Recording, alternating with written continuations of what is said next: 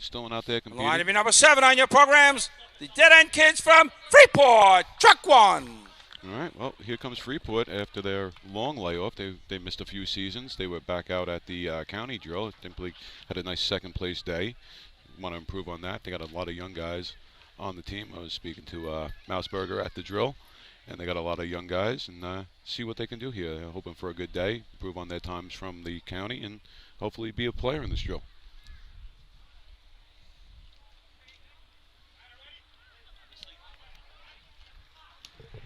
Obviously, the Dead End Kids, one of the powerhouses of old-fashioned competition here. Let's see if they can put this together. Yeah. A nice little climb here at the bottom. If you can finish it out, second man stumbles. You know, again, young team. I was talking to Mouseberger. I think they only have 2 or 3 guys that are veterans from some of the class. Time for truck 1, Freeport, 9.11, 9:11. You know, from that mid-90s run that they went on. Line to be number 8 on your programs. The Chiefs from Locust Valley. I don't think that makes it any easier to swallow, though. No, not at all. They had a nice little run going there. Definitely would have been points, or at least in the mix. So not the way they want to start their day. Let's see. We've got the Chiefs from Locust Valley here. This should be an interesting run. Let's see what they can do. Yeah, see what they do. Nice start off the line. It's Sean Clampett, formerly from Glenwood, climbing first man for him. And third man just trying to finish out the run here. Well, again, new team. Just out here competing. It's overtime for Locust Valley. Overtime. That's the most important Line to thing. be number 9 on your programs. The Woodlanders from Rockville Center. Rockville Center, another past champion, coming out from the motorized ranks to join us today. Absolutely, good to see him. Yeah, they definitely could be a wild card today. I think so, and it all starts here. So if they could get themselves in the mix. I haven't seen them run that 6-7 yet, but hopefully they can put something in right now. We got 4 times on the board, with 9:11 being the 4th place shot right now by Freeport. Nice smooth run. A little bit of speed here. That's going to be in the mix. That's definitely going to play. Let's see what we got. And for Rockville Center, 7.21. 7:21. That's a second place shot right now. Yeah, we'll see. We'll see who holds up. We still got a bunch of teams Line to be left. number 10 on your programs. The Tumblers from Lynbrook. Well, we'll see what happens. Again, just good to see them back out here. Filling out the quad. We have like we said, about 20 teams today, so it's a nice turnout for the state Old Fashioned. All right, let's put it this way: if the Rockville Center Woodlanders could win this drill today, I know they'd be real happy. I know their senior members of their team would be real happy. So let's see. Absolutely. Let's see if that second place shot can stick right now. Lynbrook on the line here.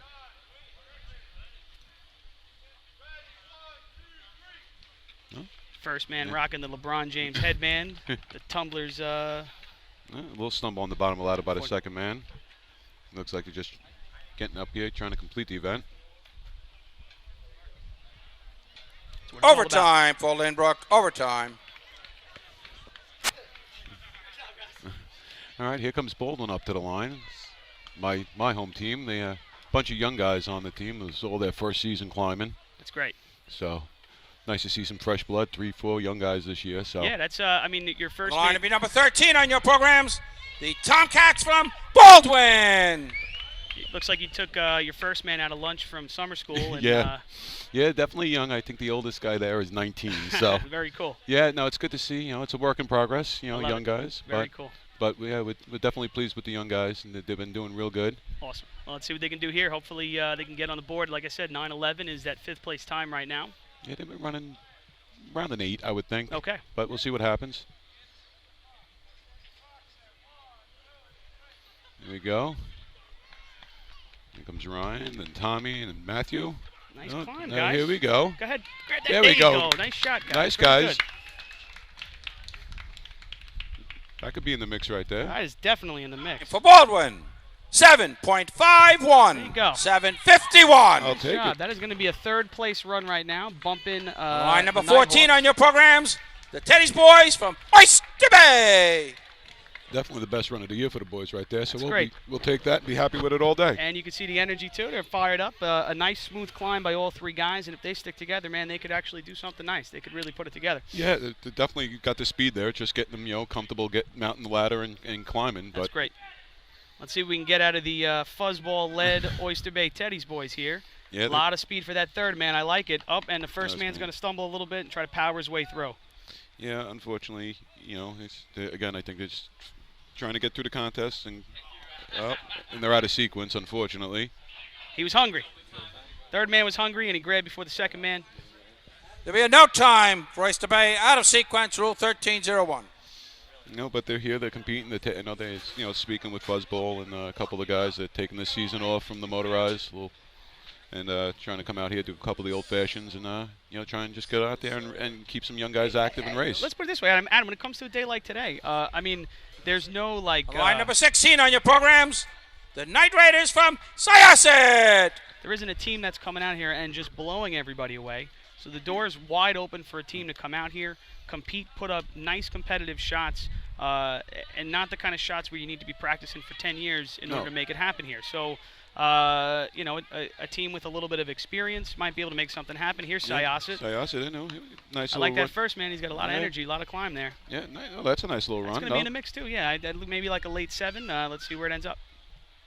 Time for Syosset, 7.61. 761. That is going to be just outside. On line number 17 on your programs, the Oakneckers from Bayville. It's going to be our 5th place shot right now. 5th place. We still got a couple teams left to go, but that might, if they get lucky, they might hang on. And we got that green and white, the returning state champs at the back of the pack here. Yep, very hungry. And so we'll see what they can do as well. That's the Belmore Ball Breakers. So they're hungry. They've proved it the last couple of drills. I saw them run at the county in the 2nd, 3rd, and 4th this year, and they definitely have the team together. They're hungry. They want to repeat. Jay Badowski cracking the whip. Yeah, that sounds familiar. Intense. Let's see what Bayville can put up. A lot of speed out of the third man. I like it. Yeah. He knows what he's got to do. Yeah. Nice little mount. Yeah, Decent climb here, too. Yeah. And he holds on. Yeah, that could be definitely in the mix. Hope so. Mid-7. Time for Bayville, 7.77. 777. Just outside. This Medford. On the line, number 19 on your programs, the Stump Jumpers from Medford. A nice smooth run there by Bayville, but just outside the top 5. 761 Syosset is currently our 5th place time. Let's see what the boys from Medford can do.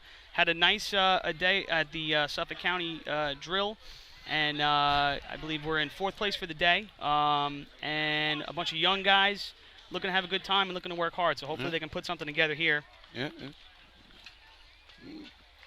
And he's going to single step his way. That's all right, though. Yeah, I like it. You got to commit and you got to make it happen. Yeah, you got to complete the contest. Without a doubt. That's the bottom line in all of Time this. for Medford, 9.28. 9:28. The Medford Stump Jumpers were started by a past Central Islip junior hobo On down the line there. to be number 20 on your programs, the Slowpokes from Selden. That's my buddy Mark Trujillo.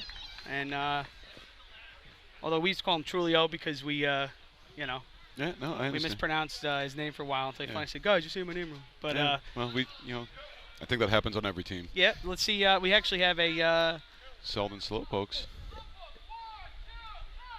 The first man jumped the light a little bit. And we have the proverbial logjam. Yeah. The phrase coined by Mr. Artie Suskin. So I don't think that's going to be in the mix. Unfortunately, and here comes Belmore. Overtime for Selden. Overtime. 2 teams to go. Here we go. On the line, number 21 on your programs, the 2014 New York State Old Fashioned Champs, the Ball Breakers from Belmore. I don't know if I like that being announced at the state drill. I don't know if I'm comfortable with that. You want to do it at Lindenhurst. I don't think I like it.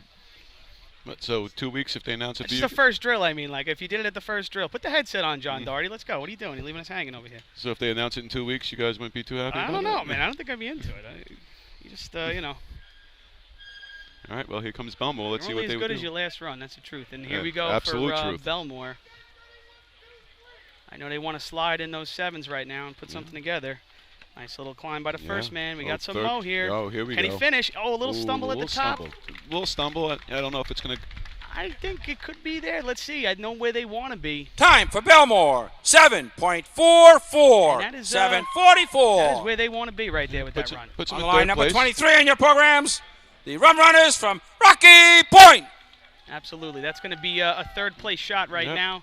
The game of attrition here between Belmore and Miller Place has started. The goal being put your shot up, but not going for 5. So I think that if Belmore was offered 3 points to start the contest, they would have taken it. So, of course, a team like Belmore. Oh, wait, hold on. I'll get to that thought in a second. Rocky Point here. First man jumped the ladder a little bit, but nice speed from the third man here. Absolutely. A young family squad here. Come on, brother, finish it out. Nice run, That's guys. a heck of a run.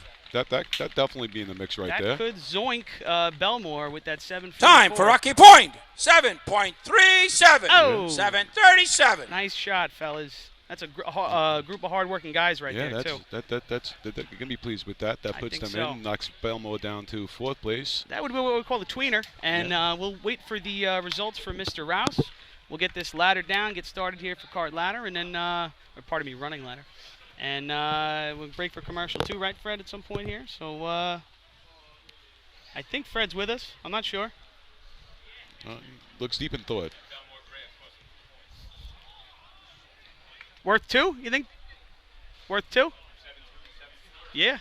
Yeah, I think so. That he had a slight stumble, we're saying at the top here. Since 1973, Fire News has been a proud supporter of the time-honored tradition of New York State Drill Team Racing. As they celebrate their 42nd year of publishing, they're honored to be the official publication and online coverage of New York State Drill Teams. Hang on a second, Fred. We'll just want to hear that top 5 for Mr. Rouse, and then we'll go for the break, all right? Yeah, if the scoreboard's right from here, we got Miller Place, Rockville Center, Rocky Point, Belmore, and Baldwin in there with the stealing a point in here. Good stuff. Move the equipment. Results of the 3-man ladder contest. First place, 5 points, number 4, Miller Place. Second place, 4 points, number 9, Rockville Center. Third place, 3 points, number 23, Rocky Point. Fourth place, 2 points, number 21, Belmore. And fifth place, 1 point, number 13, Baldwin.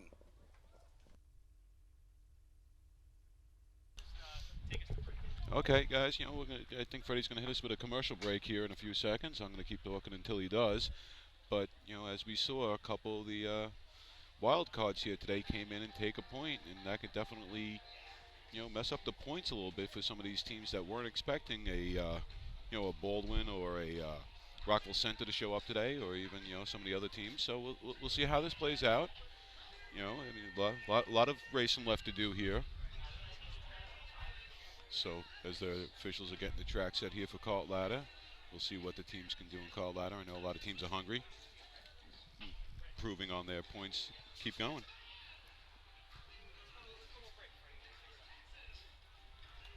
You guys ready for a break? Yeah. All right, we're going to run a commercials, Fred? Freddie? Commercials? Since 1973, Fire News has been a proud supporter of the time-honored tradition of New York State Drill Team Racing. As they celebrate their 42nd year of publishing, they're honored to be the official publication and online coverage of New York State Drill Teams. Look for ongoing coverage in Fire News on firenews.com and on Facebook, Twitter, and Instagram. The Inn at New Hyde Park, Long Island's premier catering facility, is the first choice for weddings, parties, and corporate events. Owned and operated by local families and firefighters, it sets the standard for supreme service, gourmet cuisine, and style. The Inn's restaurant, Brasserie 214, takes you on a culinary road trip through Europe with our world-renowned chef and an unmatched international beer menu. To book your next event or to celebrate after a tournament, go to www.innatnewhydepark.com or brasserie214.com. Open table or Facebook, or call 516-354-7797.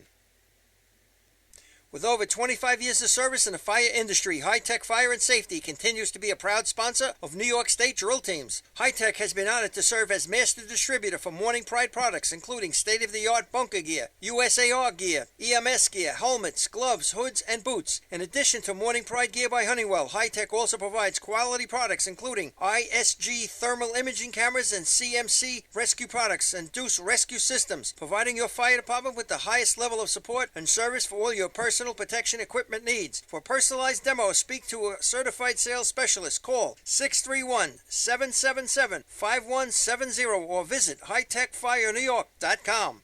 Fatty McGee's in East Islip. Wednesday is Ladies' Night at the best FD Racing Bar in Long Island. Stop in anytime for a drink with good company, a great lunch and dinner menu, and of course those famous Fatty's wings. The groundbreaking FDNY electronic accountability system is now available to departments nationwide through Motorola, and SDI is the company behind this game-changing technology. Now, SDI has paired with New York State volunteer departments including Central Islip to solve the challenge of accounting for members who respond after the tones go off. Keep track of your members on your next big incident with a proven solution designed with the New York State Volunteer Department in mind. For more information, visit systemsdefinition.com and firegroundaccountability.com. The Bill Fox Company has been in business for over 60 years, specializing in custom championship rings, watches, badges, pins, and awards. The Bill Fox Company has crafted championship rings for past state champions including the Westerners, Flying Dutchmen, Hobos, Wolves, and Yellow Hornets. Bill Fox Company is the recognized name in recognizing people. Check them out on Facebook, Twitter, and on the web at www.billfoxco.com. Coastal Fire System is the official SCBA dealer for New York State drill teams. Coastal is your one-stop shop for all your SCBA and fire equipment needs. Scott air packs, cylinders, RIT packs, refill compressor systems, gas detectors, Hi-X boots, Protec and Dragon fire gloves. For more information, check them out at coastalfiresystems.com or give them a call at 631-661-7515.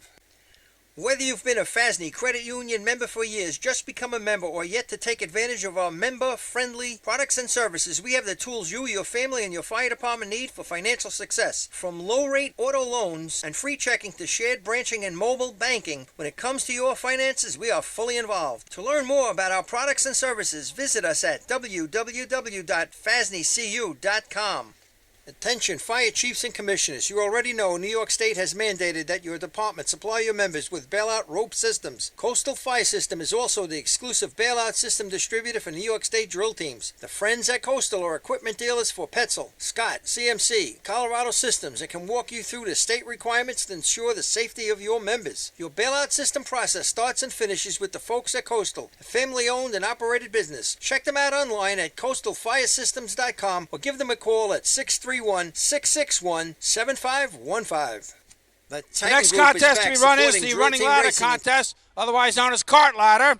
The state record is 6.99, and it's held by Spencerport. All right, we're back. First team on the line will be number one in your programs, the Nighthawks from Freeport. Nice work by our officials with a quick transition. Yeah, hopefully keep this night moving along. And, Nighthawks coming up to the line here. It's, like I said, their first drill of the year, so we'll see what they do. I don't know if they've been out there practicing, but it's good to see one of the defending state champions back out on the course. Yeah, I was talking to Eddie, the hydrant for that. Hydrant nozzleman runs a lot of spots for them, and they said they got a bunch of practices in, so they feel a little confident, and they're ready to run tonight. All right, let's see what they can do here. Those golden pipes right there would be the golden pipes of Mr. John Doherty of the West Hempstead Westerners.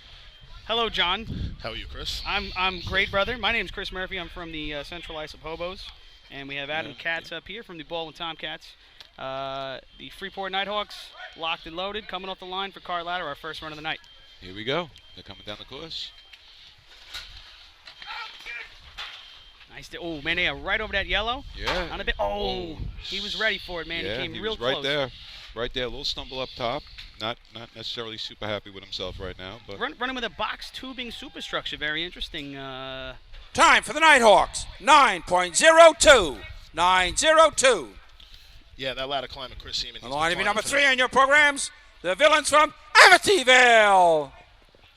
What's that, John? Like I said, that ladder climber is Chris Seaman. He's been climbing for them for quite some time now. Got a state championship underneath his belt with them. And he had some mojo, man. Yeah. He was a familiar face to me, too. And absolutely. I thought they were going to be able to whip something up together there, but they weren't able to finish out up top. But it is a 9, and it could come in for something right at the back end. We'll see what happens. Yeah, we'll have to see how the rest of this plays out. A lot of teams left. They were the first to go. They got to christen a new patch. And we got Amityville on the line right now. We got JT D'Amato's their ladder climber. Looks like they're going with 4 horses here on the cart. 4 horses. I love it. Now, John, you're a former old-fashioned guy. I've never run old-fashioned as a motorized guy, so I'll need you to walk me through some of this stuff. And we got horses, we got pullers, but either way, we've got 4 of them for Amityville. A nice dig. Nice dig. A little bit of mow. Let's see. And a nice decent grab, too. Yeah. Let's see what it can do. Let's see where the number came in. A lot of speed coming into the patch, too.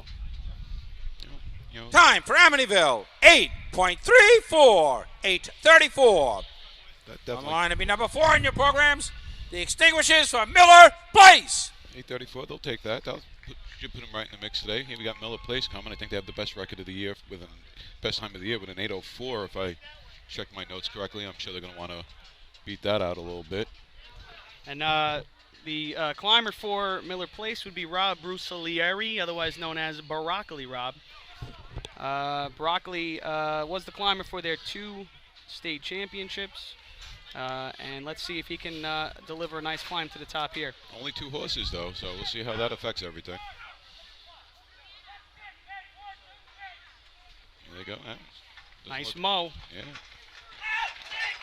Nice dig. Nice there goes climb. Broccoli. He loves it. Eats it up and grabs at the real top. Nice run. Yeah. Nice shot, fellas. Gonna be happy with that. Oh, they'll take that all day.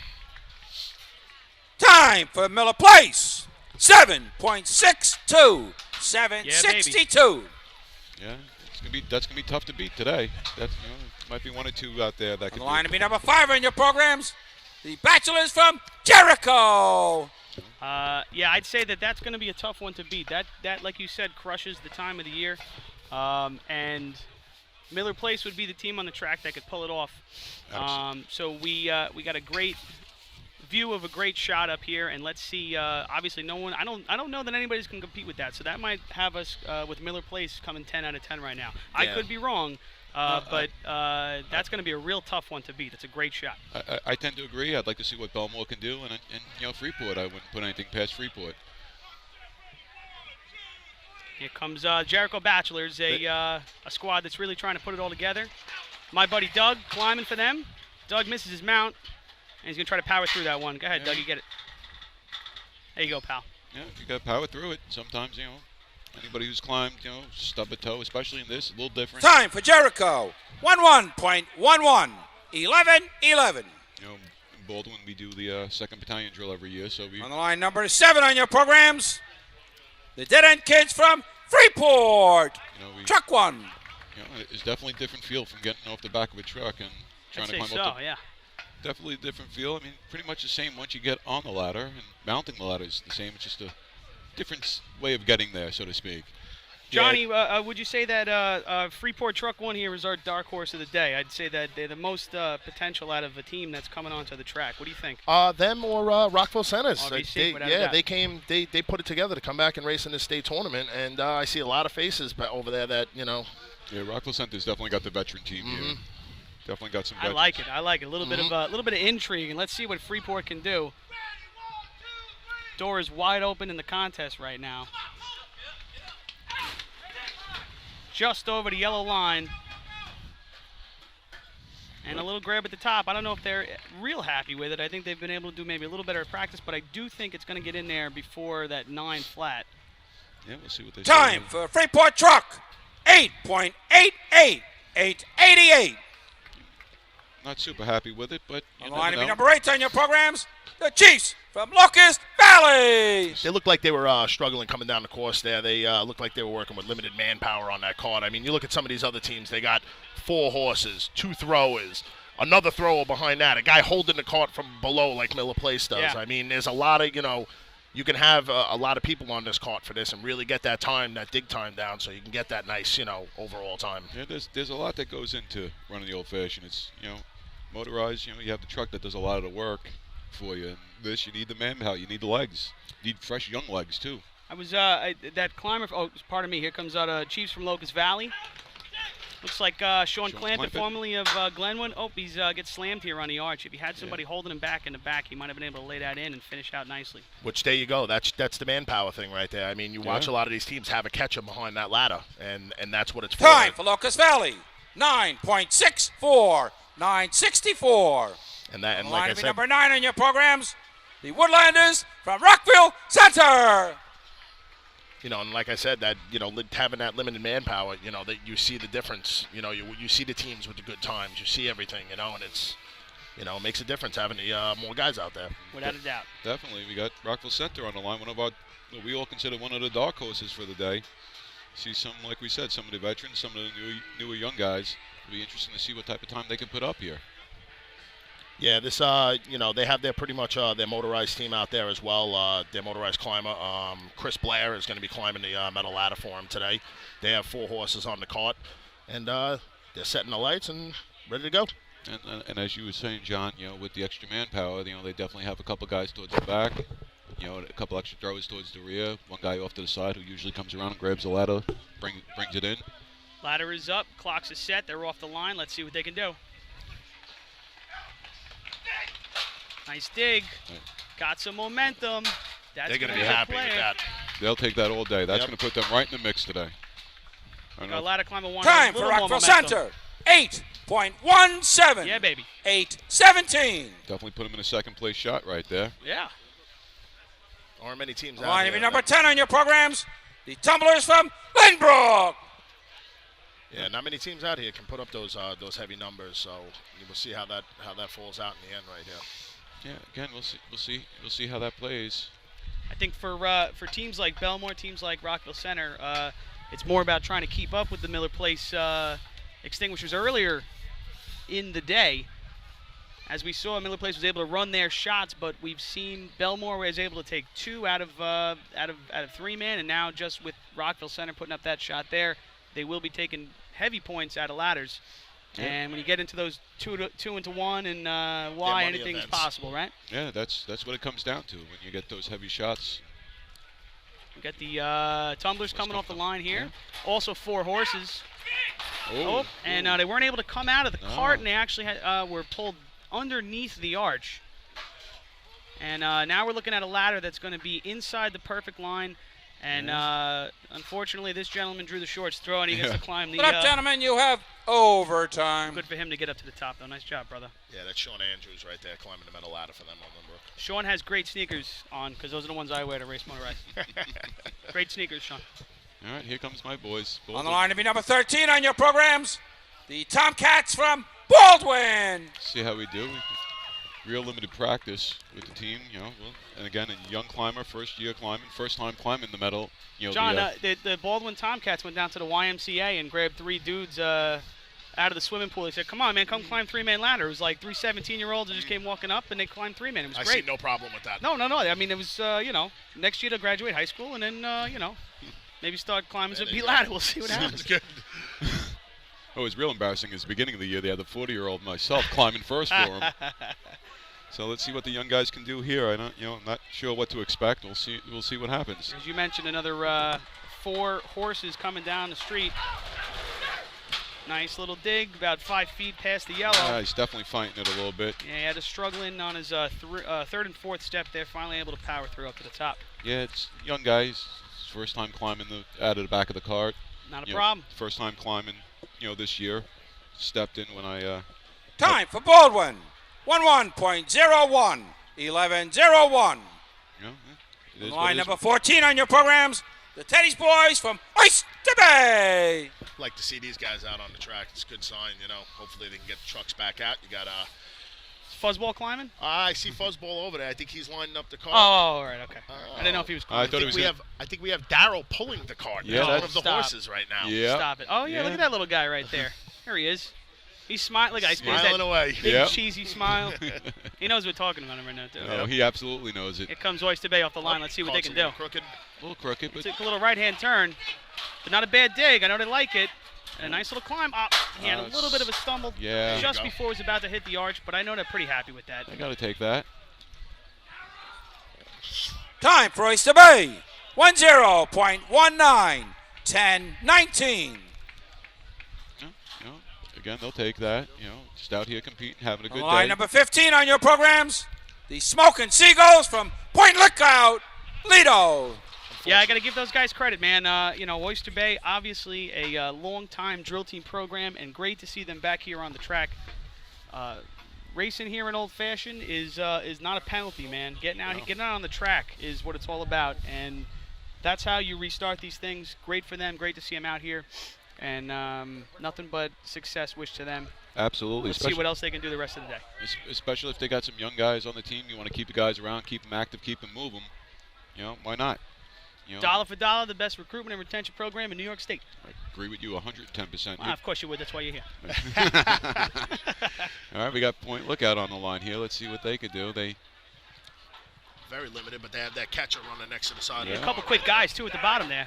Going to be almost just outside the perfect line, but he's climbing nice. Yeah. Let's see, man. That could be in the mix, man. We want to hear under a 9 here, and that would be – we get that free Time for Point Lookout.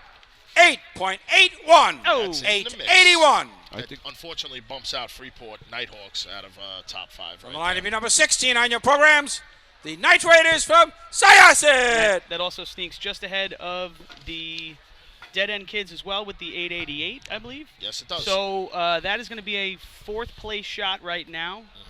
Yeah, I think they'll be very happy with that. I would say so. Point Lookout's got to be real happy with that run. Nice job, guys. Yeah, again, having known a bunch of the guys on 881. Having known the guys on Point Lookout for a while now, being in the battalion with them, good group of guys, always out there competing. They had a nice day at the county, nice day at the 2nd, 3rd, 4th Battalion. So, and again, another team with a long history. Absolutely. Great to see them with a bunch of young guys trying to put something together there, and hopefully that run right there can stick for a couple of points. Here's Syosset Night Raiders. Oh, looks like they're just jogging in, going through the paces. Not a bad little climb, though. No. And way to finish it out. Yeah, powered through it. Yeah. I don't know if that's going to stick in there for a point, but, it's a nice I want to check the spacing on his ladder. Time for Syosset. 9.36. 9.36.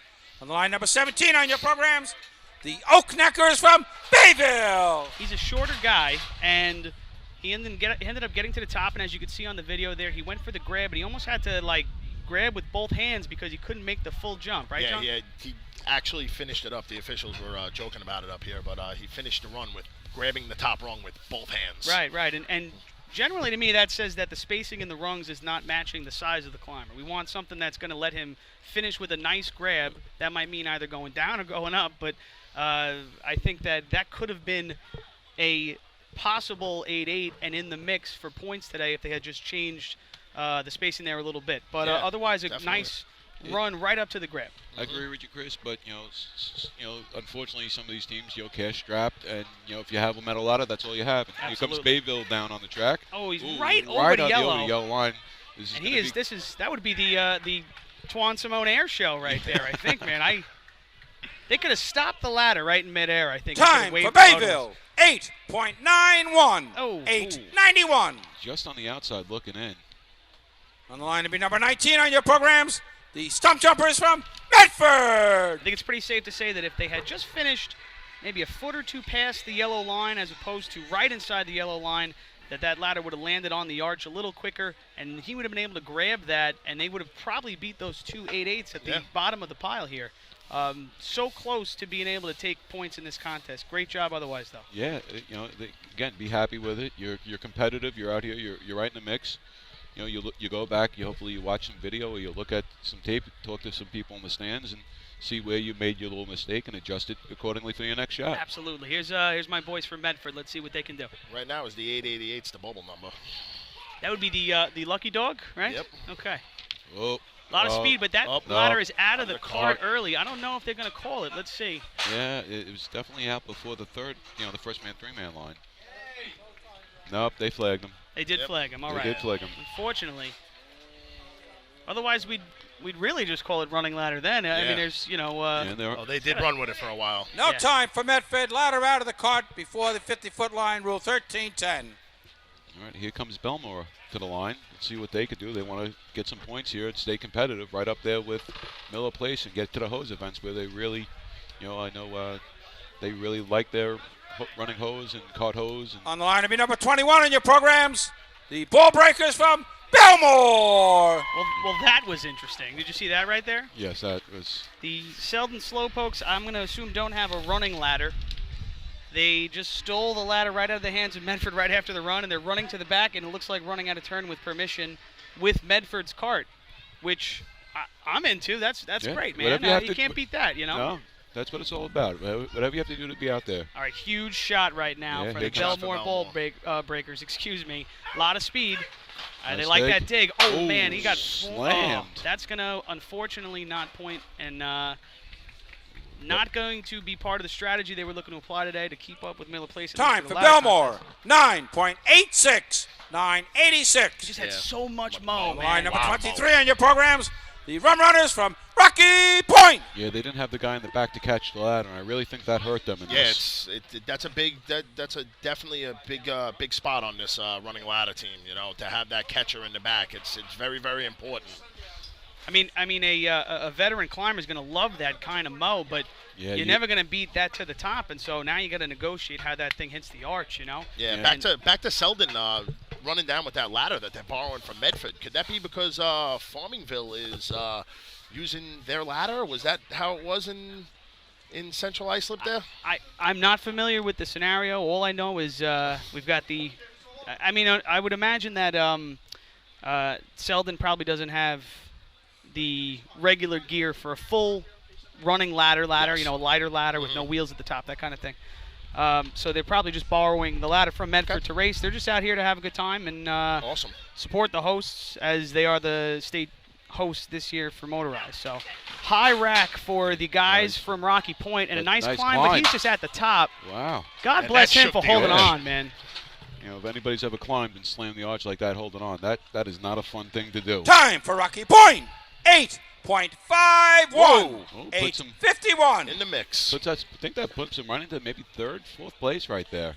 8.51. Should be sitting 1, 2. I got to be honest. That's an 8:34 from Amityville. That's going to be fourth place, right? Place. And on the line, running out of turn with permission. Number 20 on your programs. The Slowpokes from Selden. If Rocky Point could have cashed in some of the momentum from Belmore and then used it in their race, that would have been a perfect ladder. Yes, it would have. And they would have been right at the top, competing right for that second place shot. I don't know if they would have got the Miller Place number, but they would have been right there in the mix. Absolutely. And here comes Selden, like we said, with the borrowed cart and ladder. Should be a fun shot to see. Only 2 horsemen. Very limited. But again, they are 7 here. people. They are here competing, and that's the big. And looks like it's out of their cart. Now that was. Didn't Medford also get the no time? Yes. For the same thing? Yes, they Yes, they did. We got to get some damn handles on that thing. Yeah, that's right. A lot of teams have. A lot of teams have the handles in there, and they'll switch it when they pass that mark. Okay. They'll switch. They'll take it off the cart, and they'll switch to the digging rung. And sort of like how they hang on for the no back. time for Selden. Ladder out of the cart before the 50-foot line. Rule 1310. Same thing, Bolton. We have rope handles that we put on the cart. We take off a running hose, a cart hose. I really dig that Medford ladder has a couple of handles built into it to allow them to kind of leverage the ladder back, a la the catcher. You might be able. It might even be for the catcher. You see them there? Yeah. And I see it. I mean, they're probably a little low for the catcher. I'd say it's probably going to be for the diggers, so the hands aren't on the rung. Maybe free up the rung. That's pretty cool, man. I like it. Yeah, that's a little. Never really seen that one. But before. if you're gonna engineer the handles for the guys to hold on to the ladder, how about getting some handles so they hold on to the cart? You know what I'm saying? Yeah. You know. I mean, you went through all of that trouble to put that money into the cart. Yeah, that's what I mean. Into the ladder, ladder, put it on the cart. Right. But Medford is a group that is fine-tuning and trying to come up with something that's going to keep working. I give them a lot of credit. So. Yep, they're here. They're competing. That's the bottom line. Being out here competing, putting your shots up. All right, so this is unofficial, but it looks like Miller Place is going to come away with 5 points with 762 right now. Looks like Rockville Center's coming in second. Move the equipment. And you'll get the results from General Rouse. judges, local committee, and rules committee to the track for the water test. Results of the cart ladder contest. First place, 5 points, number 4, Miller Place. Second place, 4 points, number 9, Rockville Center. Third place, 3 points, number 3, Amityville. Fourth place, 2 points, number 23, Rocky Point.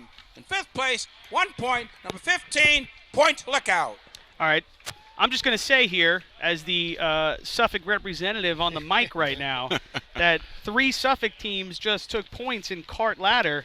What's up, Nassau, huh? What's up? I don't know. I don't know either, bro. All right? We brought 7 teams out here today. Oh, looks like Rouse is going to give it right now. Total points for the... Points in completion of the 2 ladder contest.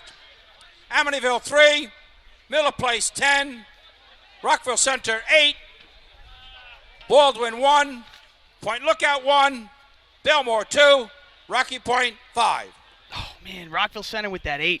Yeah, we were talking about one of these teams trying to keep up, right? Yep. Trying to stay in the game. That's it. And Rockville Center's got it. Rockville Center has 8 points to Miller Place's 10. Miller Place being the latter powerhouse here today. Belmore took 3 points, I think it was, right? 2. Yes. 2 points. 2 points.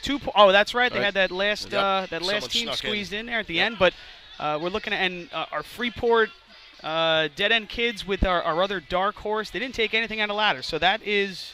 That puts them in the puts them behind the 8 ball a little I bit. think that's right, right? What are you looking for, Chris? The Dead End Kids didn't take anything, right? No, Dead End Kids have 0 points as of right now. All right. So- Again, a couple other surprises here, and a couple teams who would really love the right to come down the track tonight. The Amityville Villains taking 3 out of Cart Ladder and have been putting in a lot of hard work. Again, I'm just repping my Suffolk boys. But if they were able to come down the course today at the end of the day, I think they'd be real proud of that. That 3 points is going to go a long way. Hopefully they can continue that. Absolutely, and I know Belmore's strong in the hose events, so we'll see how Belmore rebounds here after a little bit of a rough start. Absolutely. It's a matter of Hey, it's a long day, and more importantly, this isn't the 7-team Spencerport Old Fashioned State Drill. There's 21 teams out here today. Yeah. It's a little bit different racing. This isn't a battalion drill where you just got to get something that sticks. There's actually going to be a couple shots up there, which is a little different than I think we've seen the last couple of years. And I think some of the motorized teams that have showed up today, being Rockville Center, Baldwin, Selden's in the mix. Selden. Hey, listen, Selden's going to come down here. They're going to run a professional efficiency shot. That's going to change efficiency. Right, and it's definitely.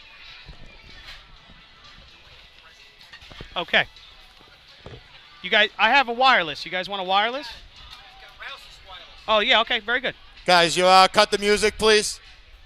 Oh, he's going to cut a promo. This is like so WWF. Can I have everyone's right attention, please? All right, we're going to hand it over to the Jay Ball Podolsky. Breakers drill team today is proud to actually announce a life member. We wanted to do it at the state drill. Very important to us. Can I get past Commissioner John Podolsky out to the track, please?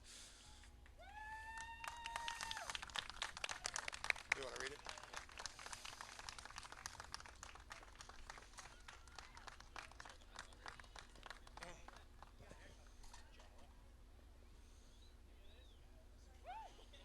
The team, the Ball Breakers drill team started our life membership 8 years ago. We have 3 current life members, and we're going to add the 4th today. This is just our plaque, and this is how it reads. The Ball Breakers drill team present this plaque to ex-Commissioner John J. Podolsky. The team would like to bestow upon you the honor of life membership in the Ball Breakers drill team. You have been instrumental in making the Ball Breakers a state championship team. Your support in the Commissioner's office has allowed us to have the best equipment to compete at the highest level. The support you continue to show our team is greatly appreciated. Presented by the members of the 2015 Belmore Ball Breakers drill team. Thank you very much. Thank you, everyone, for your attention.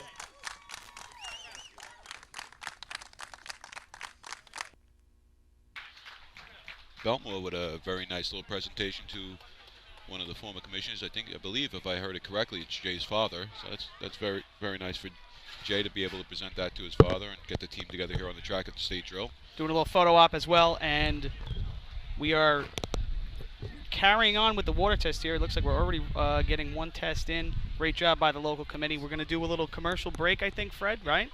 We'll take that break, and then we'll be back. Hopefully we'll be getting right into running hose in just a few minutes. The Titan Group is back supporting drill team racing and taking their game to the next level. With 20 years experience in the apparel industry and the addition of an in-house design team, we will find exactly what you're looking for. This year, join Team Titan and let us handle all your apparel and equipment needs and be part of all of Team Titan's promotions. Follow us on Instagram at Titan Group Racing to keep your hand on the pulse of your favorite teams. Owned and operated by members of the drill team community, we know what it takes to run your team. Let us handle everything from jerseys to helmets and tape to trophies. We are a one-stop shop for all your drill team needs. Call us today at 631-859-0075 or see Artie Suskind or Devin Robinson on the track. Gear up, get on. The Titan Group. For fire department drill teams, speed can mean the difference between winning and just placing. During an actual response, speed can be even more important. That's the idea behind Streetwise CADlink, the nation's first and fastest cloud-based mobile data software solution. Streetwise turns tablet computers into powerful, full-featured MDCs, providing incident mapping, hydrant locations, live apparatus location tracking, pre-plans, hazard waypoints, and more, all in just seconds. Call today for a free demo at 800-718-8027. Streetwise CADlink, the mobile response software that just works.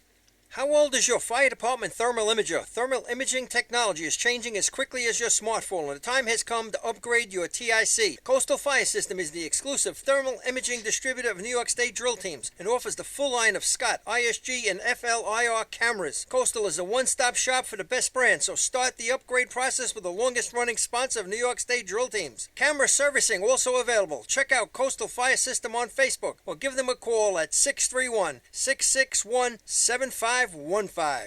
Integrated Wireless Technologies is proud to be part of the 2015 season as the exclusive Motorola dealer for New York State drill teams. IWT is a Motorola manufacturer's representative and offers the full line of Motorola products to fire departments as well as David Clark headsets. IWT is your one-stop shop for custom radio solutions, licensing assistance, and top-notch service with fully insured technicians. Start your next radio upgrade with IWT. Check out their website at www.goiwt.com. With over 60 years of experience in the fire and rescue business, Nassau Fire Apparatus is known to be the leader in the industry. They are vehicle and equipment distributors who provide products, parts, maintenance, repairs from coast to coast. People working at Nassau Fire not only sell the products and services, but also work in the industry in EMS and as firefighter volunteers. You won't find a more dedicated and experienced team to align with than Nassau Fire Apparatus. Visit them online at www.nassauFire.com for more information. 2016 Fire Rescue and EMS Mega Show takes place February 20th and 21st at the new location, the Brentwood Sports Fieldhouse at Suffolk Community College. It's bigger and better, with many new vendors showing the latest, most up-to-date turnout gear and new products. Hundreds of vendors will be present to explain and demonstrate their product lines and services, along with the extrication competition. See you next February in Brentwood at the Mega Show. Jolly Tinker Hose Company is the new source for the best racing hose available. Each length is designed to withstand the demands of FD racing. Colored hose and double jackets now available. For more information, call 516-322-6366. Jolly Tinker Hose Company. We have tight hose. If you experience any damage due to fire, flooding, wind, or mold and need help, contact SOS Emergency Services. SOS is the exclusive emergency mitigation company for New York State drill teams. It's family-owned and firefighter operated. SOS has a friendly working arrangement with all insurance companies, so call 631-486-7979. SOS Emergency Services for the right help in your time of need. Since 1973, Fire News has been a proud supporter of the time-honored tradition of New York State drill team racing. As they celebrate their 42nd year of publishing, they are honored to be the official publication and online coverage of New York State drill teams. Look for ongoing coverage in Fire News on firenews.com and on Facebook, Twitter, and Instagram.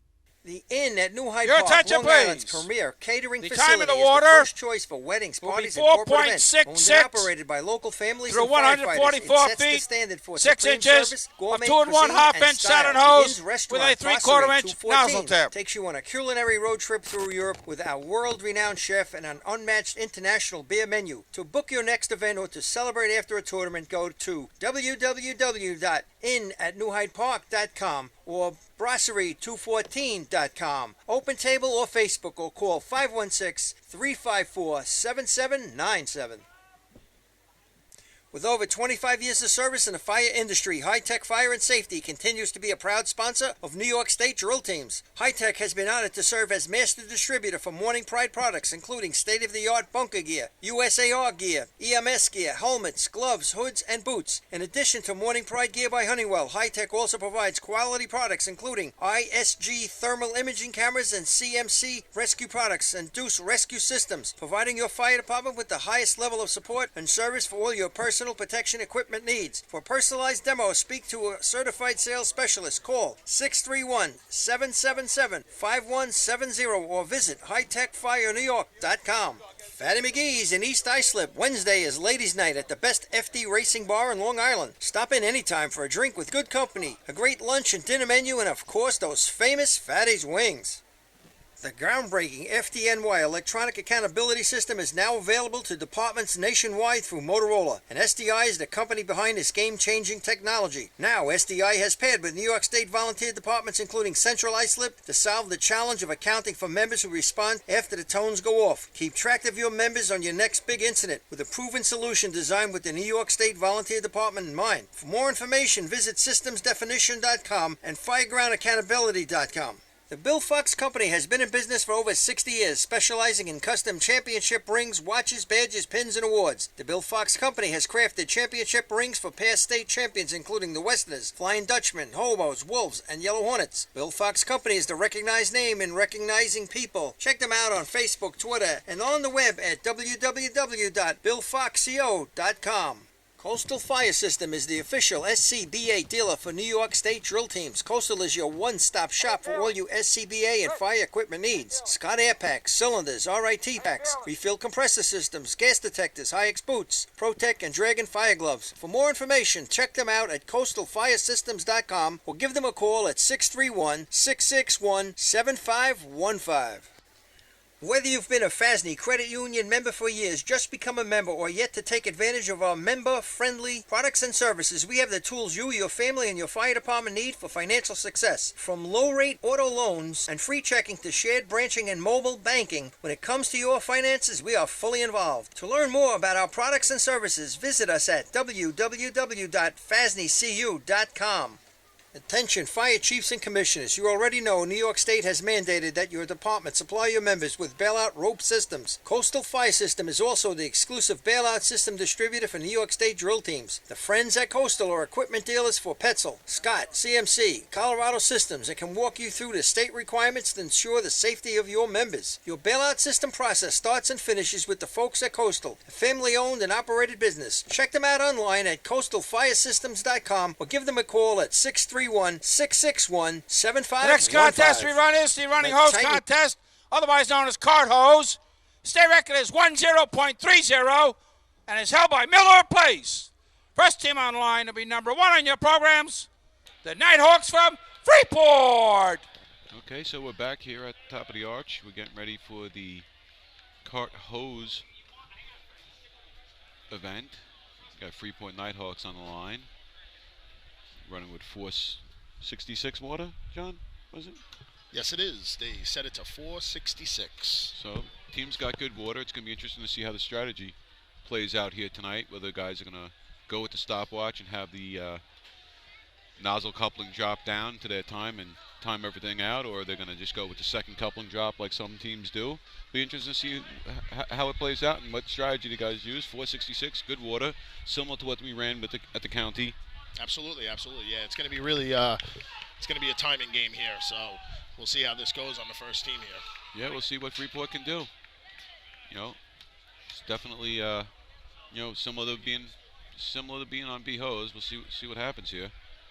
You know, team is set, course is theirs. Getting ready to call them off. Here we go, and here comes Freeport down the course. If you look at the hydrant, John, they definitely were sitting there with the stopwatch.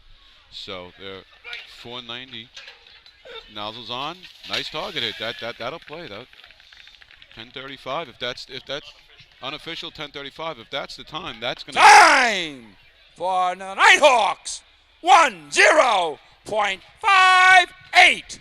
10:58. Very, very, very good run there. On the line to be number 3 on your programs, the Villains from Amityville. That's a heavy time. That's going to be real tough to beat right there. You know, I think the best time of the year was a 10:30 from Belmore at the Long Island Championship. So it will 5-5, I think.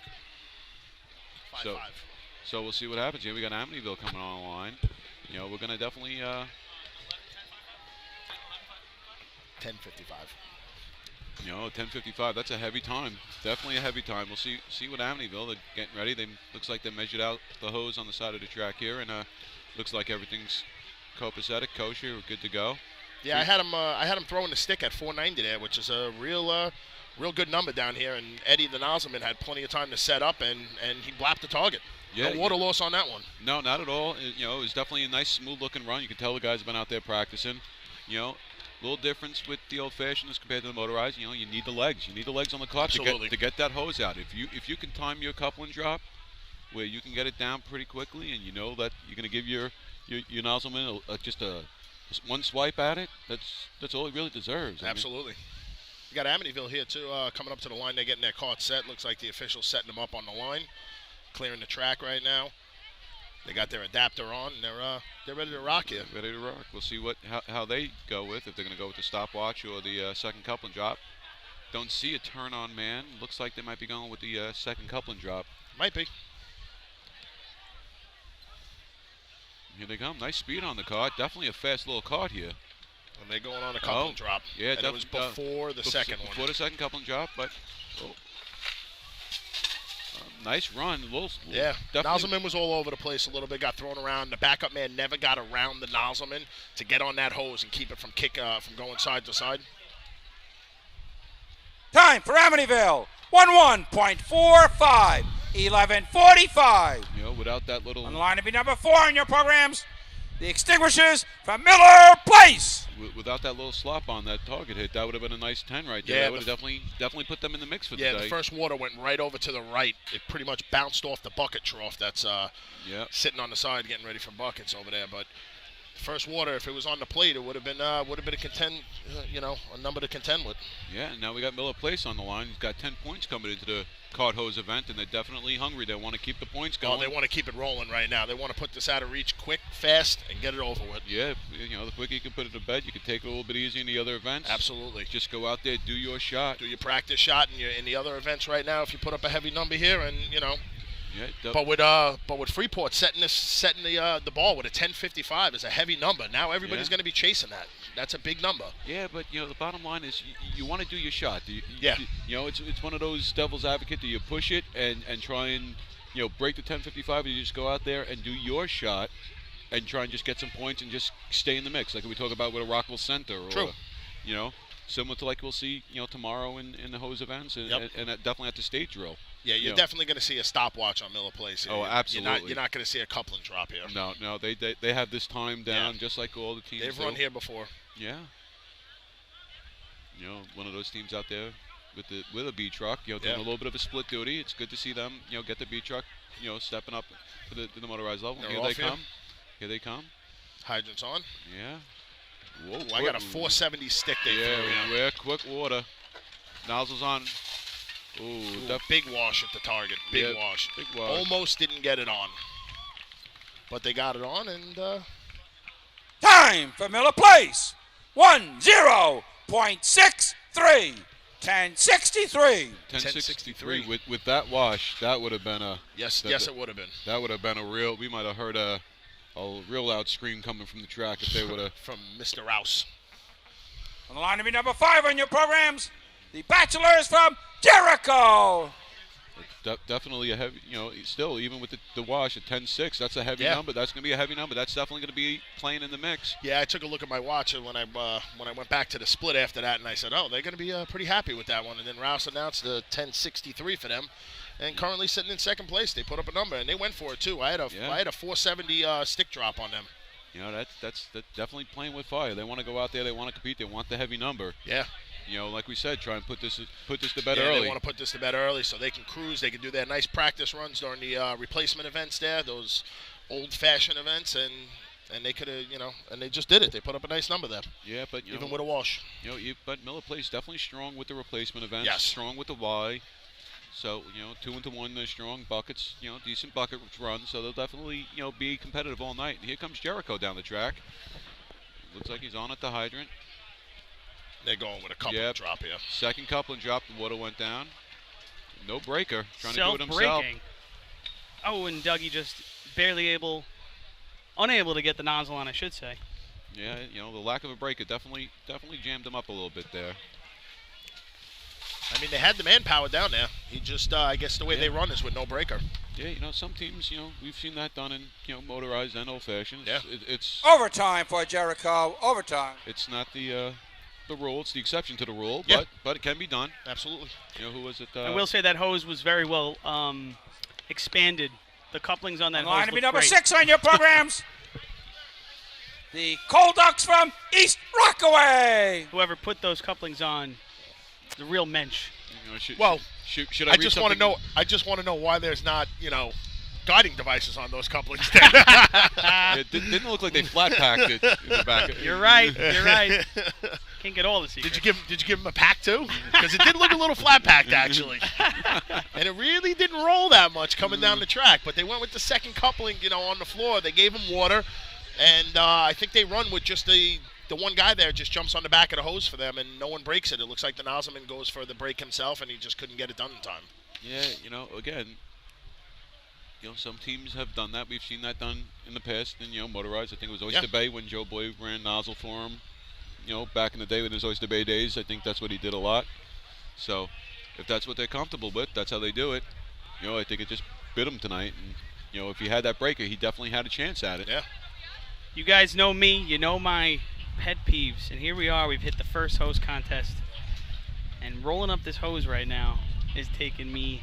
It's like nails on a chalkboard, bro. Look at this. Just get the damn hose out of the way. Well, you coupled it for him. Did you go to practice, and did you, I didn't listen, man. I feel like Parcells, but he taught him how to run off the field at halftime. Yeah, well, that's next. We got East Rockaway, it looks like, on the line right now. I wouldn't put that on them. They had to drain all the hose all the way to the front here. They're trying to keep the track dry. They're trying to keep the Hempstead Valley empty right now. East Rockaway Cold Ducks coming off the line. Looks like a lot of hose in the back there. You see that right there, guys? That's going to bring them way up early, and it happened that way. He got the nozzle on, though. He actually slowed him down at the hydrant. That's no. Water pump. Yep. Yeah, that's what it looked like. But he definitely, the hydrant man saved the shot there. Got him a time by. Yeah. East Rockaway. 15.21. 15.21. Showed him what was going on. Saw what was going on. Took control of the event. Line to be number 7 on your programs. The Dead End Kids from Freeport. That coupling dropped, I would say, about 18 feet before the nozzle line, which brought water back another 6-7 feet here. Now, it's not necessarily that I mean, listen, these guys are still running full speed. They're still trying to slow down. They're still trying to get their footwork here, and that does change the conditions. So you gotta understand how a run like that could affect things. When you saw that 15 feet of hose drop out in a loop at the hydrant, that's going to make it a whole lot harder for that coupling to reach close to the nozzle line, and now the next team's going to have a lot of water in their feet. Yeah, well, it's very similar to getting off the back of the truck. For all of us motorized guys, get off the back of the truck in a little water. The truck getting out of the way. Now you got a guy running full speed. Hopefully, they see that they're approaching the second man, third man line. The 75-foot line. They know the nozzle's coming up. They start slowing themselves down, getting themselves under a little bit of control. But again, you are going full out. You want to go out here compete, especially it's a state drill. Yeah, here comes one of our dark horses. Dark horses again. 0 points so far for the Freeport Dead End Kids. But just missing out in running hose. Running ladder with an 888 just coming out of the top 5 there. Yeah, they got bumped right at the end there. So I know that they're hungry. I know, again, good young team here. A lot of young guys, a lot of young, fresh legs. Well, let's see what they can do because they really need a run here to inject themselves back into the race, back into the ability to win this state tournament. We know their veteran crew is going to be able to hold together as we get to the second half of the drill, but let's see what they can do right now. Here we go. We are going with a watch here. Oh, very slick in the back. Yeah. I am at 499. Stick down. And Jimmy running the nozzle. Oh, he was close, man. If he puts that thing on. Yep. Yeah, that. Yeah, veteran nozzle man there. Also, and he is frustrated too, man. You can tell he's bummed out because he was close. He had a nice swipe at it. Yeah, it was close. It would have been, Time for Freeport. 19.88. 1988. I'm just going to let Mr. Rouse get the next team out. Line number 8 on your programs. The Chiefs from Locust Valley. Now, John, you mentioned a little bit about that number here. Talk me through that.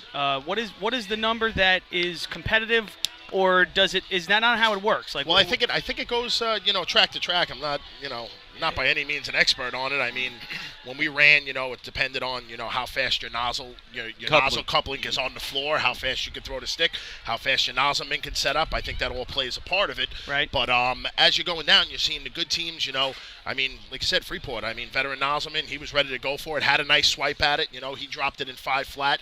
You had Miller Place drop it in 470. Really? 480 right around there. And you had also, who else scored up here? And the Nighthawks, who dropped it in 490. Yeah, I had. And that run right now is our first place shot with a 10.55. And Matt Spinelli MVP of the night Please, here. Rules Committee to the starting line, please. Rules Committee to the starting line. Uh-oh. That's not a good sign. They want to see his ID card. Want to say a little something, Matt? All right. Something.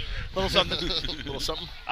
So that is the way to run this contest, I guess, right? The way to run this contest, it seems now again, my only familiarity General judges also to the starting line. General judges to the starting line. My only familiarity in this is from a junior racing standpoint, where we used to do the arm raise or the coupling drop. That was business. But like I've seen a lot of teams, they get that stopwatch out and they're actually watching for, I guess, a tenth in. I mean, it's tight, right? Yeah. Like, like that's a huge difference in the two of them, right? That's putting the nozzle on and not putting the nozzle on. And It's and also they're getting a read on their track. Traditionally Hempstead runs a little bit faster than, let's say, Ridgewood or Rockville Center. Yep. So they would maybe slow down the stick a little bit to not bust their guy. Well, I think it was also, like, I go back to Freeport Nighthawks run. I think by, all the teams behind them, the teams that do the watch, they see them drop the hammer at, at 490. Now all of them are like, all right, 490. He got the water. He had plenty of time up there. He set up. All right, maybe I can drop it too. So Miller Place came up behind him, and again, huge part of the game here is watching these other teams with the watches, seeing where they're doing it and how it plays out for their run. I think it's a huge advantage to run behind a good team that knows what they're doing, and so you can gauge how this water is and how your nozzleman can set up and everything else. So I'm sorry to cut you off, No, but right. so we would see. If you're a team that's trying to learn the ins and outs here, that's the way to run this contest, you think? I think so, yeah. That is the way that watch the best guys. The watch is definitely the way to go, I think. But it all depends on how fast your card is, how fast that nozzle coupling hits the ground is gauged on how fast you can throw that stick. That's the biggest thing. You have to have that nozzle coupling down, and it's the consistency. It's if you have the same 4 horsemen, you know what time that's going to drop every single time within a tenth or so either way. Yep, absolutely. You know when you could drop the stick and give the guys at least a chance to set up, have that one swipe at it, and if not, then they. Your attention, please. Freeport Truck will be getting a rerun. Ooh. Very, very big for Freeport Truck there. Oh, wow. And you said Jimmy, the name of the nozzle man, Jimmy, right? Yeah. Yes, Jimmy. Veteran, ran on the Hey, motorized. man, he was right there. And like you said, now they have a shot on the track. Now they know how the track's going to run. Right, they know with the watch out. Let's say they hit it at, what'd you say, 490 or so? I had it at 499. Right. Pretty much, probably so they were shooting for a 5 flat. They went for 5 flat, and he just barely had a swipe at it. Let's take it back a little bit. Maybe do a 5-1, 5-2. I mean, is there any more? I mean, it's almost like a B ladder drop where your nozzle, your driver comes out, he hits the brakes, he comes up short, and he goes, damn, if I could just one more shot on that track. And that's the same thing we're doing right now. Absolutely. Opening the door for Freeport Truck to get a shot at this now. Yes. Freeport, and by the way, we have Lakeville. Lakeville, I'm sorry. The Chiefs. The Locust Valley. Sorry, the Chiefs. My mistake. I apologize. They just kind of took off the line. Got it on. Yeah, nice little target hit. Let's see if sure. that can be in the business for top 5 for Cart Hose here. Yeah, it went with the coupling drop. Time for Locust Valley. 1-2.93. 12.93. Yeah, as it's sitting right now, I mean, that's sitting in... Line number 9 on your programs. The Woodlanders from Rockville Center. All right, here we go. I only have a couple minutes with you guys. I got to leave in a few minutes. But this is exciting stuff here because, again, our Rockville Center team here. Veteran Rockville Center team. The veteran Rockville Center team coming into the game right now with 8 points out of ladders. It'd be real nice. It'd be real nice to slide in between that 1063 from Miller Place and that 1055 from Freeport. Or on the other side. Yeah, right. Absolutely. So 1055 at this point, with the way that this could cut out, would on the other side of the contest bring them right point to point with Miller Place. Yep. Miller Place, I'm sure, wouldn't want to leave Cart Hose with tied with anybody. Yes. Nope. So let's see. They were looking to pull. They were like me and Adam were talking about. They were looking to pull away in that event. That was their event. They wanted to. Unfortunately, it was there. He had the chance. It was just a bad wash at the nozzle. And anybody who's raced has had bad days. It's going to happen. It's definitely going to happen. But you got to watch out in that back. Those dead end kids, they're getting another run at this. Right, and they had their practice run. And if I know the dead end kids, they're going to wait. They're going to wait. They're going to watch the track, see what develops, see how it plays out, know where they have to get some points. Yep. Ideally they would like to be in top 5. Obviously, looks like we got. You get these 2 Freeport teams out here, and now this Rockville Center team. This is a lot of fun, man. This you get these old dogs out here. I mean, we got the veteran running nozzle on Rockville Center. We got Brian Rempel running nozzle for Rockville Center. He's coming back to run it. You think they're running with the watch too? You see the watch? Yes, they are. Absolutely. Yes, they are. Okay. Get us a stick time, Johnny. All right. Got 4 horses on here. They're looking to looking to motor here. We're getting official setting them up. Backing off. The track's theirs. Going through their call off here. All right, and they're off. John Miranda on the hydrant. Ooh, I had a slower stick. I had a 5:33 here. Yeah, but he's on, and he's just left of the target though. If he hits that right away, man, where does that put us in the mix? You think? I think I got on my watch. I went by the water. They had 11:03, but it's going to be a high 11. All right. 11 now. Might slip in. It might slip in. Ooh, slides right above Amityville. Time for Rockville Center. 11.44. 11:44. Who qualified Bill on the wireless mic there? He's sitting over there cursing. Look at these man. Damn media committee with their wireless mic. So that slid into 3rd place. Line number 10 on your programs. The tumblers from Lynbrook. I think they tried to just go with the paces there. Wasn't a fast stick at all. I had a 5:33 stick down. I don't know if that's what they were shooting for. I mean, they may have saw Freeport come down and run a 5 flat stick, get blown off. Right. They might have played a little conservatively. Yeah. Just get a few points here. Just stay right in the mix. They got some strong events for them coming up. And just stay there, stay competitive. Just keep getting a few points, chipping away at the lead if you can. You still have some heavy hitters in the back, especially with Freeport getting that rear run. You got Belmore in the back there. Yeah, I hate to start counting points already, but I mean that is the game here, man. This is the state drill, bro. Absolutely. You get the state dinner presentation. You get the march right up front at the state parade. You get that recognition statewide. Absolutely. And state champion's a state champion. You also get to drop your napkin off the arch. Yikes! Yikes! Hi. Gonna get yelled at for that one. Yeah. Sorry, everyone. The corner's delicious, though. Thank you, Hempstead.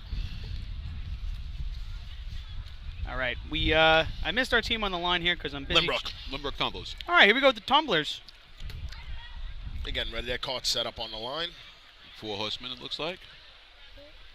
Looks about 4. Biblical. Yeah. So they're going through their call off right now. Yeah, they're getting ready. Here they come. No stopwatch, so they're going to be going with a coupling drop. He's eyeballing it. And a little tug of war going with the nozzle man and the breaker. Goes down the track. Yeah, I think we needed a little bit more coordination between the nozzle man and the breaker man to really make that a little smoother. Yeah. I say it afterwards. Overtime for Lynbrook. Overtime. I say it that way like it's easy. It's not, But if we were nitpicking here, I think the break. Attention, please. There'll be a no time for Lynbrook. They broke the nozzle on the course. Rule 718. Ooh. Oh, and that was my friend with the LeBron head. With the LeBron headband too, man. All right. Yeah, I think we actually had our breaker man in position there. He was ready to go. The nozzle man was the guy who was kind of behind, and he was looking to kind of go. Hey, like we said, state tournament, a lot of pressure, ready to rock. Nozzle man wasn't on the coupling right away. He's actually going with a little bit of tug of war. Yeah. Well, again, you don't know how much practice or how veteran the guys are. Yeah, I mean, Lynbrook used to come out all the time. I mean, they were out at every drill. Absolutely. I don't think this year they were. They might have been at every Old Fashioned drill so far. I haven't been to every one. They were at the second, third, and fourth. Okay. The line to be number 13 on your programs. The Tomcats from Baldwin. Here come my guys again. We'll see what we can do at the second, third, fourth battalion. Not a great shot. The nozzleman is going to remain nameless at this time, but might be on the radio. Had a great day, if you will. Now, do you guys go with a watch here, or do you go with second coupling? We go with the second coupling. Unfortunately, like we've been saying, manpower issues. You don't know who you're going to have on the cart. We can't say, what the consistency is. We do have the same nozzleman and breaker that are on the back of step. All right. Of the B and C truck. So we'll see what the guys can do. Here they come. Definitely a younger team. Definitely going to go with the second coupling drop. Maybe even a little bit slower. Ran past it. Oh. Again, that youth. But he saves it. Nice job. What's our nozzle man's name? Nozzle man's Matt Aberhart. First year running. Nice job, Matt. First year running. They both ran past it. Like I said, that little bit of the youth, a little bit of the inexperience. But, again, young guys, a lot of potential there. They're coming along. We'll take the run, whatever. Time for Baldwin. 1:04.83. 14:83. On the outside looking in, but On the line to be number 14 on your programs. The Tennis Boys from Oyster Bay. with young guys, I saw the hydrant man on my run. My boy Peter Ortiz saw that they ran past it, shut off the stick. Yeah. Waited them to get in position and then turn it back on so they could salvage the run. Put at least get a 14 out of it, not an overtime. I saw him half cocking that stick. I saw the ripples coming down the hose like it wasn't fully open, but he kept it going a little bit. Let the nozzleman and the breaker get set up, and you got a time out of it. Yeah, what we try to do is, and you'll see some of the other teams may try to do it. We try to load some of the hose. Mm-hmm. You load that first length, then shut it down a little bit. You kind of feather it, just get a little water in the hose. Absolutely. Yeah, you see a bunch of teams do that.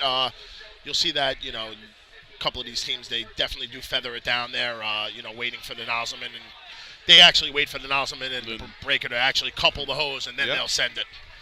All right. Well, we got Oyster Bay on the line, it looks like, setting up real close to the hydrant here. I dig it. I like the strategy. Who's running nozzles? Is that Vinny running nozzles? Looks like it, Vinny. Yeah. Oh, here he He's comes. hanging on to the cart. Vinny there. Monaco. I think for dear life he's Looks hanging like on to that cart. Daryl's hopping on the second coupling there.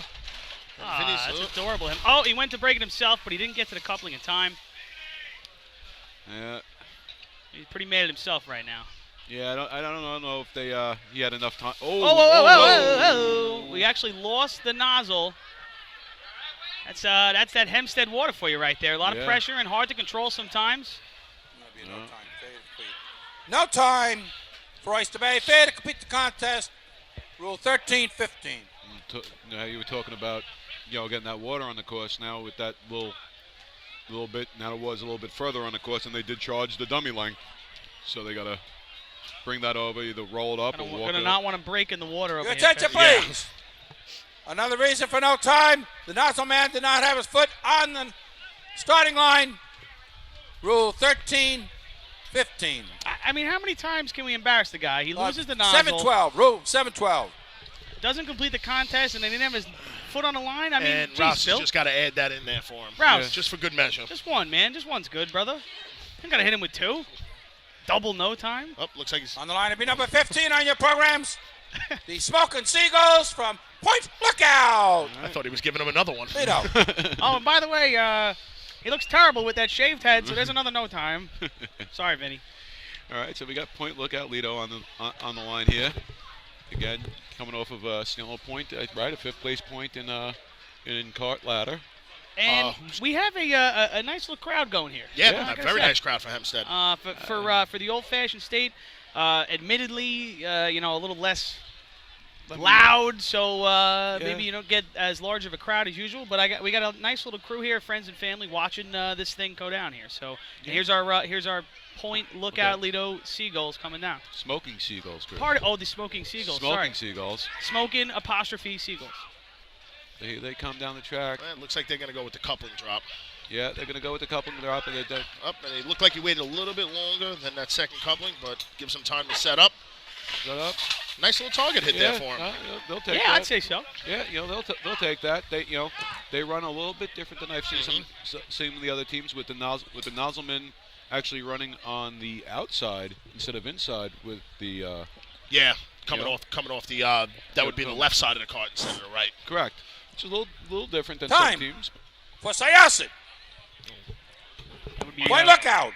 1:2.82. 12:82. The guys will be happy on the line with that. To be number 16 on your programs.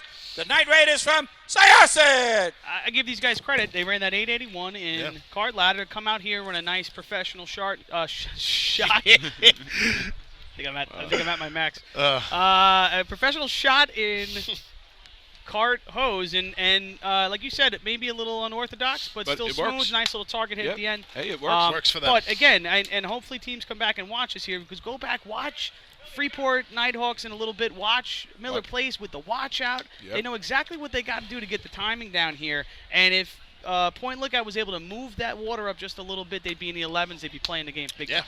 it's big. You know, I mean, like we go back to that nozzle coupling on the floor. The quicker you can get that on there, that means the quicker the nozzleman can set up on it, the quicker you can turn on the water. So that all plays a part of it. And like I said, you have the advantage of this video. You can go back and watch these teams. You can time it through the video. You know, use it for your benefit. Speaking of the video, by the way, right now you can. If you are listening on the radio feed, you can watch us, www.nysdrillteams.com/video. You'll get the live feed of the drill, and we also have the archived videos on that page, so you can go back, watch them in full HD at home, get the Apple TV working, get the Google Chromecast going. Here comes Syosset off the line. And going with the cup, definitely going to go with a coupling drop. Ooh, that was way before the second Yeah. coupling. Hopefully you Got got to get busy up here. Oh, he had to swipe. He did have a swipe at it. A little fight with the breaker there. And now he's just putting it on, going through the motion. Yep. Just hold on to that. Yeah, you don't want to lose that like Vinny did. But you know, I will say this much. Overtime for Syosset. Overtime. you know, unfortunately in overtime, but they'll take it. And I know Point Lookout manpower issues like a lot of teams. Yeah. A lot of teams I didn't see. They picked up a guy from Baldwin this year, Joey Eberhardt, Okay. the brother of my nozzleman, Okay. my current nozzleman now. Joey's run motorized with us for the last 4 or 5 years. Climbed, ran nozzles, so an I will experienced say guy. this much: the guy who was On the line, number 17 on pulling your for the programs. team, The Oak Neckers from Bayville. the guy who was pulling for Syosset looked terrible. He must have been drinking for the last week, I gotta say. Oh. No. Oh, one step. I won't say your name. He who will not be named. You beat me by 1 step in that race that day. That will remain nameless. A nameless professional firefighter who beat me by only 1 step, even though it was the starting strong safety for the unnamed professional firefighting squad's football team. Oh. 1 step, bro. It looked like an in-house, squirrel you had Sorry, going on. I had to do that. And, Yeah. and I'm also going to, that'll be the max of my unprofessionalism because I'm going to go. All right. But I'll be listening in, guys, so keep it going. Great Chris job, Murphy, everybody. we appreciate you Appreciate stopping everything. by, setting everything up. Thank you, gents. Awesome. We'll Have try fun, to right? try to make you proud and keep it going. Yeah, we'll do our best. Who we got on the line now? Is this, So we got the Oak Neckers from Bayville. Bayville Oak Neckers. So they've been around for a while too. They had a decent cart ladder. Yeah, cart ladder was decent too. 939 cart ladder. Unfortunately, didn't take any points, but they put it together in there. Yeah, They're looking to come back, put some points on right now for running hose. Yeah, we'll see what they can do. You know, they're getting hit and they're off. Gonna go with a turn on, man. I don't see a stopwatch. It looks like they're gonna go with a coupling drop. And there it is. Water's Yeah. on. Nozzleman running in, straddling the hose, Yeah. gets it on, Get it on. and hits the target. Hits the target. It was a A little left-right, but Yeah. then eventually got right back on the square and popped up the circle. Yeah, you know, it'll be a time. I don't know if it's going to be in the money here, but we'll see where it plays in there. Could be a Time for Bayville. 12.44. 12:44. I don't know where that's going to place. I I'm think. gonna wait for the board to flip around. 12:44. Yeah, I think that might be 5th place. That might be. It is 5th place. It is. Sneak them right in 5th place. You know, Yes, we it do. is. Just jumping the Point Lookout Seagulls with that 1282. You know, and we definitely have a couple of hitters left. You know, with Freeport. On line, getting their number rerun. 18 on your programs. The Plainsman from Plainview. You got Freeport and getting a rerun, the Dead End Kids, and you got And Belmore. Belmore's still out there. Belmore definitely is strong in the hose contest. They ran a 10:30, I believe, earlier this year. So Yeah, they're definitely. And this is gonna have to be a. heavy shot. Just gonna have to be a go for it shot right here. Yeah, they need to get back in this. At least you know. grab some points here. They want to grab at least 3 points here. Keep it going. You know, try to keep their momentum going. They only got 2 points out of 3 men, I believe. Yes. They just only 2 points out of 3 men. Ran a 986 in cart ladder. Didn't get many points. And going into hose, they're back there watching everybody. Yeah. Watching those watches. Yeah, they know what they have to do, and they're going to go out there. They're going to run their shot. They want to get some points, get right back in the mix, maybe even jump in between Miller Place, knock Miller Place down a point, Yeah. try and gain some ground here on Miller Place. So we'll see what happens. A lot of people on the course here. Yeah. Definitely taking advantage of the rule books, which if you got the manpower to do it, might as well. I don't think they're going with a watch. No, they have a watch. Got a watch. Up, half sticks it a little bit. Yep. And yeah, he's giving them. He's going with working the water up there. Yeah. Little right to left on the target hit, but definitely a conservative shot. I think more so going out there getting a time. Just trying. Time for Plainview. 14.43. 14:43. Just trying to compete. On the line to be number 19 on your programs, the Stump Jumpers from Medford. All right, we got Medford up on the line here. We'll see what they can do. They're getting everything set up, getting the course cleaned up for them.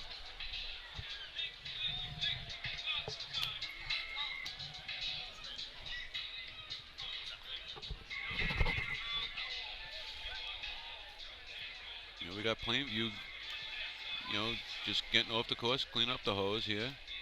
They're draining all the hose out like they would for us on the motorized days. Yeah, what it is here is that Hempstead, they have the one spot right at the 50-foot mark past the hydrant. It puddles up there, so I think they're trying to alleviate that as much as they can. Got a bunch of sweepers, got all the Hornets out there. Got a bunch of guys helping out the Hornets organization here with that. Oh. And we got Mikey Spatz just joined us, dropped off some fresh corn for us, which is pretty awesome. Greatly appreciated. So, all right, looks like they're going to... Medford's... Looks like the course is Medford's. Got all the hose rolled up. Yeah. Big thing here is setting that cart, making sure... I don't know about John, when you ran with the Old Fashioned, we always had one guy on the handles. Watch the light. Because if someone sets up in the light... And the light happened to us. It's happened to... I think anybody who runs Old Fashioned, it's happened to once or twice. So you always got to watch that light. You always have one guy on the cart watching it. And here they come. Not going with a... turn-on man, so we'll see what they do. Manpower. Not a big stick there, but he got the nozzle on. Nozzle on. Little sloppy. Went a little left. Went a little left, right. Back to the square. Got it. That Time for Medford.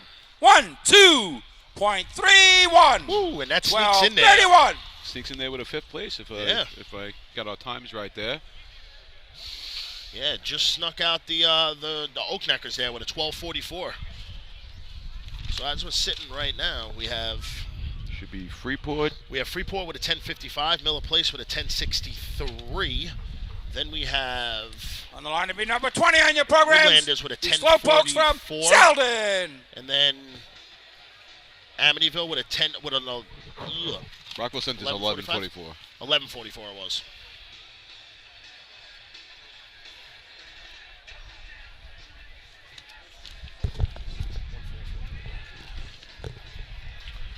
All right, so as Fred was stealing my numbers off my paper, which aren't the best, but I normally go to him for the numbers. Yeah, well, again, said here, we got next team's up. I didn't catch the name. I'm sorry. I apologize for that. I think we have Selden, isn't it? Like Selden? Yeah. Is it Selden? Yeah. I believe it is. Yep, Selden Slowpokes out here supporting the Hempstead, the old fashioned here, with them hosting the state drill. They just got their track repaved. Looks beautiful. New lines, everything. Saw the pictures on. Looks good. Saw the pictures. It looks like it's going to be a great day next, in 2 weeks. Yep. Or next weekend rather. I think they have all the motorized teams have an open invitation to come down tomorrow at 8 o'clock to run their trucks. Yeah. Put some rubber on the track and go from there. And I'm sure a lot of teams will be there to take advantage of that. Absolutely. And see how the course reacts. Back over here, Selden's got the course. Their white flags. Yep, they're all through set. Their call off. Lights are set. And here they come. Looks like they're going with a coupling drop here. Yeah. Second one's on the floor. Water's on. Nozzleman up here. Got to get busy. Oh. Yeah. Oh. Had to break it himself and had us ripe, and the nozzle goes down the course. Yeah, unfortunately. Definitely looked like it was going to be a decent shut there. It just, ran. Hold it up, gentlemen. You have overtime. Took a step past the nozzle, Yeah. and with the 4-6 water tonight, that's definitely going to be an issue. And like we said, a couple teams washed up here, so it's a little slippery. You can't slow yourself down and get yourself under control. Number 21 on your programs. The ball breakers from Belmore. Yeah, you have water all the way to the second man, three-man spot there. It's pretty wet up here. You know, see a lot of people, a lot of the breakers sliding down, going past the nozzle coupling, nozzlemen trying to break it themselves. And like you said, with the water here, it's just you're getting one swipe at it if you're even getting that. Right, and this, as anybody. I yelled to you in CI and you didn't look up. As we're saying, the water here in Hempstead's definitely got a punch to it. Yeah. Anybody who's been on this track knows that the water's got some kick to it. We got Belmore on the line here. Needs a heavy shot to get back in this drill. Belmore's, like I said, I went through it before. They're sitting with 744, getting 2 points out of three-man. They're coming back with a 986 and not grabbing nothing in the running ladder contest. And like I said, you got some heavy numbers sitting up there right now. But they have the number of the year. Am I correct, right, Adam? Absolutely. It's a 10:30. All right. Yeah. I mean, they have the manpower to do it. They know what they need to do here. I mean, Jay knows the watch. They play the watch game. They know the deal. And we'll see what they're going to do here. I mean, this is a spot where they're going to have to put up some numbers if they don't want these teams running away from them. Right. Good shot right here. Knock everybody down a peg, down a point. Get right back in this drill. Yeah. Start tightening things up. We're coming into some of the replacement events where when you get into those replacement events, anything can happen. Absolutely. We're going to see. I'm going to see right now with the stick what they're looking to do here. So yeah, that'll be a good indication of the shot they're trying to do. They're all lined up. Course is theirs. And here they come. Definitely got some speed on this cart. Ooh, they went with a 5 flat stick, so okay, so got to get busy. It's definitely on. I think it's going to be a low 11, but it's going to put him in the mix for some points. Time for Belmore. 11.06. 11.06. Should put him in third place. Be third place right there with the 11.06. Third place right there, and we do have. Still have Freeport in the back. They got that rerun. Yeah, and as we on said, the line to be number 23 in your programs, the Rum Runners from Rocky Point. Rum Runners sitting here with 5 points as well, too. Don't count these guys out. I mean, they ran a 7:37 in three-man, got them 3 points, and 8:51 in running ladder, got them 2 points. They're sitting with 5 overall points. They're looking to make some noise here, too. Yeah, keep like we said, keep getting points, keep chipping away. You never know what could happen. Like we said, those replacement events, if you haven't run them, boy, they can be tricky at times. Yeah, definitely. To say the least. Yeah, you got to have a lot of hands in those events. That's a lot of uncoupling, coupling, and you want to be. Exactly. It's definitely not easy events. No, not in the least bit. But they're going on here. I don't know what's going on with the hose here. It looks like they're all right down. Well, they have it braked over here. Yeah, they're draining it now. Looked like there was they were taking the time measuring it. It's a state drill, so they're going to go through all the motions. Especially team puts up a nice little, a low 11 there, and maybe not the number they were exactly looking for. Yeah, but they're still in the money. Still a money shot. Still a money shot. They can take some points. We do have 2 teams here left, so we'll see where everything shakes out to. Mm-hmm. Yeah. But like I said, if they stay in third, they'll put them up to 5 points. Miller Place will be, if they stay where they are, will jump up to 14 points. If they stay in second place. Yeah, it'll jump them up to 14 points. So, correct. So, got a lot of teams out here looking to run some numbers here and do what they got to do. Right. Freeport, after being the dead end kids, after being off the track for a couple of years, they came back in counties. They placed in the counties, and nice second place day. Yeah, they're looking to make noise.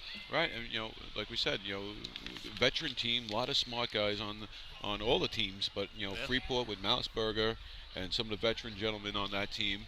Oh, I'm sorry. Here comes Rocky Point. Rocky Point with their run, like you said, they're going with the looks like a coupling drop, no stopwatch, but they're ready to set up. Oh, got the nozzle on, a little off, but that could be there. At around the 660 handle drop there. So. All right, so. Time for Rocky Point. 12.03. 12.03. Jumps him into 5th place, I believe. Does it jump him into 5th place? I believe that jumps him into 5th place right there. Well, with Belmore hopping up there, I think it could have. I think that might put them in a 5th. No, I'm sorry. No, it's I'm not. Sorry. On the line for every run, number 7 on your programs, the Dead End Kids from Freeport. Amityville's sitting on the bubble with an 11:45. That's 5th place right now. That's the money number right now. Freeport's looking to crack that number right now coming down the track as they get ready. Yeah, they didn't get any points out of the first 2. Got to be a little disappointed with that. Mm-hmm. They have, like we said, they have a nice combination, veteran guys, some younger guys with some legs. You have the right guys in the right spots with right coaching them up. Yeah, They just got squeaked out of getting points out of running cart with that 888, like Murphy said before. Yeah. But, I mean, they're looking to come back and put a number up here just so they can start rolling with the pack. Right, and, you know, like we said, they have the advantage now of watching the other teams, seeing what's going on, watching track conditions, watching what the stick times have been. You know, they also have the advantage. Hey, they dropped it at 5 flat. They knew what they had at 5 flat, so we'll see what they do right now. Yeah, it'll be interesting to see how they adjust. I think I had them at 499. 499 I had them at, yeah. You know, so going with that. So they'll know. Going with that 5 flat, they may want to, you know, maybe do a 5-1. Give Jimmy, you know, give the Nosman Jimmy, you know, a little bit more of a chance. Mouse is watching very closely from the north side of the track here, as he always does. They're getting ready. The official line the card up on the line, giving them the thumbs up.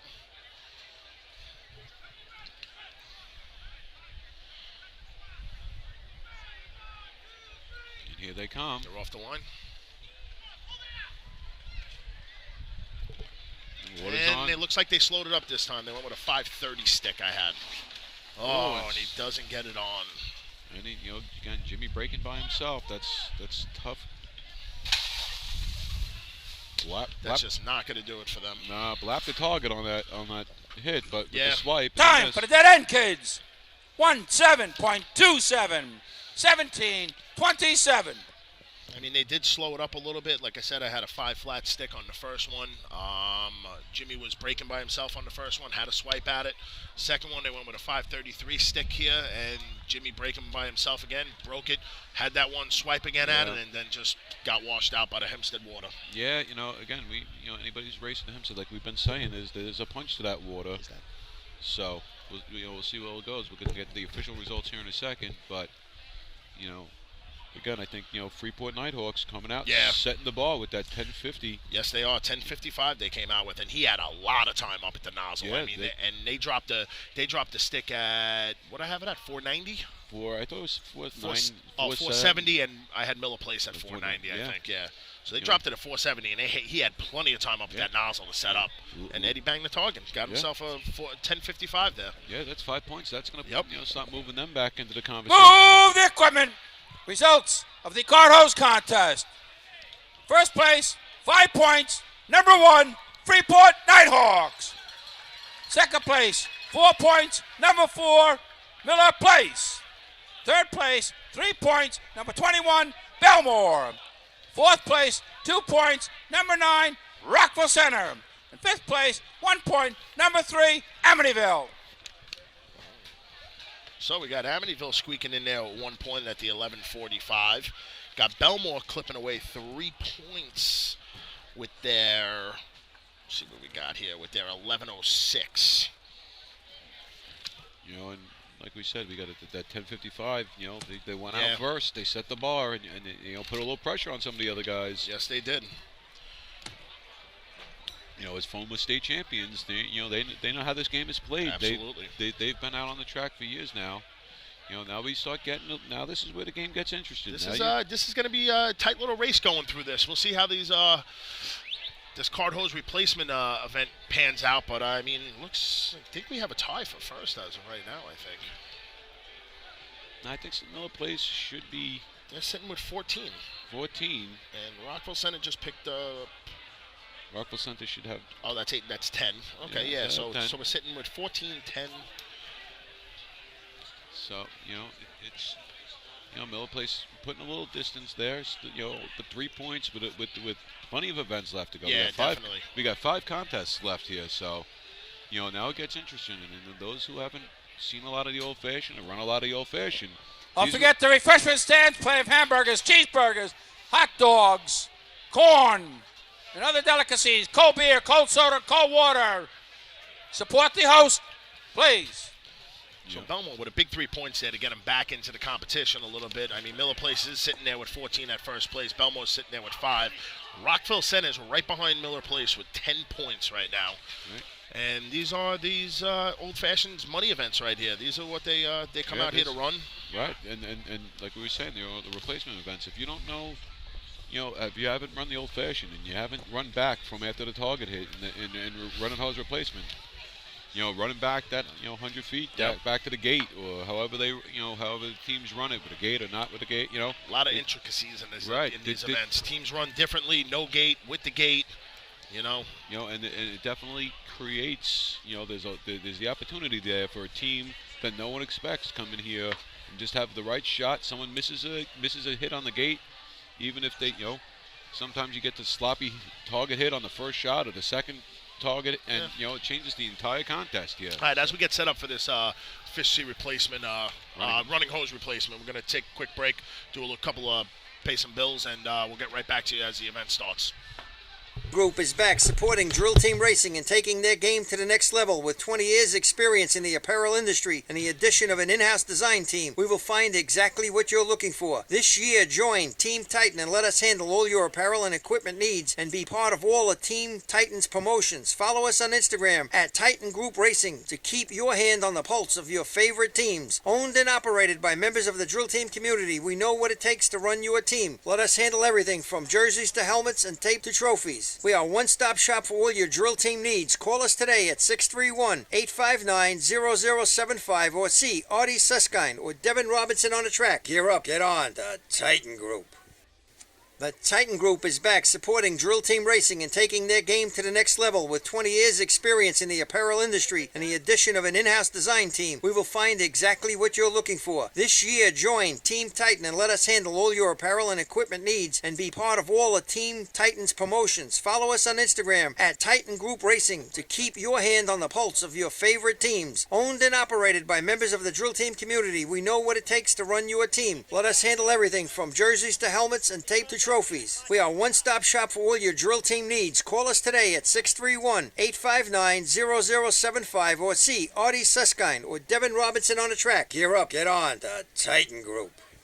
For fire department drill teams, speed can mean the difference between winning and just placing. During an actual response, speed can be even more important. That's the idea behind Streetwise CADlink, the nation's first and fastest cloud-based mobile data software solution. Streetwise turns tablet computers into powerful, full-featured MDCs, providing incident mapping, hydrant locations, live apparatus location tracking, pre-plans, hazard waypoints, and more, all in just seconds. Call today for a free demo at 800-718-8027. Streetwise CADlink, the mobile response software that just works.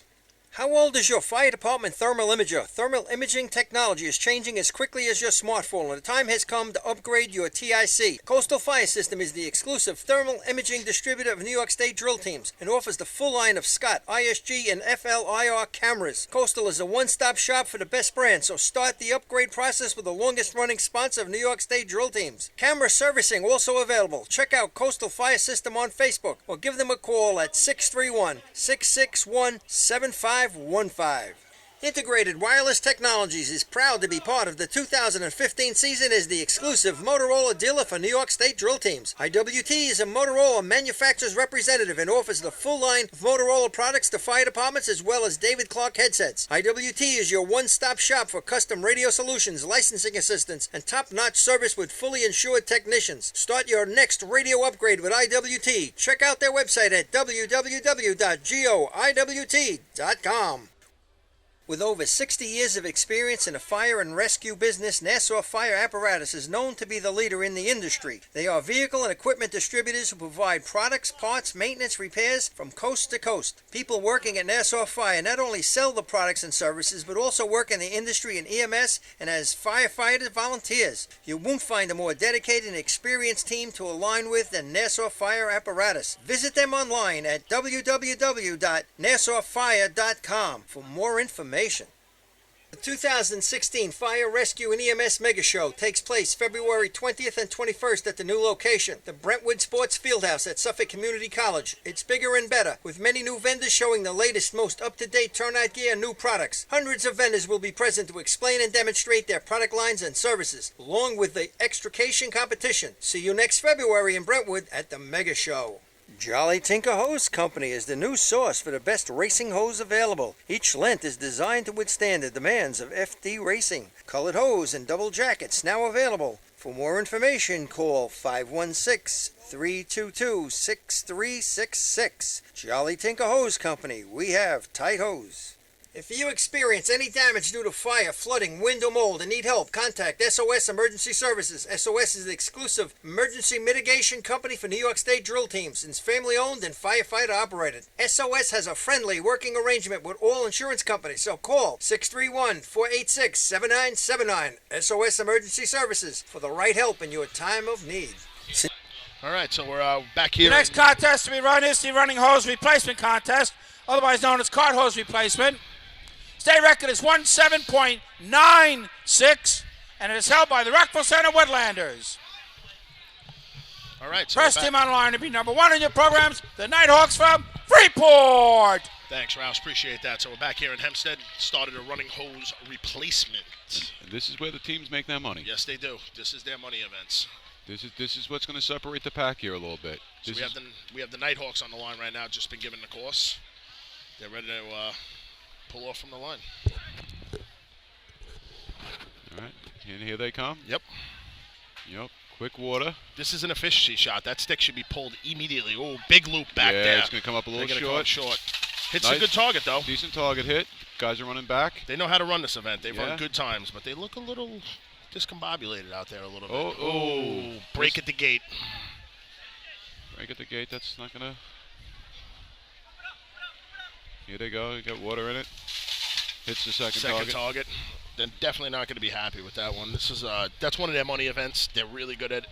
There's only a couple of teams that have put up 18s in this event, and they're one of them. Yeah, as you can see, again, like we said, there's replacement events. Anything can happen with these replacement events, and now what makes it even a little bit more, with time for Freeport, 26.63, 26.63. We got that water now up On the where line that to be gate number is. 3 on your programs, the Villains from Amityville. You guys got guys running back full speed back to that gate. Yeah. It's going to get a little slippery back there. I Yes, know it is. couple times I ran that spot. I've definitely taken a little bit of a little slip of a slide there. Yeah, that team, that's a good event for them, like I've been saying. I mean, they just looked like they were out of sequence with everything on there. There was a big loop at the gate. Looked like they didn't pull the gate out. No one was catching the hose, which you got to do in this event. Catch it and pull it up the track. It's a huge thing you got to do in this event. Again. And they just looked like they were out of sequence with everything. Even the guys running from the back of the cart looked like they ran into the top coupling, that was breaking. It wasn't a good run for them. Again, could be out of sequence, could be a little rust. May not have practiced, gotten to practice all events, especially if you're dealing with manpower issues. Absolutely. These are manpower heavy events where anything can happen here. We got Amityville getting set up. Freeport just cleaning up the track. Like we said, a little water. We'll get them on the track. We'll see how this shakes out. Freeport's hose is all rolled up. They're getting off the track. Looks like they just got the white flag down the track, and Amityville's going to take it. Yeah, we'll see what goes on here. Try to get you some splits here. Running this nozzle on this event is, this first shot. If you absolutely. If that comes up short, like we just saw with that loop at the hydrant, that can definitely get you. All right, now water's in the hose. Got a 342 first stick there. Let's see what the first target is. All right, they hit it. Got a 993 first target. Take that replacement step back. lengths going. Looking back. Oh. Looked like they again at the gate. They don't run a gate, so they're making up. Man runs it. Yep. And now a blow at the bottom coupling.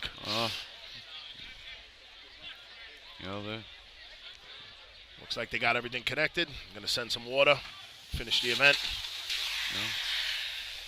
Guys are definitely not happy with that. No, now they're kicking puddles on the track. And time for Amityville. 35.56. 35.56. You understand the On line to frustration. be number 4 in your programs, the Extinguishers from Miller Place. Teams that have high expectations, you get frustrated, but absolutely. You got to go out there. You got to stay professional. You got to complete the contest. Absolutely, yeah. Just and they did. They got it all connected back up, finished the contest. They weren't happy with it, but it happens. You got to go back to the camp, recoup, right, and hopefully put up some points here. I mean, they do. They're sitting in this. They're sitting with 4 points right now for the day, and they want to keep it moving. So you got to go back to the camp, regroup a little bit. Right, you take a deep breath. Exactly. Get it out of your system, shake it off. It's 1 of 8. Yeah, that's how you have to look at it. You got plenty more events here. Right. We're only in the 4th contest. We're not even at the halfway point. We're just hitting the halfway point. We're not at the 7th inning stretch, if you will. Exactly. Yeah. So let's shake it off. You got efficiency replacement coming up next. So you see what happens. The Hempstead curb puddles are definitely forming. And yeah, now they are, because there's not much you can do to prevent the water at this point, because you're breaking lengths in the middle of the track. You're pulling lengths off the track. So I mean, they're working hard though to keep it moving here. They got squeegees, brooms, just trying to keep at least the main part of the track as dry as possible Yes. for everybody. We got Miller Place on the line, who's sitting in first place with 14 points on the day, looking to keep up their run. Yeah, they want to keep a motor in right now. Yep. The goal is take points in every contest. We know they have the shots where they can take first in every contest. Absolutely. So go out there, continue, do your shot. They have a little cushion now, so don't push it. Don't go for that state record. Yeah, they don't have to. Do your practice shot. It's going to take points. Nice, slow, steady practice run, as Lenny would say. This is where Right. you want to run your practice run. Just Right. go out there, go through your motions, connect everything, dramatically connect everything. Right. And finish the contest, get your points, move on to the next one. Absolutely. Methodical approach. And here they come. Here comes Miller Place's cart. Hydrants on, water. Got a 362 handle. They're pulling. They're having some bunching up issues Yeah, too. a little slow. Got the second target. Got that first target. Dropped it. Dropped that coupling coming out of the cart. It goes a little behind the back. Oh, and misses it at the gate as well. Oh, they're not going to be happy with this. Not going to be pleased with this run. This opens up the door here, though. Now that replacement. Time for Miller Place. 24.00. 24 flat. 24 flat. They're not that they're happy with that, but that's probably number 5 on your programs. The Bachelors from Jericho. That may hang on there. We got to hang on. I mean, it's really like I said, they've run a hell of a lot better than that. It's absolutely. They've run. They're a very good team. Yeah, they're 20s. a very good team at this event. They know what they got to do. It's just I don't think there's many teams out here that are capable of the 24. It's a tough event. Everything's got to go right. Absolutely. And you saw that's a 24 with a lot of things going wrong in there. Right. I mean, the replacement length was their biggest problem in there. I mean, the first length that didn't get out of the cart as well. No one really pulled it up. Shot a long nozzle shot, but the replacement length fell out of the cart, dropped the coupling when he first pulled it. Then when he was going back, took one swipe at the gate, missed the gate, then finally got the water on. It was a lot of stuff that went on there that really just... But as we're saying, with these replacement events, anything can happen because there's a lot of moving parts. Absolutely. And if you watch some of the teams, going to do a little bit more of a conservative shot, they're going to slow down that stick at the start so the hose can get out. They can get the hose out straighter, a better target hit, and try and make it up on the replacement length. Yeah. So, it depends on your team, how you run the event. But, all right, here comes Jericho. Water on. Ran past the gate, but it's still coming out pretty smooth. Out pretty straight. Straight. Lost the nozzle. Oh. And it goes across the track. All right. They're back on it. Back on up it. man's there. First target's tripped. Yeah, that's that Hempstead water again, and they came up a little bit short on that. Having trouble at the gate breaking that length. Yeah. And they're waiting for him. Yeah. That's again frustrating, but and they're not together at that first coupling. Nope. Another one where they again struggling through. Young team, going to have some growing pains here. But again, the big thing is complete that contest, get it together, regroup. Hold it up, gentlemen. You have overtime. Yeah, this Hempstead. And kudos on the hydrant man there, because the nozzle man was about to go for a big ride here at the nozzle line. Yeah. Number 6 on your programs. The Cold Ducks from East Rockaway. All right, so we got East Rockaway. I mean, they're going to take a few minutes here, clean up the track, a little bit of water all over the place, which is, it's going to happen in these contests. But, let's just try to make it nice. Try to make it nice for everybody. I mean, I know a lot of people don't like the squeegees and everything else. It takes too much time. These events can be run in the rain, blah blah blah. But they want to give it to they want to give the opportunity to everybody to have the same conditions on the track. Right, and keep it fair for everybody. Yeah. If you're going to take a few minutes, you know what? Listen, we're here all night anyway. You got 4 lengths you got to roll up on the side, and it hasn't been going that quick anyway, so you got time to clean the track, so let's do it for everybody. And the local committee looks like a bunch of the old Hempstead alumni out here. These guys have been veteran guys who are out here working the course. Got Scotty Clark out there, you got Twan Twan. You got Ralphie Nichols is out there yeah, working the track. Kenny Brome at the hydrant. I see Ray Spats. Yep, Spats Ray Spats is there. So they got veteran guys out here. They've been out on the course. They're going to take care of the course for everybody. Make it fair. Do the right thing. Mm-hmm. Obviously, if anybody's bang up job by Hempstead for hosting this. As always, Hempstead. They always put on a great drill when they host their own drill. Yep. With all the other drills that are run here with your guys, the West Hempstead Labor Day drill. They've been. All right, we got East Rockaway on the line. And their cart is set up way to the middle of the track there. Yeah, some teams, like we were saying, every team does something a little bit different. Yep. We got the dead end kids right behind them going to school here watching. But, it looks like... And they ripped the stick on that one. They weren't waiting. No, but, the hose is coming out pretty straight. Oh, he's going to be by himself. Oh. Saved it. Hey, they saved it. Got an 1197 first target hit. Noselman by himself, he saved it, like you said. He saved it. He did his hardest. He tried. Replacement of length is in. Oh, nope. Again, not connected at the gate. That gate is jamming everybody up, and they don't have it closed all the way. It's spraying all over the place here. But, again, you'll see. If you look at the Noselman now, he's down on a knee, almost like a pump shot. Yep. Which a lot of the juniors run like that, and almost blown back down the course with it. Yeah. Again, we know this Hempstead water it's tough water. It's definitely got that punch to it. So I know from watching.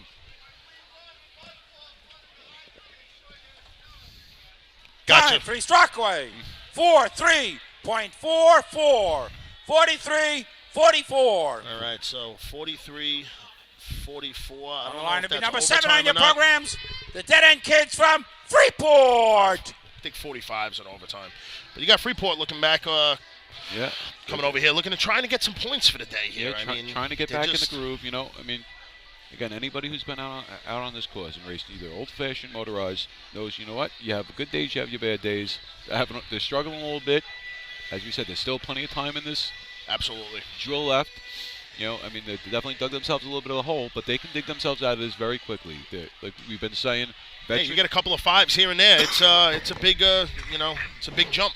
Right. A couple of 5s, get right back in the conversation. Mm-hmm. Veteran guys, you put the veteran guys in the right spots, with some fresh legs, and you can really come out here and surprise it. Throw that monkey wrench into this drill. Oh yeah, definitely give a whirlwind to everybody. And like we said, Miller Place didn't have a great shot. They had that 24. We both believe right now with that's definitely gonna probably get them in some points here. But. I'm definitely thinking that's keeping them in some points regardless. And I think that's what they know, too. They want to come here. They want to chip away points right now, sitting with 14 in first place right now. The closest one with them right now is 10 points. So they want to just keep chipping away for the day, scoring 2-3 points, and just hoping that they can complete the day and finish on the top. Right. And here comes Freeport. Yep, they're set to go. Let's see what Truck does here. I'm going with a turn-on, man. A little slower on the stick, but if you look, the Hydra Man's coming up, running up to the gate. Jimmy on the nozzle. Yep. Oh. The backup man just wasn't there. Yeah. And now finally trips the first target. Replacement lengths going back. Yeah. You can tell that they're, a little frustrated, but nice on that replacement length. And the second target hit was really good. Yeah, they lost a little time on the first, but that may get in there because they completed the contest and just had a nice... run the first. No time for Freeport. The replacement length was out of the cart before the first target was tripped. Rule 13-19. If anybody doesn't realize, the cart comes straight down the track. All right, they connect it to the hydrant. They hit the first target. The cart has to be behind the nozzle line. All right, and the length cannot come out of the cart. Number 8 on your programs. The Chiefs from Locust Valley. Until that target is Until the first target's tripped. You can move it in the cart. You can move your coupling up to the edge of the cart if you want to, but you cannot lift it up and out of the cart. Right. So once you lift it up and out of the cart before that first target's tripped, that's where you get your no time. Yeah, again, frustrating day, but definitely, guys, it's definitely going to be a little frustrated here, but big thing is to keep yourself composure, keep yourself together. You get back out there. You got efficiency replacement coming up next. The backup man was just nowhere to be found on that first target hit. He was struggling to try to get the hose, and by the time they got water at the nozzle, he was on the nozzle by himself. Yeah, and you're going to see some teams who do that. I know. My guy's Baldwin probably going to run without a backup man tonight. Woo! Woo! Yeah, playing with fire, but we'll yes, see it is, especially in Hempstead here. We'll see how it is. Again, it's a veteran nozzleman's run the spot a bunch of times, so he knows what he's doing. He's run at Hempstead before, so we'll see how it goes. But again, anytime you run without a backup man, especially here up in Hempstead. All right, so here comes Locust Valley as the sun goes down in Hempstead here. Plenty of fans in the crowd, that's for sure. Yeah, nice south side stands are getting pretty packed. Yeah, no, definitely a nice crowd. As we were saying before, Hempstead always does a great job here at the drill. They got their big motorized drill tomorrow. We're going to have all the Nassau teams out here. We have a couple of Suffolk teams. Chris was saying CILB out here. Yes. Here comes Locust Valley coming down. Very limited manpower on this. Limited. But he's having trouble at the hydrant here. Finally gets the water on. We have by himself. Sean hits the first target real well. Yeah, hit it. Definitely a little bit of slower stick, but like we were saying, you do the slow stick. Yep. Make sure the hose gets laid out, get everything. Sean knows what he's doing. He's run Hempstead before, so coming from Glenwood. Yep, definitely professional. Definitely knows what he's doing on the track here. And hits the second target. You can see he was struggling a little bit, but that's I can't say it enough. That's that Hempstead water here. Yep. Time for Locust Valley. 3:4.89. 34.89. On the line to be number 9 on your programs, the Woodlanders from Rockville Center. That 34 is actually sitting in third place right now, right behind the Freeport Nighthawks and the Miller Place Extinguishers. Well, here comes Rockville Center. They need it. They're definitely capable. They're on Miller Place's heels right now, and they want to put up a shot here. Right, they put up a shot here. We start changing the narrative and changing the conversation Absolutely, we're having with this drill. Yeah. Make things a little tighter. You put a little pressure on the other teams. Now Miller Place has got to go out there, push themselves a little bit. Not just do their practice shots. And there's the opportunity for a mistake. Exactly. When you start pushing teams not to do their little, practice runs, got to push them to put up a number. That's where people make mistakes, and that's where teams can conquer on those mistakes. Right, and that's same thing goes in motorized. It happens in both. But here we go. Rockville Center getting the track. Looks like they're cleaning up. Taking his time setting the adapter. Yep. But we have Pete Klugowitz running hydrant today for Rockville Center. All right.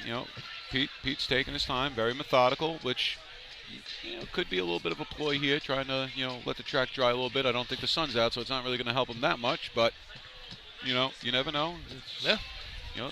Want to make sure that adapter's set right. Anybody, you run hydrant, you want that set right. Want to make sure that's all right. I mean, in theory, if you're going for a big shot, this is an efficiency shot. You run up to the hydrant, and you slam the stick, and light that cart up with water. That's right. it, and let the horses get it out. They're running with 4 horses here. They should get this cart out pretty good. Yeah, they got guys in the spots. They got everybody set. Track is theirs. Going through their paces. See the hydrant man getting ready, getting his length good.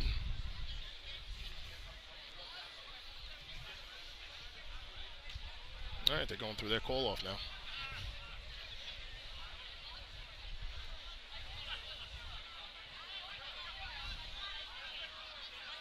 And here comes the Woodlanders. Water's on. Oh, we're going to come up a little bit short here. Nice target hit on the first one. Little left to right, but got it on.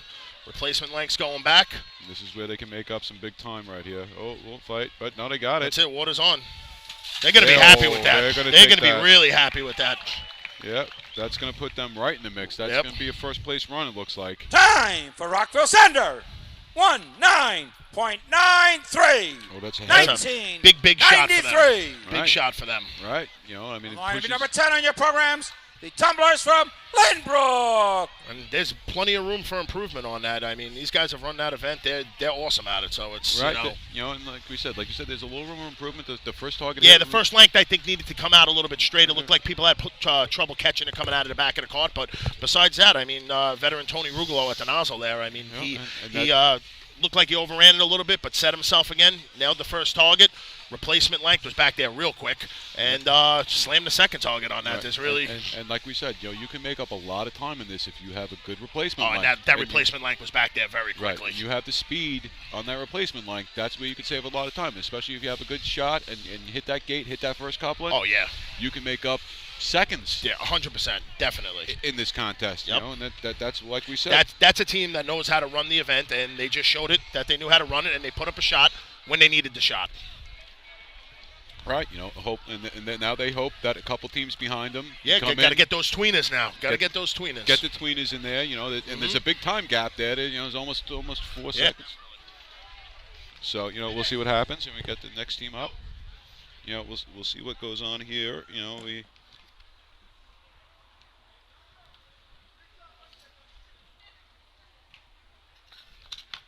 We got Limerick on the line right now. The Tumblers, course is theirs. They're getting set. They're getting ready. Calling them off.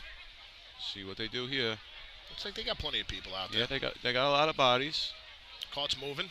Yeah, definitely some speed on this cart. A little long stick handle there. But you know what? That could actually help him. Kyle on the nozzle. He's run this. He's run here before. It's been. It was a little beat up, but they got it. Here comes the replacement lengths, and they're all connected. Blown off at the nozzle coupling right there. Yeah, that's unfortunate, but you got to go out there. You got to complete this contest. Get it done. They had a nice little run going there too. Yeah, they might be. That might hang in there. We got a bunch of teams left, but no one's really coming in here blowing the doors off. A lot of people having trouble. Time for Lindbrook. 32.34. 32-34. Right, a 32-34 from Lindbrook. That should put him in, I believe, 5th place right now. Yeah, looks like it's sitting there. Mike. Line to be number 13 on your programs. The Tomcats from Baldwin. So here comes my guys. Your team. Yeah, here comes my guys again. They're getting the course set. Again, like I've been saying all night, bunch of new guys, bunch of young guys. Some of them this is their first get them in the mix. Old-fashioned drill for a bunch of these guys tonight. So it's different when you run the motorized and run the old-fashioned. I mean, you got a lot of kids on the team. I mean, they get to do stuff here. They're all doing something. Motorized is tough. You got the 4 guys, on the back of the truck for ladder, 4 guys on the back of the truck for hose. If you're privileged to get those spots, then you're on there. But old-fashioned's a good way to come out and show the young kids what racing's about. And exactly. I mean, I'd like to see what we do here.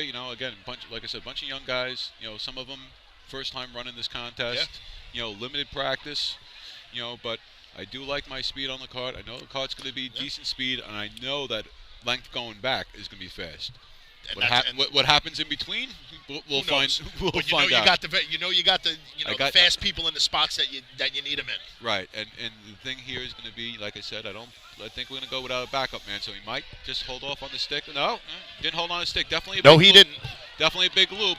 But that Hempstead water got my guy. And we're all wet up here too. He's getting me too. He's not happy with me up here. But here comes that length back.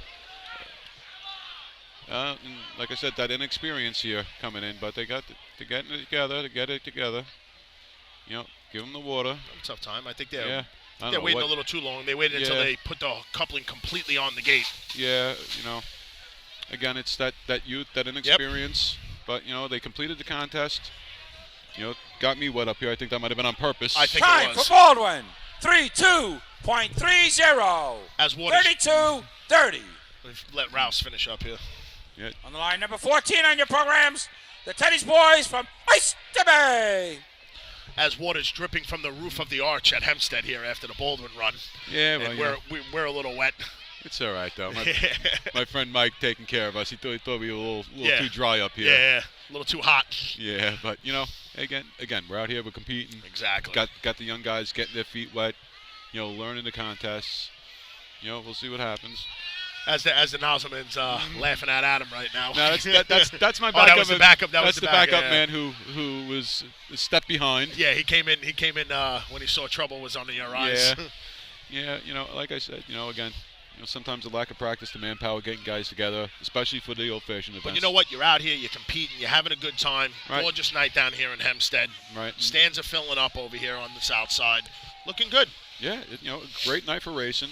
Unfortunately, we had some guys have some commitments tomorrow. We can't make tomorrow's drill. Yeah. So, we figured we'd come out, got the guys, beautiful night, come out, race, put the team together. Awesome. Would love to be out there with the guys, but I'm on the injured reserve list right now, so. Not a problem, I hear you. You know what I mean? So, we'll go out there, and see how it comes out. We got Oyster Bay on the line here, and Vinny was telling us a little rumor here yes, that we'll have we to have see. Fuzzball running hydrant for the running hose replacement contest. This is going to be fun to see Fuzzball. I don't know the last time Fuzzball was on the track I here. don't know. For running hose replacement, I don't know. Maybe we can get Vinny to come up and give us a little Dayton history for us. But Fuzzball is running the hydrant for the Teddy Boys today. I know they run their battalion drill every year, which is an old-fashioned drill. So, not unfamiliar to the guys, running these events. Yeah, they know it. And here they come. Here they come. And Fuzzball is running the hydrant. Nice. Fuzzball's on. Throws the stick. Delayed the stick a little bit, but that might play out for the guys. Nice little target hit. First target hit. Ooh, and the nozzleman goes right into Vinny Monaco. All right. Yeah. As he gets spun around by the Hempstead water. He's down on the floor right now. Yeah, but you know what? That might might be. Length's connected. That They're might ready be, to go. That might be a smart. He's going to be a player here. That might be a smart play going down on the knee like that. Like I said, I know Point Lookout Lido likes doing that move because of limited manpower. Time for Oyster Bay. 25.23. Definitely in the mix. That's third place right now. I think so. I believe that's third place right now. Line we had number the 15 24 on your and the 19. programs. Yeah. The Smoking Seagulls from Point Lookout Lido. I mean, not the tweener that Rockville Center was looking for, but you know it's what? a tweener. It's in there. It's right in there. They're Good going for them. Take a few points out of this contest. We got a couple teams out there that still, we got Belmore and we got, a couple other teams in the back here. Really smooth run. I mean, I think where they could have made up the time is definitely on the replacement line coming out of the card. It looks like all the teams are going back to the gate and completely putting that coupling on that gate, like turning it the 5.5, 4 turns, on that gate when you don't have to do it. It's it just got to be that quick turn, like Yeah, you're hitting the that's it. hydrant, It's like same- you're hitting the same exact hydrant, thing, yeah. you're hitting, but that again, like we were saying, You'll see it, and you'll see it with the good teams. Right. I don't mean to cut you off. You'll see it with the good teams that go back to that gate. It's a hit. It's a hydrant hit in the middle of the track. What you're basically doing with that gate is moving the hydrant 50 feet up the track for yourself. Right. And like you said, you'll see some of the the teams a little bit more experienced. This is where the practice comes in. This is where the inexperience comes in. Exactly. And you know what? It's okay. There's no shame in it. You're out here, you compete. They still ran on 25. Not the greatest time in the world, but with the times that we got so far, with a lot of teams having trouble, puts them in the mix. I'm going to have to talk to Vinny. I don't think I saw Fuzzball roll up his hydrant length for us. I think they had someone roll it up for him. Yeah. Here comes Point Lookout. Yep. They got the course, and here they come down the track. Let's see what Point Lookout can do. Now I know George Conti running Point Lookout. nozzle. Yeah, they got 1 point in this drill. George Conti, you watch him. He'll take a knee right here. Oh, no, they got a backup man for him this year. Water, a little slow water, but you know what? They got the nice target hit. Yep. They're going to get it. They can do something. Replacement lights out. Bottom end's coupled already. Yeah. And the gate's on. And they're throwing the stick. Nice hit. That's going to be a good time. I think that's going to throw it in the mix. Might throw it in the mix. Probably 26 maybe. Yeah. But definitely can put them in the points here. Again. Time for Point Lookout Lido. 26.23. 26-23. Puts them in 4th place. 5th, I think that's a 4th place, right 26-23. It's actually, it's right in front of Freeport with the 26-63. So, they'll be happy with that. Steel Point. I mean, we do have a couple teams coming up. We got Belmore. We got... on the line, number 16 on your programs, the Night Raiders from Syosset. That's Syosset, and you can see, as we keep saying, you look at the back of the track and you see other teams watching the course, watching what's going on, seeing what's going on. I mean, you could look at a lot of teams. Some teams are doing it because they don't have guys who know what they're doing, and they're learning on the fly, which, you know what, we've all been there. Have to stick someone into a spot and make it come down, and just go out there, complete the contest. If you look at, from our vantage point on the top of the arch, I can actually see it looks like Freeport all the way at the back end, almost by like... Already going through their paces back there. Yeah, the sea ladder start, going through their paces for the efficiency replacement contest, with the Y, which you haven't done that spot. Boy, that's a tricky one. used to take a bath in that every time. There's definitely a trick to running that spot. That's for sure. You know, and again, it's depending on how your hose is and how your Y is. You know, we always had a backwards coupling. We actually had a male that you had to make up. You know, to the female, and it was difficult. Yeah. You know. All right, Sayasa coming down the track here. Sticks thrown. Sticks thrown. Hose coming out nice and straight. They got a backup, man. Nice target hit. Nice target hit. Guys are a little questioning what they're doing on the replacement. Struggling with that bottom length right there, which is going to hurt him a little bit. But they got it off. He's got a little time with the guy going back to the gate. You know. No. They thought they had it at the gate, but it blew off. Yeah, you know. Again, that was a nice, smooth-looking run right there. You know, the hose came out very straight, looked really good. Nothing taking a knee. Gets the target trip. And I don't know. I really don't know what the deal looked like. Everybody was in the same. Time for Syosset. 33.08. 33.08. Looked like the three people. Number 17 on your programs. The Oak Knockers from Bayville. Yeah, it looked like the three people at the gate were all under the assumption that it was connected to the gate. It looked like they all threw their hands up, and water just popped it right off. Yeah, it could have been a cross thread. You know, could have happened. You know, everything's happening in that split second. Like we said, you're hitting the hydrant. And, you know, you hope maybe it hangs on. You try and get through it. You know, we got Bayville on the line. You know, trying to get some points here. Start getting back in the mix. Yeah, they want to get anything. They haven't scored anything all day. They've ran a 777 in three-man. They had an 891 in cart ladder, and then a 1244 in the running hose contest. So they're looking to try to put some points on the board right now. You know, the ladder contest, they were just outside. That's where, you know, like we were saying, that's where those, the Bowl and the Rockville Center, you know, come in here, throw off these points a little bit. You know, and steal a point, 1 or 2 points, spoil someone's day totally. That's the key. You know, sometimes some of the old-fashioned teams are, you know, like it. Some of them don't. You know, it's like, you know, every once in a while you get that motorized team that comes out and does that surprise, not a surprise shot, but, you know, maybe pulls one and surprises everybody but maybe themselves and, you know, messes up the whole day, which is what you want to see. You want these teams to come out here. You want them to compete. You want them to have a good time. So water's all clear. Bayville's got the track going through their call-off right now. Yeah. And here they come. Missed at the hydrant. And hydrant coupling goes rolling down the course. As the whole hose has to come back down the track to get connected to the hydrant. Yeah. But they were going for it, that's for sure. Yeah, you know, like we're saying, you got to go for it.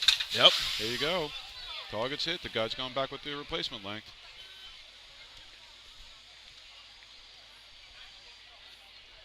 They're connected.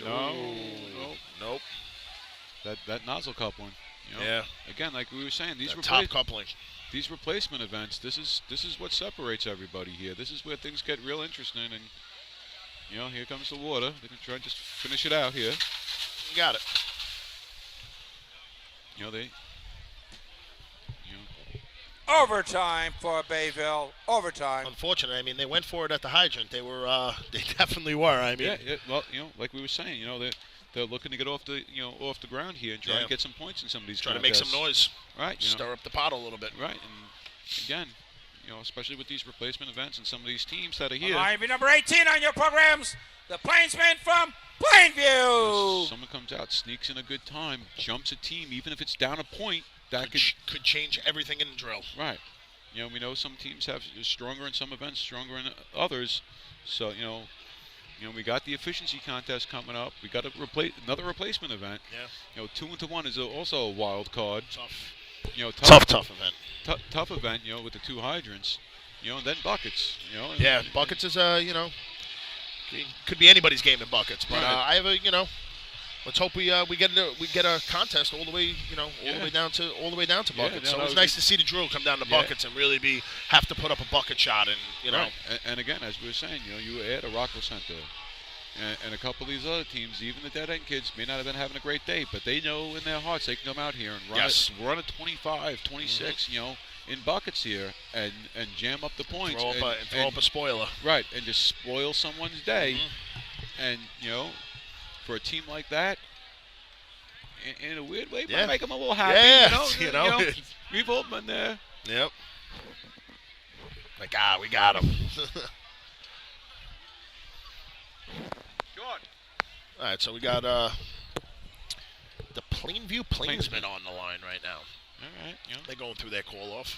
you know, a team that was off the track for a few years, but have come back. You know, back in the mid-90s when Bolden was running the Old Fashioned every year. Waiting a long time to turn on that hydrant. Yeah, but you know, again, like we were saying, They work for them. It worked for them. They got a nice target hit. You know, like we said, the times haven't been. No, that's stellar. So it's right. They're connected. Water's on here. Yeah, they got it connected. Ooh, they got it connected. Yeah, they got it connected. I don't know. You know, looking at that nozzle coupling, it looked like they were holding on for dear life, but you know what? They got it. So no Pat Clavin, I'm not picking that up. You know, let's see what the time is. Could get in the mix here. Your attention, please. Uh-oh. There'll be a no time for Plainview. They broke the coupling on the track. You know, not a big fan of Now, that. how is you know, is the rule intentionally breaking it or breaking it? You know, I don't have a rule book. Yeah. You know, but you know, from our vantage point up here, it looked like they were holding that together for dear life to get really through the were. shot. I mean, they got through the shot. Well, I don't know. I mean, that's number 19 on your programs. The stump jumpers from Medford. I don't want to second guess the officials. They got a tough job as it is. I don't mind second guessing them. Yeah, they take heat. From, but they do a good job. You know, they do a great job. They take heat from everybody. You know, easy. Well, you know, Plainsview almost just ran over the target here. Yep.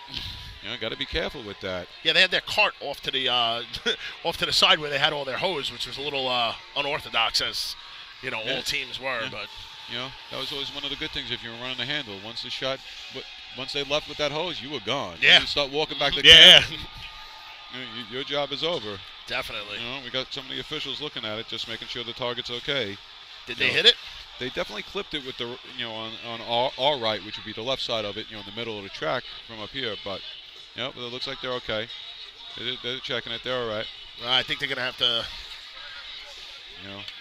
Well, regardless of if they wanted to protest or not, but I think they. What are they going to protest? They're the ones who hit it.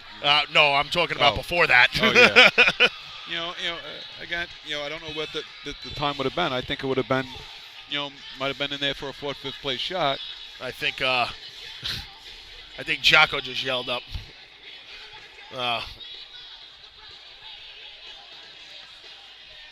So we got Medford on the line right now as we're going. The stump jumper is coming out here. The target looks perfectly fine. So from here it does. You know, granted, our vantage point. Yeah. You know. All right, Medford's got the track, setting the cart.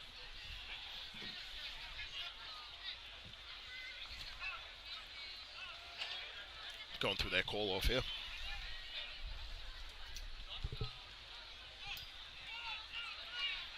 Here they come. They're motoring. Yeah. Got the eyes on, ripped the stick. You know, a little bit of a loop, so he's going to come up a little bit short, but he's got it. Ooh, cart guys get one a little bit. First target stripped. Going back with that expensive. Oh, got that replacement lanked out. Yep, the nozzleman giving him a little encouragement for the guys. And there they go. They got water coming through. Oh. And at the top, coupling breaks off. Water all over the track, struggling to get it back on. Looks like they got it, calling for water. Nozzleman stretching up and hits the second target. Don't think that's going to play in the mix, though. They're going to get a... Yeah, unfortunately. Time for Medford, 3:2.40, 32:40. On the line to be number 20 on your programs, the Slowpokes from Selden. Nice to see some of the motorized teams here sitting in the stands watching. Absolutely. A bunch of you guys are here, the North Belmore. Like to remind everybody, folks the next sitting Saturday, over there saying hello to me. Selden will be sponsoring the State Motorized Old Fashioned State Motorized Tournament out at Ridge. Starts at 9 a.m. next Saturday. The State Motorized Tournament. Yeah, so that's next weekend. North Belmore's over there. Saying hello, appreciating your shirt tonight. Yeah. So I'm wearing their invitational 2015 shirt. Yeah, you know, again, North Belmore taking a few points. You know, took a point in a three-man ladder last week out in CI. Yep. You know, maybe not the total day they were. I'll looking tell for. you. Now, I know I'm going to hear a lot of stuff about this, but if you get the chance to go back and check out North Belmore's food cart that they have that they bring to their tournament, deep fryers, toasters. We happen to be positioned right next to them, so we saw it all. But, you know, I mean, it is something else. John, let me tell you, last 4 or 5 state drills, you know, Baldwin, mooches off of them for the entire state drill. I'm not too proud to not say that. You know, we're very friendly with George and Woody and the guys from North Belmore. A lot of years we've been friends with them. Yeah, good guys, good group of guys. Good group of guys. All right, so we got Lindbergh on the line? No, not Lindbergh. Selden. I'm sorry, I apologize. You know, similar shirts. My mistake there. Sorry about that. No disrespect to Selden, our host next For week. the 2015 New York State Motorized Drill. Taking the track.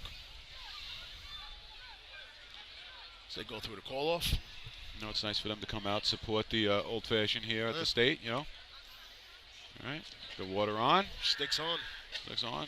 No, it doesn't look. Oh, this is going to. Oh, and it tripped. It tripped the target. And it tripped.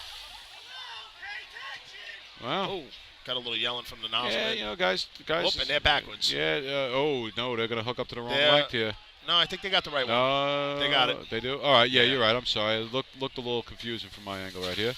Yeah, nice hit on the second target, but, you know, looked a little confusing there. A little confusing. It took them a while to get the replacement length out of the cart because they were Time for Selden, 2:08.27, 28-27. That might be a fourth, fifth place run right number now. 21 on your programs, the Ball Breakers from Belmore.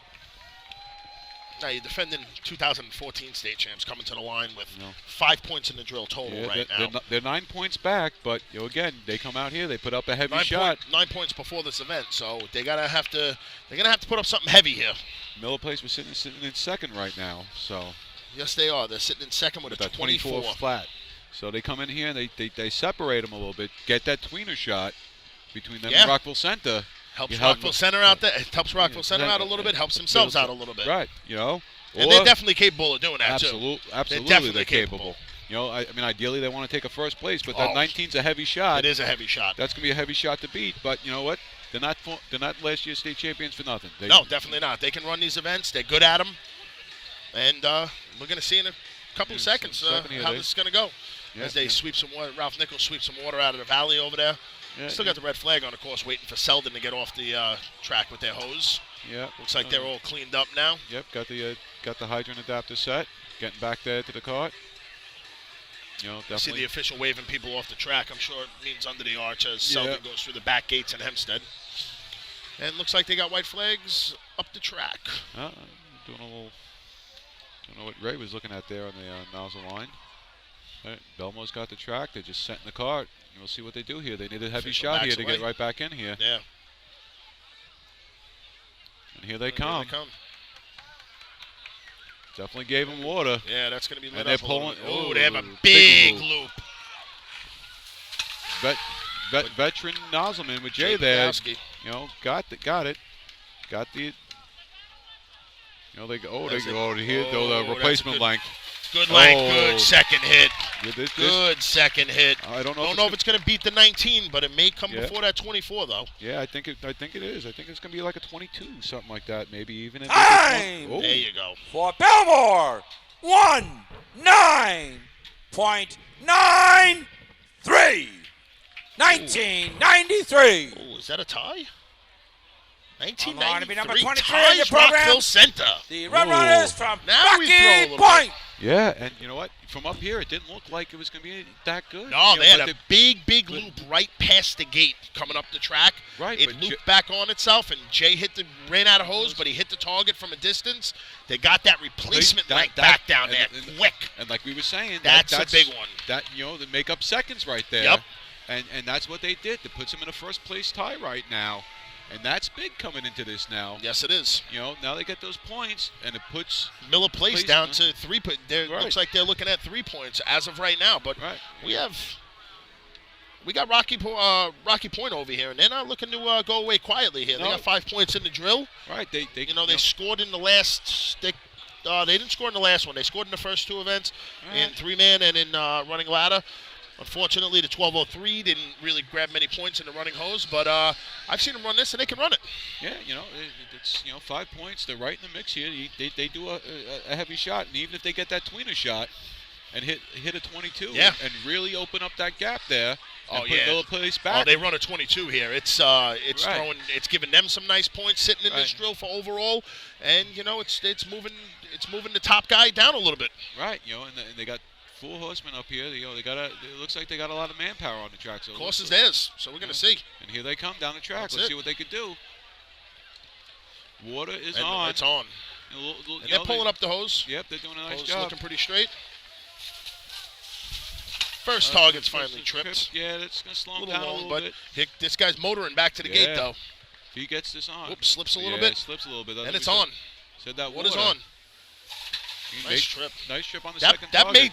I think that's going to slide in there above that 24. If that could slide in there, that's a big Time shot. think it is. Rocky Point. 2-1. There you go. 8-9. And slips 21, right in there. 89. And slips right in there. Pushes Miller Place down even more. This drill's tightening up right now. Rockville Center is going to be real happy with that. We're going to hear the overall points for the contest from Rouse, and we're going to get the overall for the drill. And we'll see how everything stands. It's starting to tighten up at the top there. Yeah, it's going to make this drill fun coming into these last 4. Yeah. Officials going through his scorecard, making sure he's right. We're right. We got everything on the same page, and we'll see what they say. But like we said, these are replacement events. This is where you really can really get back into the game here. And Rockville Center and Belmore both with heavy runs here, taking first place, and now Rocky Point coming out here, splitting that gap, putting them right in to third place.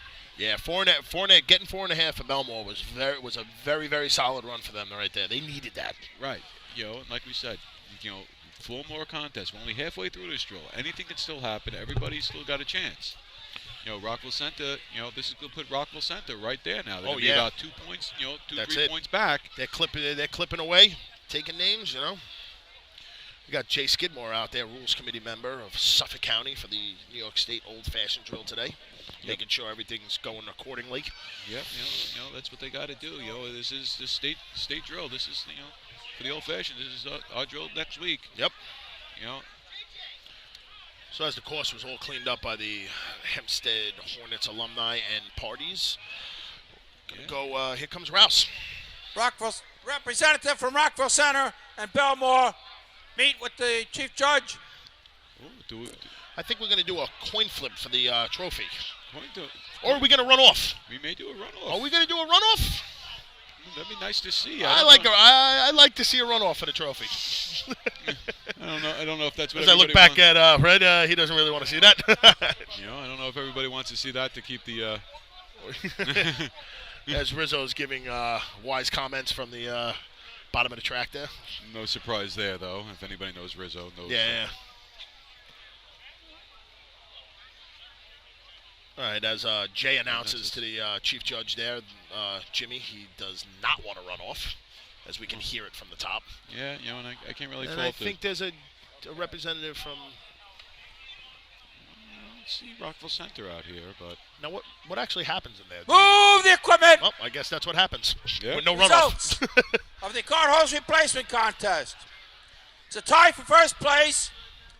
The two teams will flip for the first and second place trophies.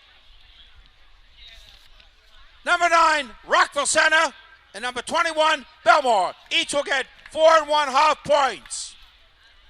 Third place, number 23, Rocky Point, will get 3 points.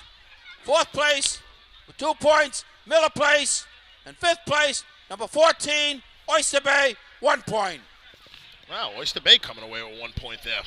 Yeah, Good for them. Yeah, like we said. Good for Fuzzball running that hydrant on there. All right, so as we get set for the efficiency replacement contest, as looks like they're just going through the paces, we're going to pay some bills and go from there.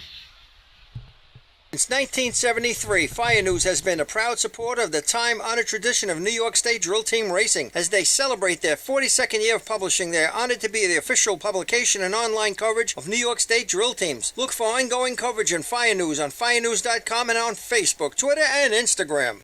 Since 1973, Fire News has been a proud supporter of the time-honored tradition of New York State Drill Team Racing. As they celebrate their 42nd year of publishing, they are honored to be the official publication and online coverage of New York State Drill Teams. Look for ongoing coverage in Fire News on firenews.com and on Facebook, Twitter, and Instagram.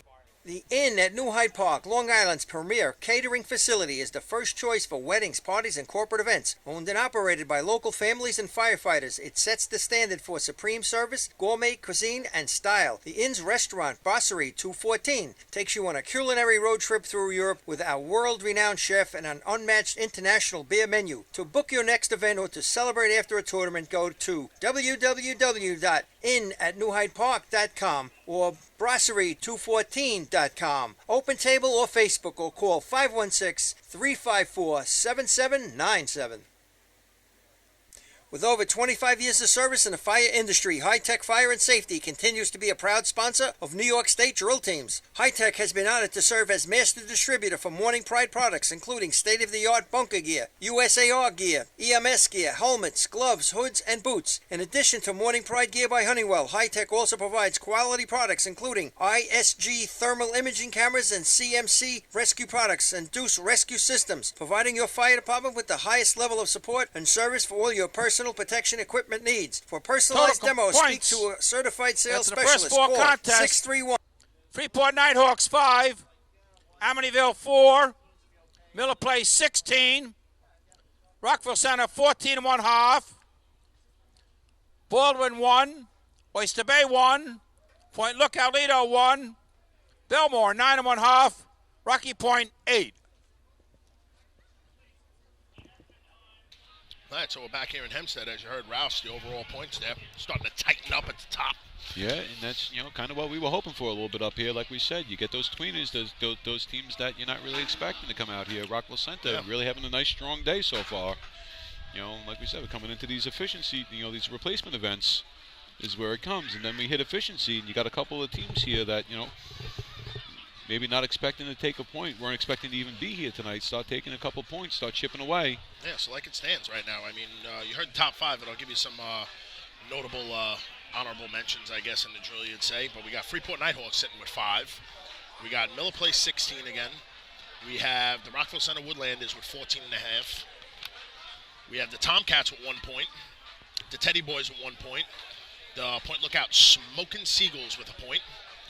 The Night Raiders haven't scored anything. Oak Neckers, none. And we'll go down to Belmore with 9 1/2 points after that 4 1/2 split with Rockville Center on the first place shot for running hose replacement. Yeah, big shot for them. Yeah. Puts them right back in the conversation. And we have Rocky Point Rum Runners with 8 points. They're sitting pretty close too. Yeah, they're right there. It's a miss from any of these top teams. It's anybody's game. Right, starts getting interesting, and like we said, you got there's another replacement event where they're coming down with that second nozzle length with that Y, trying to make up to that Y. Yeah, this is a good course to run this event in. I'll tell you that. Yeah, I'm curious to see 2 to 1. That's always my favorite. And this 2 to 1. I guess you'd compare it to like a motor pump shot. Motor pump shot with the volume, and you're not going to get that in Hempstead. But the next contest to be run is the efficiency replacement contest. State record is 21.34 and is held by the Rockville Center Woodlanders. We got the Nighthawks on the line here. Sitting with where we say 5 points, so they're right. First team on the line will be number right 1 here. in your programs. The Nighthawks from Freeport. And all this essentially is the first part of this is your efficiency shot. You come down the track and you're adding a second nozzle. After that gets tripped. After the first target gets tripped. So if you have a good strong efficiency shot, and you could and you do a nice low 8, a high 8, a low 9 here, and you buy yourself a little bit of time there. And you can make some up. That's definitely the case. One of the tricky things on this, though, is that second target hit, when they have to hit both targets and you're splitting that water, drops the pressure down. You got to play it, you got to see how these guys play it. Some of them crimp that first nozzle, let the water fill up that second hose. And this team knows how to run it. I mean, you're looking at Freeport Nighthawks, they just, it seems like they're a bit rusty coming out to this, State Old Fashioned 2015. I don't know how many drills they've run in this year. This is the first drill for the year. The first drill. So, I mean, I talked to Eddie. They practiced a bunch, Just looks like they're not in that groove where they should be, as, they were 2 years ago. Right, they groove. If it's your first drill, we all know running in practice, running in a drill, under the lights, so to speak, gets a little different, gets a little, the pressure gets a little bit higher. And being a former state champion, they have high expectations for themselves, especially if it's most of the same guys, same players. But here they go. Here they go. The efficiency shot. The first half of it, like we said, is a regular efficiency shot. They got water in the hose. They got water. Nice stick there, 3-3. Coming down. Down a little bit of a loop. Got the target. Here they come. The target. Here comes that second little part. delay on the line with that, but he is motoring down with that Y. Yeah, and that's the whole thing here. This Y is the It's whole in. game. Water's Looks like on. they got it. Now let's see what the target hits are.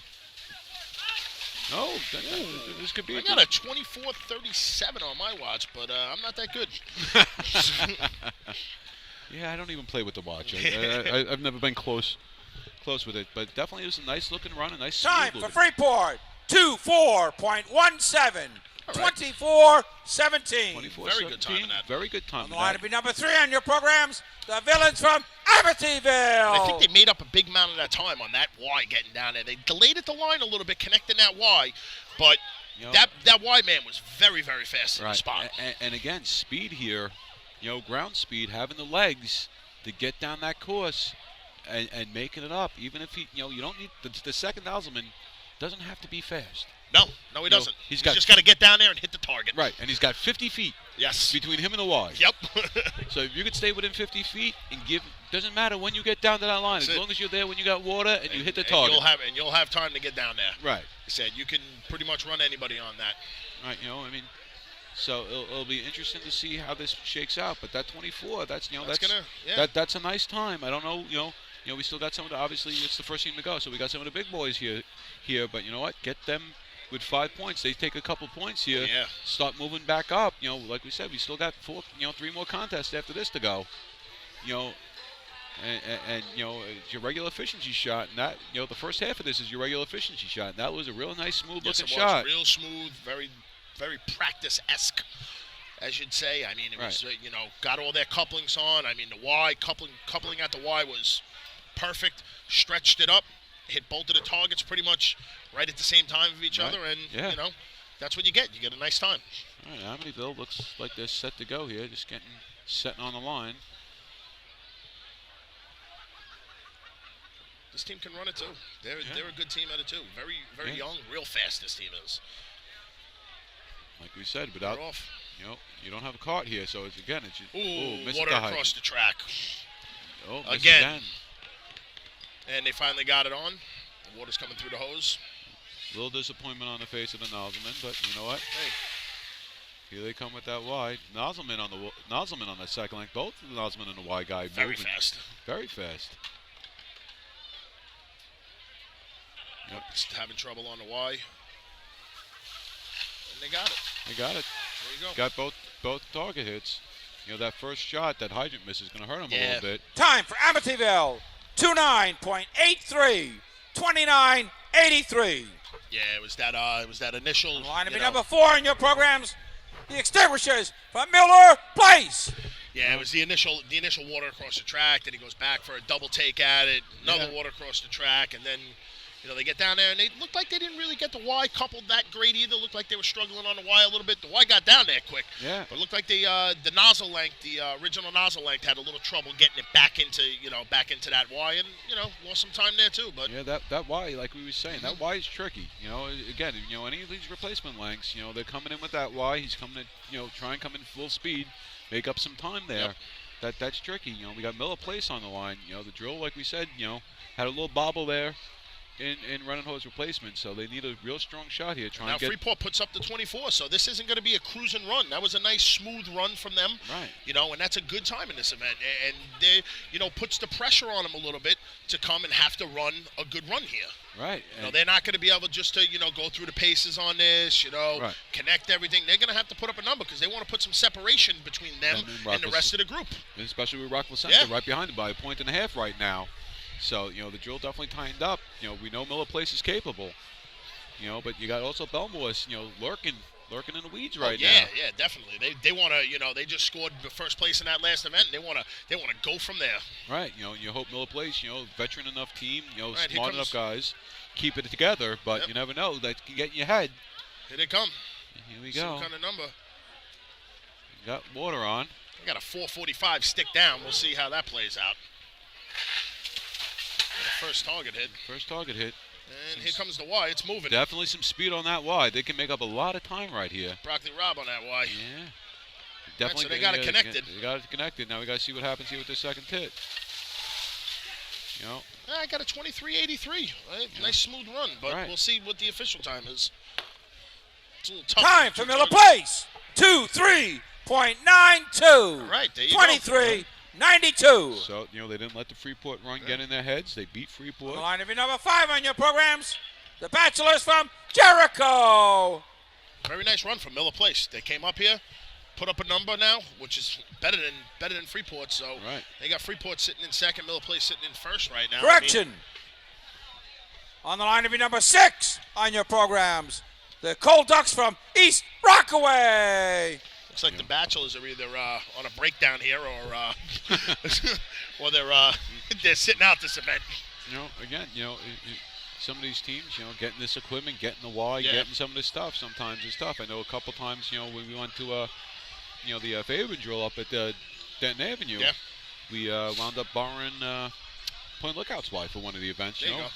You know, if you split up enough, you know, we saw that with the ladder before. Yeah, with, exactly. With, yeah, with with Selden. Selden and Medford. Right. So, you know, we got East Rockaway right here on the line. And But real you nice smooth from Yeah. smooth from Miller Place. I mean, Right. they came down. It was like I said, I thought it was a little slow on the handle, but you know that's not me. I'm not running the event.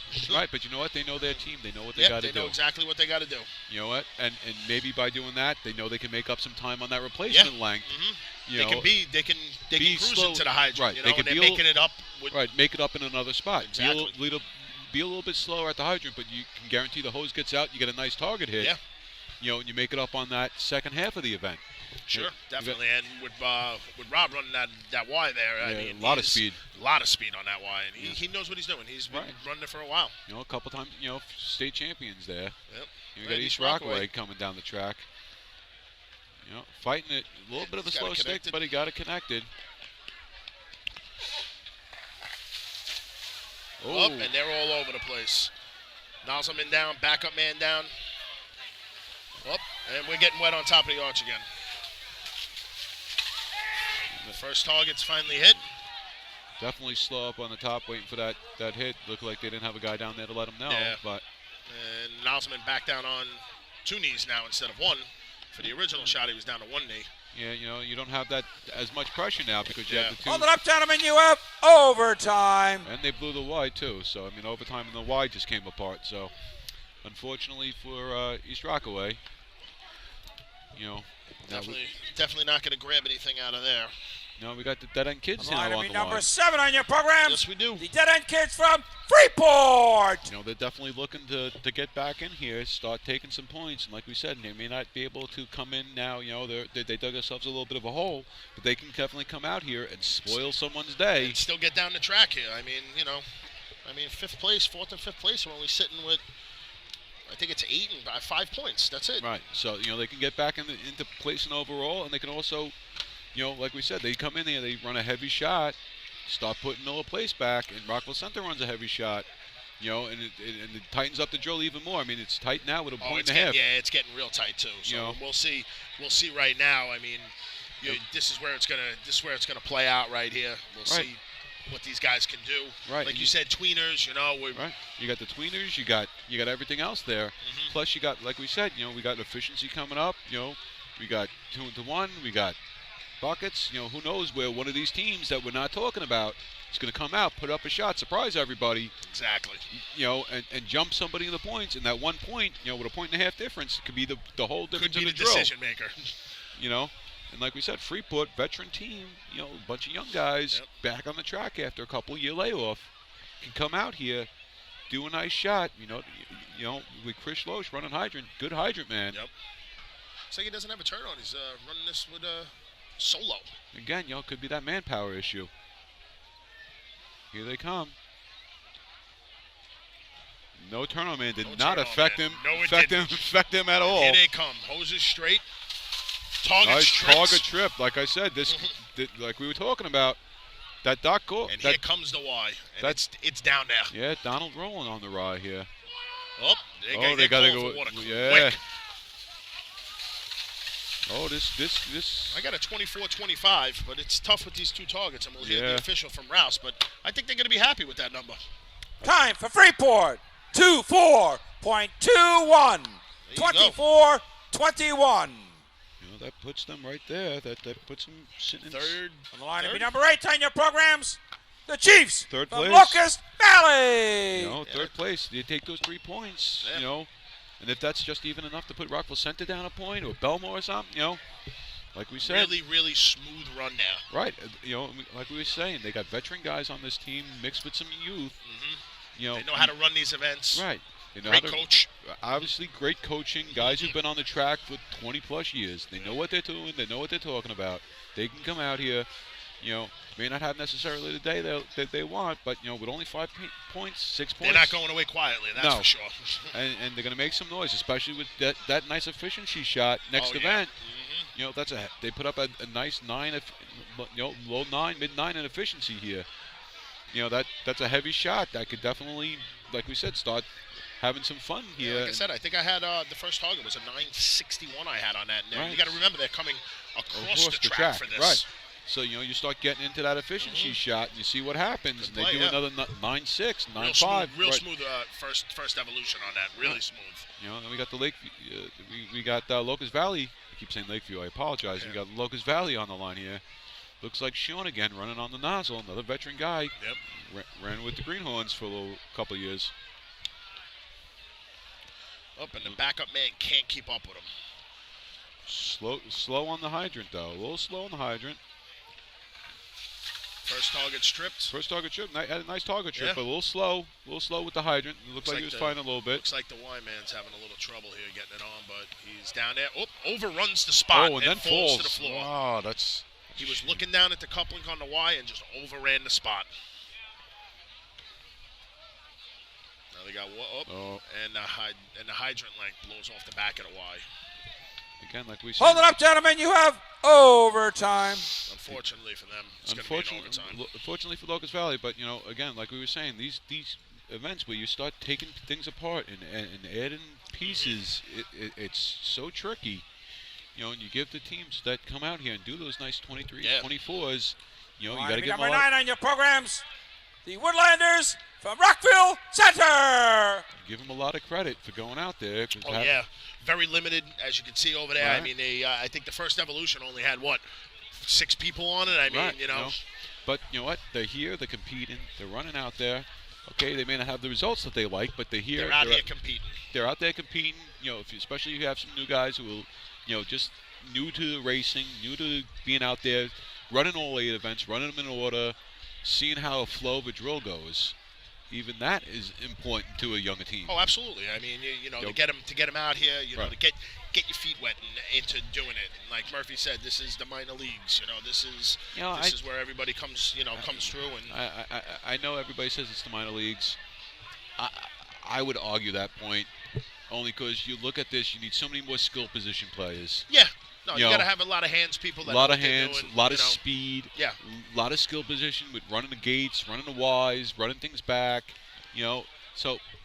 I only say that because everybody looks at the motorized. It's the big show. That's the big show. John, I'm not, and I don't disagree with you, Joe. I mean, I've run both. I've been fortunate in my career. I've run both motorized and old fashioned, and but the old fashioned, like we said, there's a lot of guys out here. Here comes Rockville Center's taking the line now. Yeah, they need a heavy shot here. Going through their paces here. And we know they're capable. They got a heavy. They got the turn on man. It looks like they got their full efficiency team. Yep. Call-off man backing up to the curb, setting the lights.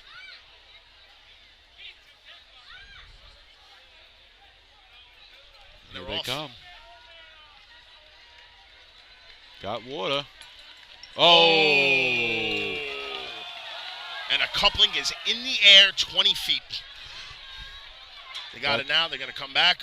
That's surprising. Yeah. But unfortunately, they just got to go out there. They just want to come and complete this event now. Yeah, complete the contest. You never know, something happened. I don't know if it's egged or not. Yeah, it could be egged. That came from left field.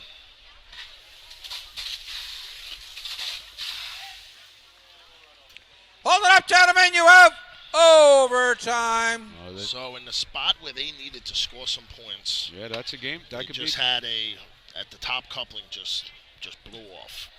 Yeah, you know, could have been one of those things where he only did it that little half That turn. little half turn, and when That the little water half came, turn. Yep. spun it back off. That little half turn. Line just number trying 10 on your programs, the tumblers from Lynbrook. You know, try and cheat it so that when you take it apart, so you can get set up for the Y. Yeah, and they looked real methodical on putting the hydrant on. It looked like they were real, you know, just come up, put it on, throw the stick, you know, let's get it down there. We'll make it up with the Y. I think that was their game plan. And we've seen that, you know, we've already saw that, you know, with a couple other teams. You can see definitely some frustration on the look of some of the guys. But, you know, the big thing now is go back to the camp. It's not over. Go back to the camp, take a deep breath. Yep. Recruit. You know, you hope here, you know, that maybe a point lookout or a Baldwin, Belmore, someone comes out here, puts up a heavy shot, you know, doesn't let Miller Place take that first place, knocks him down a few points. Yeah, they definitely don't want to go back there and just let it all go. You want to go back there and be like, yo, listen, we got 3 more events now, you know, but let's do this. Right, but you know, with Eric and John and some of the senior guys on that team, that they've been here, they've been state champions numerous times. Yes. You know, so they got the veteran guys there. You know what? Everybody has a bad shot. Shake it off. Let's go. Let's keep go. moving to the next one. Let's get ready for efficiency. Absolutely. You know, drain the hose out. Let's go. Should be Plainview on the line here, coming down. Oh, miss at the hydrant. Struggling there. Yeah, finally got it on. Now finally water's coming got through on. the Water hose. on. We got the LeBron headband. I think this is Lynbrook. Oh, I'm sorry. That's right. Lynbrook Tumblers. I'm sorry. I apologize for Lynbrook. Oh, boy, I'm having a bad night with these teams. comes the replacement length.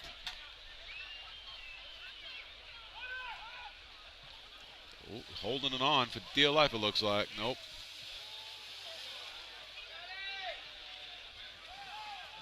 Hold it up, gentlemen. You have overtime. What's overtime in this event? 40? Not 100% sure. I think I'm going to say it's probably 40. Yeah, I would think it's 40. I mean, you know, with the 35s and everything. On the line to be number 13 on your programs, the Tomcats from Baldwin. Well, you guys drew the lucky number of the night, huh? Yeah, you know, hey, listen. You post-enter, this is what's going to happen. Yeah. You know, it is what it is. 13, 14, it doesn't matter where you are. It doesn't matter. Just a number. You know, again, we got to come out and run your shot. Right, you know, we got, again, a young team here. Bunch of new guys running the spots. We had a couple guys, you know, couldn't make tonight. Myself out on, like I said, on the injured reserve list here. You know, so we got some young guys. You know, it looks like the normal efficiency team. All right, good. That second Y, you know, the making up to that coupling though. That's gonna be where this is make or break, and that's gonna be. And we saw that with Miller Place. I mean, it looked like it was real methodical. Them putting on the hydrant. It wasn't anything smoking. Wasn't anything like that. But then that Y, they made the time up with that Y. You know, and that's where. You know, I'm going to be curious to see how the guys do. I think the efficiency shot could be a nice little efficiency shot, but that Y, that could be what makes or break it. We've seen a bunch of teams already have a lot of problems with that Y. Like I was saying before, we have that backwards coupling. You know, we have that female on the Y, so if you're on the backside of the nozzle, you have to make up to it. Real difficult spot. I ran that spot this would have been my 20th season running that spot, huh? You know, so... You know, we got a new young kid, Tommy York, on that. We're going to have to see how he goes. You know, we got Matt Eberhard on the nozzle. All right, you know, looks like they got the course all dried off for the Tomcats there. You know, so we'll see what happens. Like I said, young team, you know, but we're out here, we're competing, we're having a good night. Having a good time. Having a good time. Doesn't look like anybody's had their moments yet. So, you know, we'll see how it goes. John Coughlin, our senior man, calling everybody off, getting everybody lined up. Ready. Going through the call-off. Here we go. Here they come. A little slow on the stick, but they got water. Yeah. Good first target here. Little target hit. Oh, he's not going back. No one's disconnecting that lane. Yeah, they got two guys there. There we go. They got it. All right. Whoop. Drop the nozzle. You still got time to get up there, though. Yeah. Oh, it looks like he's hurting. Yeah, it's that my boy Darryl was the one who was yelling to us before. All right. We got some water. There you go.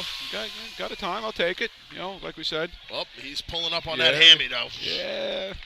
You know, he ran it at the second, third, fourth invite. You know, real proud of himself. Time for Baldwin. 29.93. 29.93. On the line to be number 14 on your programs, the tennis boys from Oyster Bay. All things considered, I don't know where that is, but I'll take I it. think it's sitting 5th right now, actually, because Yeah. we have 5 times on the board. Oh, okay. We have a 24-17 from Freeport. We got a 29-83 from Amityville. We have a 23-92 from Miller Place. And Freeport Freeport Dead End Kids, struck one, Yes. put up a 24-21. And we're sitting in 5th with the Tomcats with a 29-93. Yeah, I'll take it. You know, Thanks. it's doubt it's going to hang on there, but like I said, young team, a lot of young guys. They're out here, they're competing, they're doing a nice job, they're getting through the contests. Looks like a lot of people are having a tough time with this contest tonight. No, It's not, They're not like we were saying. These replacement contests, they're not easy. No, not at all.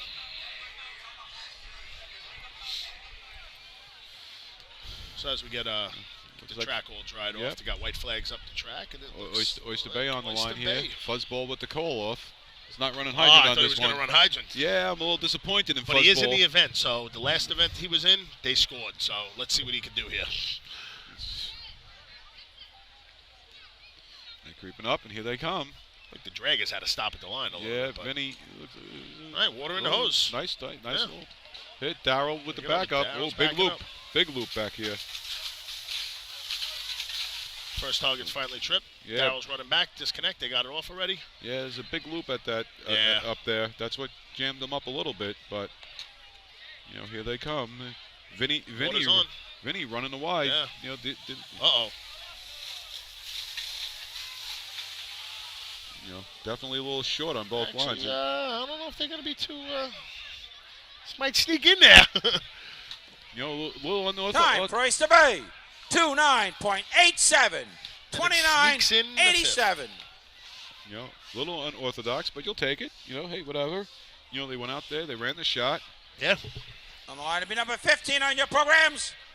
The Smoking Seagulls from Point Lookout, Lido. But as you look at that, I mean that loop behind and at that top coupling, that was just it needed to get out more. I mean the nozzle, they were back at the second man line, a 3-man. I mean they were shooting from they were shooting from 100 feet away. Yeah, it makes it difficult. You'd like to see if they would have got it out. Because 20, it was a 28. Yeah. Oh yeah, they could have jumped it. They could have solidified a couple of points there. Right. They could have taken that down to a 25, 26 easily. But again, as we're saying, especially a team like Oyster Bay Baldwin that don't run a lot of the motor, that are motorized teams that are coming out here just to run, have some fun, have a good night.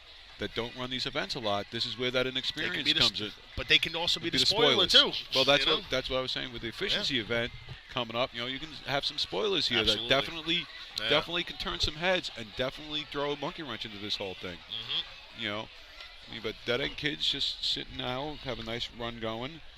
They had a nice smooth run. Miller Place had that nice smooth run.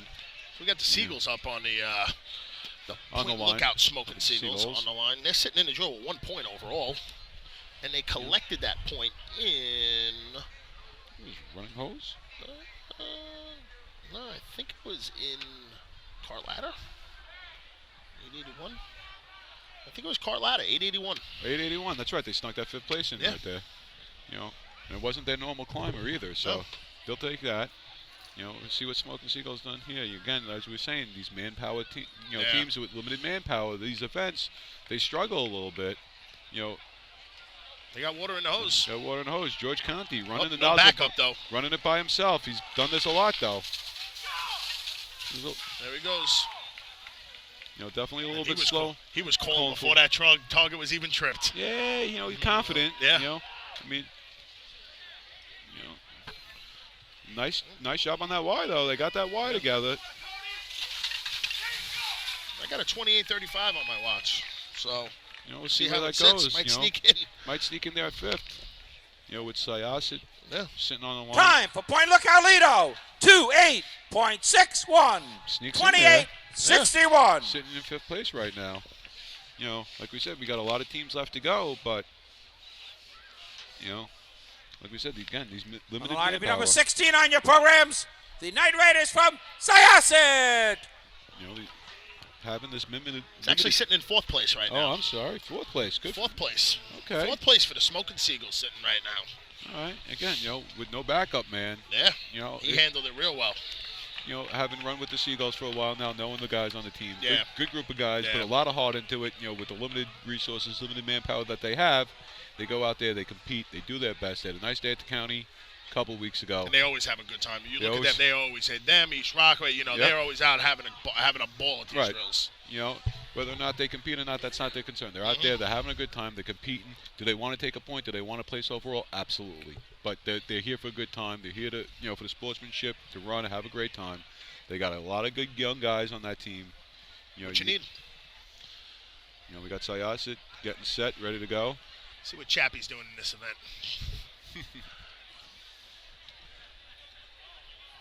He's giving the white flags. Course is theirs. I heard Chappie somewhere. Up, here he comes. He's running hydrant. Yeah. He wasn't going to run that far. We knew that.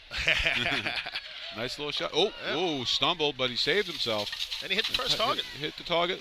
See if they can make it up. It wasn't first water, but it was still a nice little target hit there. Comes to Y. Comes to Y. They get a smooth connection here. Oh, slides in. What? Wow. That's a unique way of doing it. Yes, it was. Again, this water. He overslid it a little bit, but. Yeah, I think that's where that water comes into play. They tripped. Tripped the target. We'll see where this comes in. It's going to be right in that 28, 29 range where everybody's falling, it seems like. Time for Syosset. 3-1.26. 31-26. Thought it looked a little quicker than that. Yeah, I thought they lost Number 17 on your programs. That slide at the Y. Oakneckers from Bayville. Yeah, I think that slide at the Y really hurt him a little bit. I mean, it looked like he slid into the nozzle-length coupling guy. He slid right into him. So it was... Thought it sort of jumbled them all up a little bit, and then they had to reset themselves to hit that Y. Yeah. So, but they seem happy. Yeah, they're all right with it. Yeah, they're okay. They're out here happy, smiling. Coop's down there. A lot of guys smiling, having a good time. As they clean up this track, we're getting ready for Bayville. The Oakneckers, currently sitting with no points in the drill. But, again. But right on the cusp. Right there. Scoring something. Like we keep saying, there's that one team that's going to come out here that's going to surprise somebody. Like the Freeport, we were talking about the dead-end kids all day. Yep. They finally came through with that nice shot. Banged that shot. Gives them a little momentum now going into efficiency. Second place. 2-1. I know at the county they had a nice 2-1 shot. Mm-hmm. So, they're definitely capable of a nice efficiency shot. So we'll see how this shakes out here. Because you got the dead end kid sitting with a 24-21, and the Nighthawks sitting with a 24-17. That is second and third. First place still Miller Place with that 23-92. Yeah, Rockville Center not helping themselves. Yeah, because now Miller Place, if it stands like this, they go up. Well, here comes Bayville. Water in the hose. Bright orange hose. Yep. Ooh. And he's going for a little ride. He hits the target. Fought through it. Definitely going to slow him up a little bit, but they're doing the right thing, backing up. Got the hose apart, getting the Y down there. Looks like it's lost a little time with the Y here, but again, they're going to complete the contest. Going for water, moving the nozzles up. And tripped him. Don't think that's going to get in the mix for any points, but unfortunately time for Bayville. 3-2.14. 32-14. Just on the outside looking in. Look at the bright yellow and orange hose. Very bright. Looks like that Jolly On to be Cricket number special. 18 on your programs. The Plainsmen from Plainview. So we got Plainview on the line now. Getting there. We see Belmore now in the back there stretching out. Yep. They know what they got to do. They put up the heavy shot. They can get right back in here, get close with Rockville Center washing out. Yeah, because if they, if you're looking at it right now, Miller Place holds with first with that 23-92. You're looking at 21 points for Miller Place. And behind them would be Rockville Center with 14.5. Unfortunately, overtime for them, so no points. But, still not out of reach. Not out of reach by any means. We have 3 contests left here to run and still finishing up the efficiency replacement contest. Right, and like we keep saying, someone comes out here, does a nice shot in efficiency or 2-1, changes the whole narrative. It's going to be a whole different ball game. Right, changes the whole narrative of what goes on here. As Bayville makes their way off the track with their, looks like brand new Joe Boy hose. definitely see it. Oh, yeah. All right, so Plainview getting back, hydrant set. Looks Getting like the white flags. Getting the right flag. Course is theirs. And they're going to go through their little spiel. Calling off.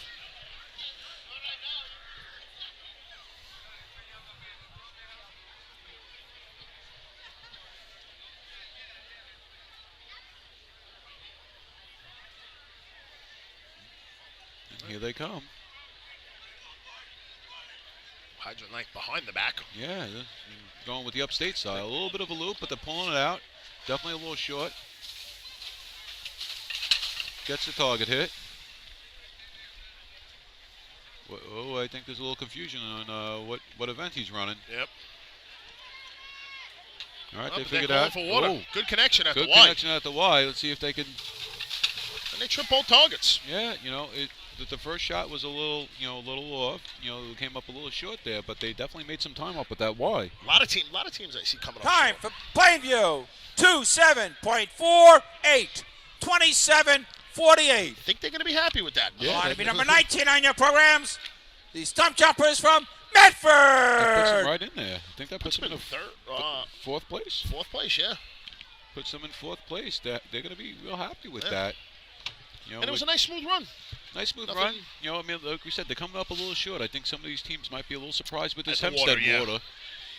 That if they're not familiar with I running think on they're this beat. track. Yeah, they're not really running through the water. I think they're getting the water, stopping where they are, and and planting up right there so they don't go for a ride on it. And still, then I've seen a couple of teams go for a ride. Right. I mean, again, if you're not familiar with the water here, with some of these old-fashioned teams, Gotta throw you a loop. wouldn't be. As we keep saying, it may not be a great pump track, but for hose events, everybody knows Hempstead is. You're not going to get much better than here. Where we've seen other tracks where you may be a little bit stronger for pump at different events. This is definitely a strong efficiency track. Yes. Pump track. Hose track, where motor pump, because of the way the pump on the course is set up. It's more for pressure than for volume, so you get that. But hey, it's built for this. Old Fashioned runs a lot of hoses, so right. And it's definitely but you could tell it's definitely surprising some of the teams here. Medford on the line now. Here they come. They're off another hydrant hose behind the back at the hydrant. And it's got water in there. A little bit of a loop back there. They're going to come up. Yeah. I don't know if that's crossed at the hydrant, but it's spraying. Target's hit. Target hit. Shuts it off. Wise. Boogie. Oh. Backup man held them up. Still, they got a nice connection here. Looks like they got it. They're calling for water. See if we get with nice target hits. Ooh. Oh, that's going to hurt them. The target hits are going to push them out of the top. They were right there, though. Yes, they were. It was a nice, smooth-looking run. Time for Medford. 30.10. 30-10. And I think that was all. Everything looked good. First Evolution was good. I mean, we saw when first target was number 20 on your programs. The Slowpokes from Selden. So I said, First Evolution looked awesome. Hit the target on the first one coming down. The Y guy was boogieing. There was a backup in the middle of the length for the nozzle, but I don't know what happened, but he wound up pulling the Y back. So now he had to start again, come up there. They made the connections good, but the first target, the first nozzle man, he just didn't hit his target, and it washed away some points, unfortunately for him. Unfortunately, some teams run that drag on the Y length. Yeah. And you have to be, smart enough to realize if you're dragging that leg, let go. Yeah, don't pull it. Don't pull it. Yeah. let them go. Mm-hmm. You have the guys making up the Y. You have a little extra time Yeah, in you this. can get down there behind the nozzle right. and set yourself up. Don't be out of control. Right. But just let that length go. Don't pull the length out of anybody's hand. And it almost pulled the Y out of his hands. Right. And again, with the splitting of the water pressure here, with the two nozzle lengths, the pressure isn't that bad now. Do you really need that second guy over there? I understand the concept, getting the hose out. You want the hose out quicker, but if it's going to be at the detriment to the nozzleman and the Y, don't have them. Just because you can have the manpower doesn't mean you need them. All right. So, Belmore, right? No, Belmore's next. This is, I'm sorry. Selden, that's right, the Slowpokes. They got water in the hose. Again, like we were saying, the first evolution of this is efficiency. Got the little target hit, a little sloppy on the target left, hit. right, up, down. A little blessed it a little bit, but he got it. Like I said, we saw Miller Place. They made it up with that replacement length, and they got a couple. They got a couple. They got water. All right, he's doing the target hits. This could place here. This could be in the money here. I think he was jamming that second. Time for Selden. 26.26. 26-26. Good run for Selden. On line to be number 21 on your programs. The Ball Breakers from Belmore. Nice little run for him right there. Throws a little monkey in the mix there for a lot of teams, but I don't think it's enough to affect the top three, but it's still in there. They take a few points, surprise a few teams here. Like we said, the first half of this is an efficiency shot. Oh yeah, just a longer across the track efficiency shot, but it's virtually an efficiency shot. That's really all it is. And then you add that second evolution to it. That's where we've seen what makes or breaks these teams. A lot of times when you see someone smooth on that Y and they're not waiting for people to call water, they're going on movements. Right. That's when that's when there's big heavy times. Right. And that's a lot of practice. That's just years of experience. Yeah. Doing this. We got Belmore team here. Sitting at 9 points right now for the day. Sitting with 9.5. 9.5. I forgot the half point. That half point they just got in the last event. They put up a nice shot. Half points. Right. Listen, we've all been there. We've all seen the half points. So they're gonna want to throw up something big here. Right. Put some movement in here. Right. They can jump right back into the conversation in this drill. I mean, first place shot is a 23.92, which is definitely in their wheelhouse. Yes. We know they're capable. They got a good team. They've been here, veteran team, last year's state championship. You don't get that by accident. No, and they're calling off over here. Here they go. Nice they got water in the hose. It's getting out. Getting out nice and straight, nice and smooth. Oh, the first target hit. Tough first target hit. But let's see if they can make it up on the Y here. Noselman a little disappointed in himself. Got to score some points here. That's what they want to do here. Right. They want to score some points.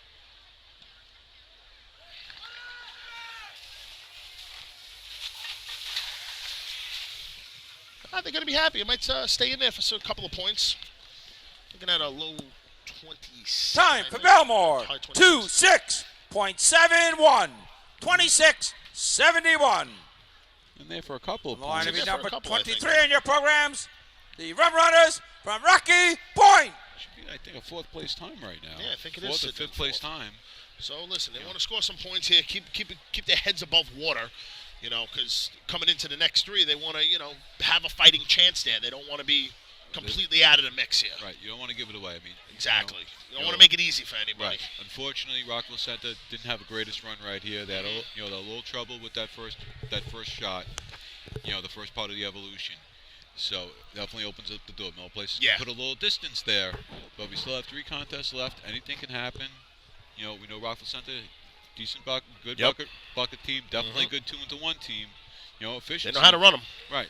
Just got to put it all together. Right. You got efficiency coming up, like we keep saying. You got Selden, you got Bolden, you got a couple of these teams that no one really knows what they're going to do in efficiency.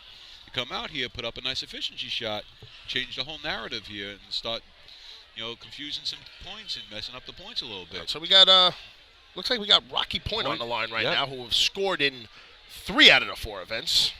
Going on the 5th event right now. Right. Sitting with 8 points overall in the drill, which I think is 3rd place. 4th place, actually. All right, so they're looking to put up some noise. They could put a couple points. They put themselves right. They can. Here they come. Belmore. Here they come. They got water in the hose. Looking good. Nice little hydrant shot there. Hose is laying out. Nice smooth run. Ooh, he's close to over that line, but we'll see. I didn't see any red flag yet, but Jocko standing right there. Yeah, he was right there on it. Nice speed on the Y. Yep. They're connected. Yep, they're ready to get some water. Nice 2 target hits. Second evolution. Yeah, see if see where it comes in here. The first I don't see target Jocko calling anything, so I guess he's good. Time for Rocky Point. 26.03. 26.03. Jumps in there. Jumps in there. Might be a 4th place time. 3rd or 4th place time. I think that knocks Belmore out of points right there. That does. That's big for Belmore. Yeah, because Selden squeaked in there with points, I think. But we'll get the official word from Rouse. Yeah, we'll wait. As soon as he's ready to give the call and he does all his calculations. Yeah, I think that's going to push Belmore out of it. And that's moving the sandbags off the targets right now. Getting ready for efficiency. Just waiting for the word. Waiting for the official call. But all in all, I mean, pretty good event. I think a lot of people didn't have great days at the Y. I think that hurt a lot of people. But I mean, like I said, Miller Place and the teams that have the high these low times, I mean, real smooth on the Y. Right, and that's really smooth. And as we said, Miller Place, they were a little conservative on the efficiency shot because they knew they could make it up on the Y. Absolutely. It'll be interesting to see how they run efficiency now. Now you don't have that back half to rely on. You got to run. Now you got to do your shot. That's it. You got to run your shot now. But they do now have that little. They're going to have a 5-6. Move the equipment. Results of the efficiency replacement contest. First place, 5 points. Number 4, Miller Place. Second place, 4 points. Number 1, Freeport Nighthawks. Third place, 3 points. Number 7, Freeport Dead End Kids. Fourth place, 2 points. Number 23, Rocky Point. And fifth place, 1 point. Number 20, Selden. All right, so Selden, Rocky Point gets Belmore out of there for a couple of points there, for 1 point. For a point, and it would have been pretty good for them. Yeah, I mean, you want to get any point you can at this, at this juncture. It's getting a little late in the day. You're going to start getting those points, and you got Rocky Point sitting at 10 now. Right, Rocky Point jumps over them overall. Yeah. Now we got going into the efficiency contest. Freeport Nighthawks. Dead End Kids gets on the. Gets out there now, and they start. And you got the Nighthawks sitting with 9 points now. Right, so the bottom half of this drill is getting a little tight now. Yes, it is. So we'll see how the efficiency contest runs, and how this plays out.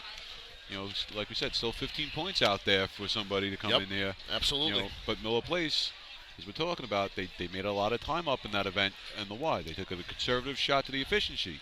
Now they don't have that backup in the efficiency. They don't have it. So they're going to run it a little bit faster. We'll see what happens. But if like I said, right now, I mean, Miller Place sitting in first place with 21 points. Got Rockville Center in second with 14.5 points after not scoring in the last event. Then in third place, just jumped Belmore. Rocky Point Rum Run is sitting with 10. Then you have fourth place, you got Belmore sitting with 9.5. And in fifth place, you have the Freeport Nighthawks sitting with 9 points. So, it's pretty tight. Pretty tight. I mean, Miller Place starting to pull away with this, but still got 3 events here. And three events, and as we keep saying, and I don't want to, keep repeating myself, but you start talking about these teams that, come out here with a nice efficiency shot where they may not have done good with the Y, and can change how these points fall. And if the Nighthawks continue their strong run, Dead End Kids get off the snide now. This might give them a little momentum coming into the efficiency contest. Anything can happen. Right, anything can happen. And, one little bobble, as we saw at Rockville Center, the team that's a 4 or 5 time state champion, bobble the event that they hold the record in. Yeah.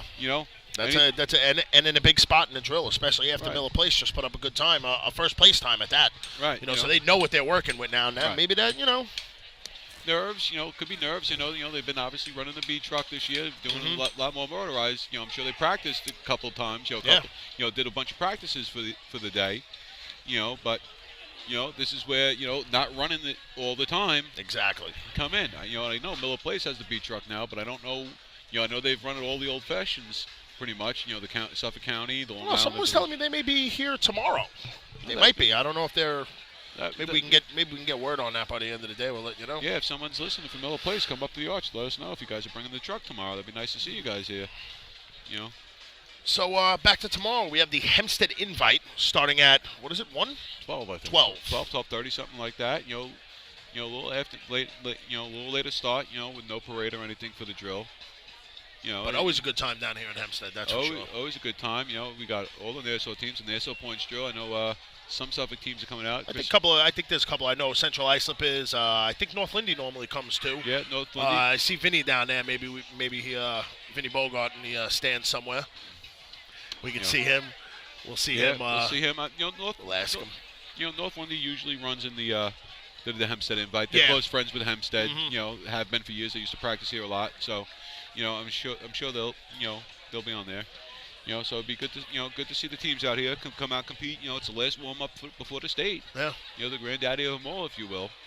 You know, and as you were saying before, was it Sunday that the little open invite out? Yes, to go out, Selden. Out, Ridge to go out to, put some rubber on the track. You know, teams, a lot of teams, especially some of the big heavyweights, are going to be out there. Putting some rubber on that track, seeing how that course reacts. Absolutely. Brand new pavement, so no one knows what that track is going to do. Fresh lines, everything. Yeah, gotta we'll get a little rubber on it. Scuff them up a little bit. You know what?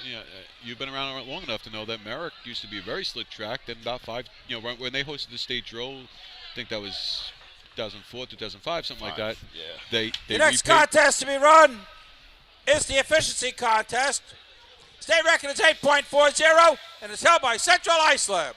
They repaved. First team on the line to be number 1 in your programs, the Nighthawks from Freeport. Repaved that track, and now that track is really good. I really like that track. Grabs a lot, really smooth.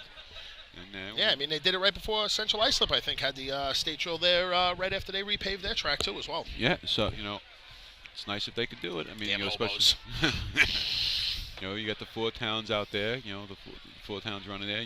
Berwick coming off a very strong day at the county last week. Real nice, they did. Real nice day for them. We'll see what happens now when we, they had a little rough time out in CI, but you start adding those Suffolk teams really into the good mix. Though. They look like they're moving along really well. Definitely a team on the up and up. Good to see. It took a couple of years off. They combined with North Merrick. And it's nice to see another team back out there. Absolutely. So we got the Nighthawks getting ready for their efficiency shot here. Quick switch over to the efficiency contest for the Old Fashioned 2015 State Old Fashioned. Freeport's getting their hose ready on the line. That's the Nighthawks. Sitting with 9 points. 9 points overall. 9 points overall. They put scoring 4 in the last event. A couple points here. You start getting back in the conversation for the top 5 overall. Be a nice day for that first time out this year. Looks like they're going through their little call-off, walking across the track. Yep, Chief's getting ready to call them off. Here they come. All right. They got water across the track. Yeah, missed at the hydrant. They're not going to be. And now the coupling goes down the track. Yeah, not going to be pleased with that.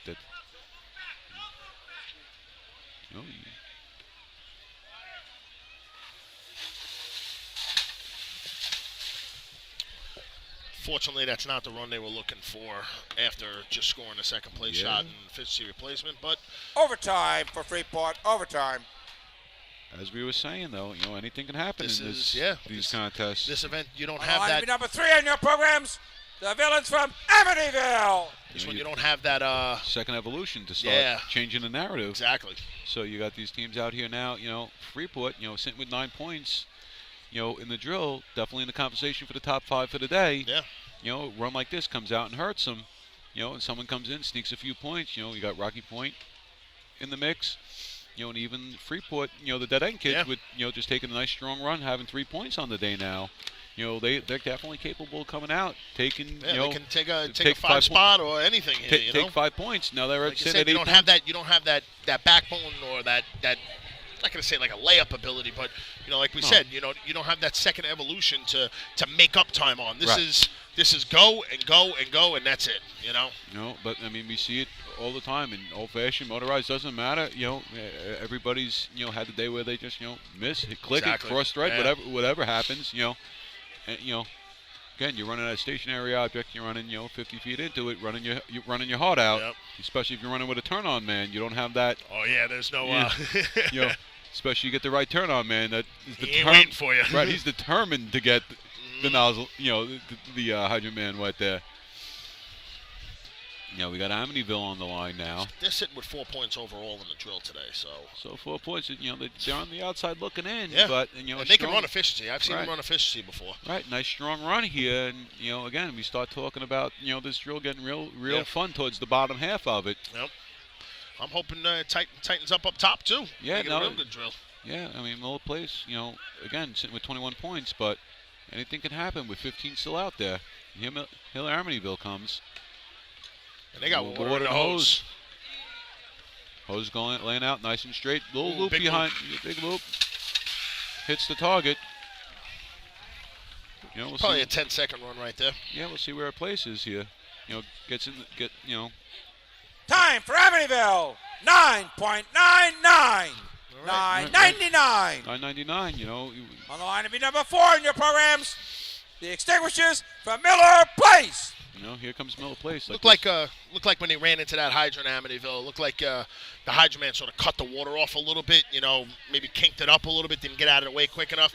Then they had a big loop right behind the nozzleman. Then the nozzleman just blessed the target a little too much for him to get down in that low 9 area where they need to be. Right, but you know, $9.99. You never know. It could shake out. You know, we got Miller Place on the line, and as we were saying, with that first evolution in efficiency replacement, they were a little bit slower on the stick. They made up a lot of their time, all their time on that replacement length, and that's good target hits too. Great target hits. So you know they have a little cushion here. So you know now you have to think: do you go conservative and just try and get the points? Yeah. Or do you go all out and try and win it all? You know. I think right now, they're just trying to put points on the board right now, sitting with 21, and the closest behind them is Rockville Center with 14.5. Yeah. You know, so 7 points behind. They're just looking to put that separation. Right. You know. Right. You know. Do you go? But if you go for the nail in the coffin, or right. do you go for the Right. You know, we could end this in the next event or two. Absolutely. You know, so it changes what they want to do. You know, but does it change how they run? You know, if they go conservative, does it? You know, do they run the risk of someone surprising them? As Selden, a run point is coming and beating them out. Exactly. And Rockville Center putting up taking a nice that time. chance. Yeah, exactly. You know, what do you do? Well, we'll see in about 30 seconds. So we got him going through there. Hodgeman's back off, grabbing his coupling. Yep, Commissioner getting ready to call him off.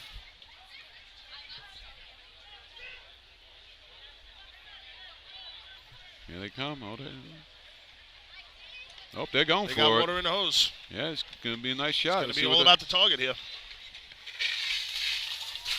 Nice, good target hit. Little low, but came up and got it real quick. They're going to be happy with it. It's going to be a nice 9. Time for Miller Place. 9.53. 9.53. They'll be happy with that. Yeah, they'll be happy with that. That's definitely going to keep them in the conversation this entire event. Mm-hmm. And that's what they needed to do. They needed to put up that number. Right. You know, have them, listen, this is my number. You guys got to chase me down now. You guys got to put up the number. That's it.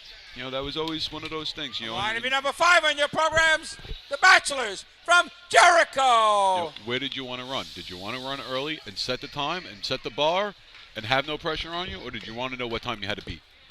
Yeah, that's, it's one of those things. Talk about that all the time. Right. It's I guess what your team is comfortable with, what you guys are comfortable with. Exactly. Miller Place, state champions, multiple state champions. They know what they're doing. Here's my 9.5. Come and get me. They set that time. They did their run. They didn't, hesitate. They did their nice shot. Looked nice and smooth. Nice all around. Could have been 9.2, 9.3. A little bit better target hit. But 9.5 here. With 20-something, with the teams we got left, a lot of people having trouble at the nozzle too. Right. At this track. But an experienced team, run here before, knows what this track is about. Like we said, they had that cushion, so they could go and play and play and just do their shot. We got Jericho on the line here, getting ready.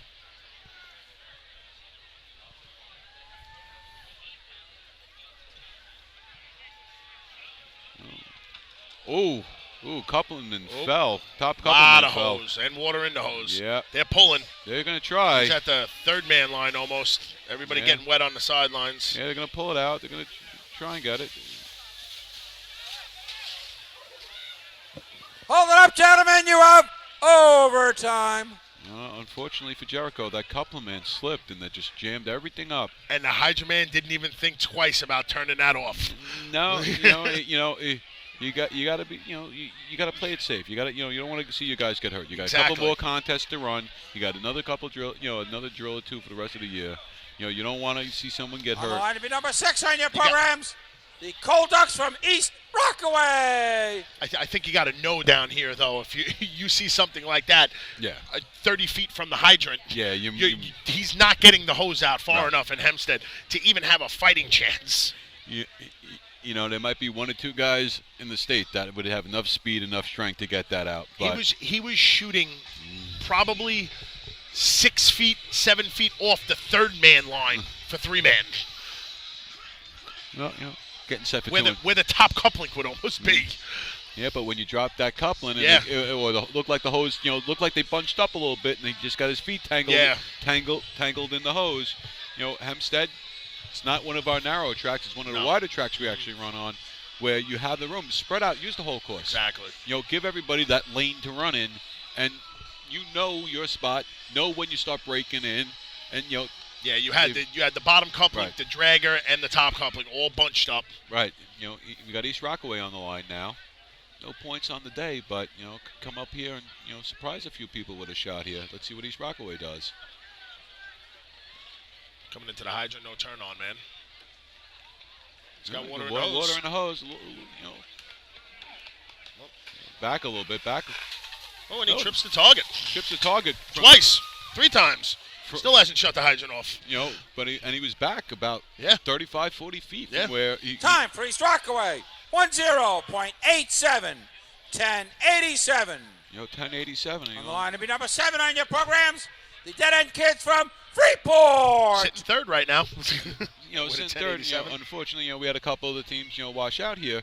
And you would like to think that maybe, 10.87 is not going to hold. But you know what? Even with coming up 35 feet short, he still had a nice target hit. They had water in the hose. They ran a 10.8. You go to practice, you watch some of the video that's online. Hope maybe you got a guy in the stands filming you. You could look at it. Okay, listen, this is what we did. That's the importance of going out here and competing. Yes.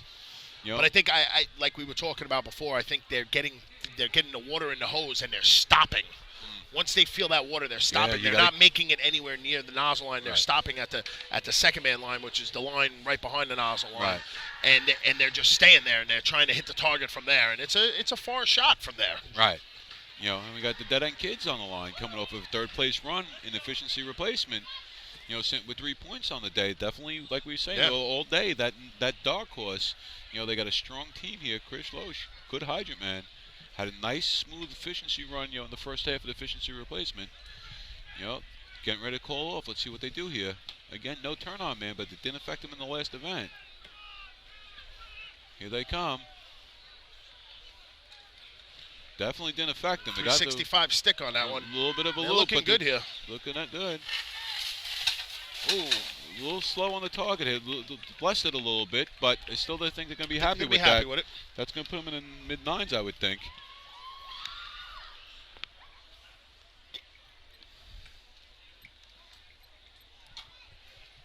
And we're waiting here. Oh, the measuring hose. Yep. Giving them a no time? Looked like. Your attention, please. There'll be a no time for the Dead End Kids. The nozzle man's foot was over the nozzle line when the target was tripped. Rule 13.07. I'm going to be honest. I didn't see that from up here, John. I didn't see it either. Being totally honest, I didn't see that, but I don't know if that's what they were calling. I think that's maybe what Rouse is reading out of the rule book, but I think the call might have been the nozzle. But even that, I mean, we're up here. It's a bad vantage point. I can't say it. It's a bad angle for us. I can't say it, so. Line to be number 8 on your program, the Chiefs from Locust Valley. Definitely have 2 officials sitting right at that line, so they have the perfect vantage point, to make that call. But that's a shame. That was a nice run. They would have put them right in the points here, right here. Yeah, definitely would have. That would have been a. It's unfortunate. Yeah, unfortunate for the kids here. Looks like there's some discussion going on. Mausberger, from the side of the track, looks like he's talking to a couple of the guys on the team. So I don't know what is going on here.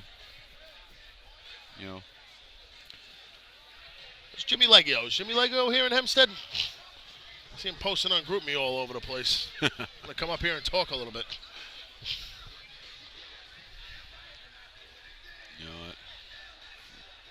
Yeah, I don't know.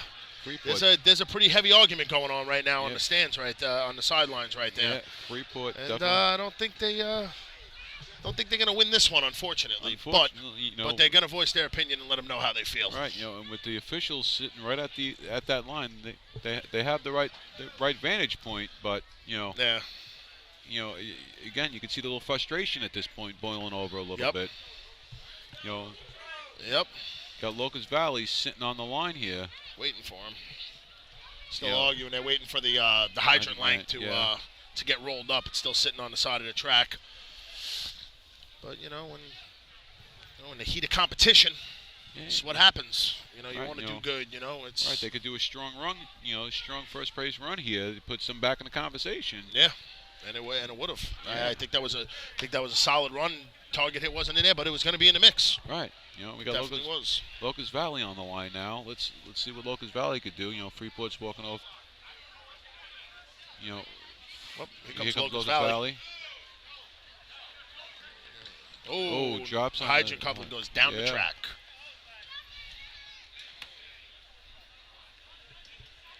I got water in the hose now. Sean waiting for water.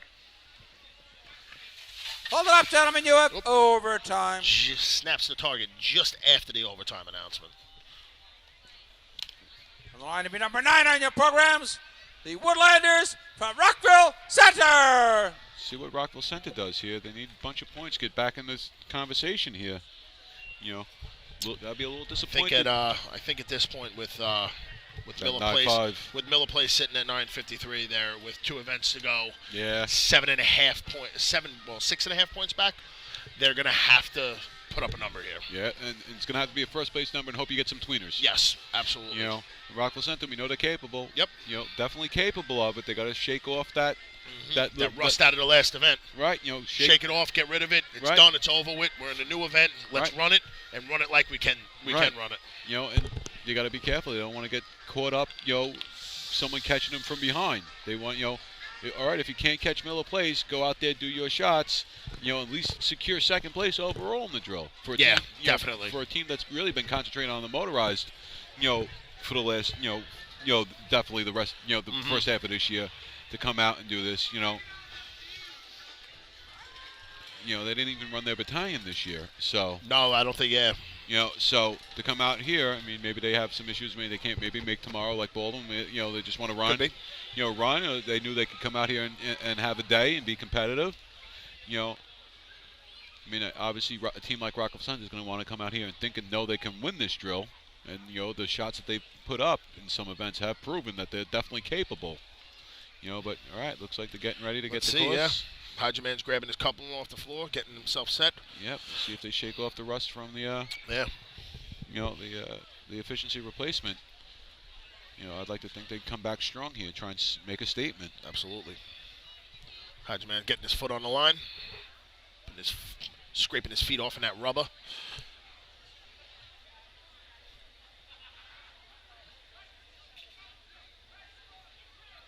All right, here they come down the cars. Oh, water across the track. Miss at the hydrant. Definitely not what they were looking for.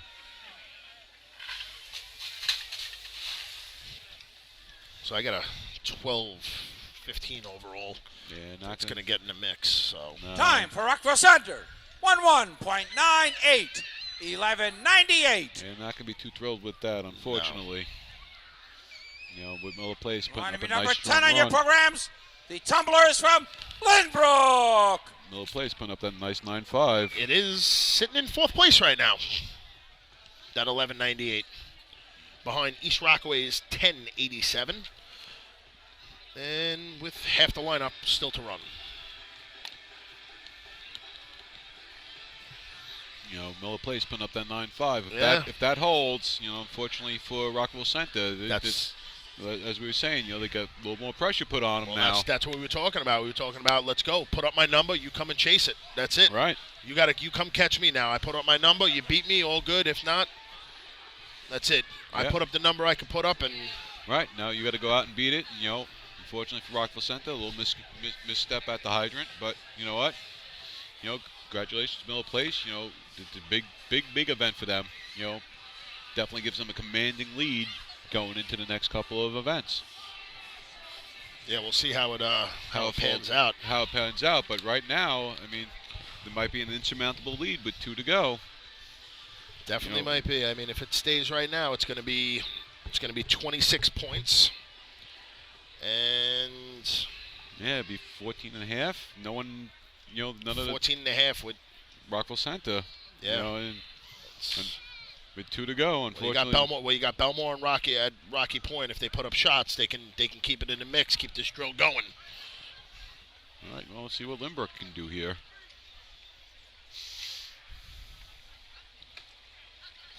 A little slow on the stick, but got water in the hose. They're pulling it out.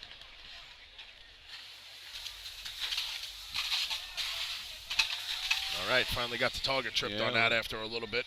Yeah, came up a little bit short. Could have come up another 5-10 feet. Yeah, it looked like had plenty of hose behind them. Time for now they're red flagging them, which again, I think. Well, we'll see. Ross is gonna.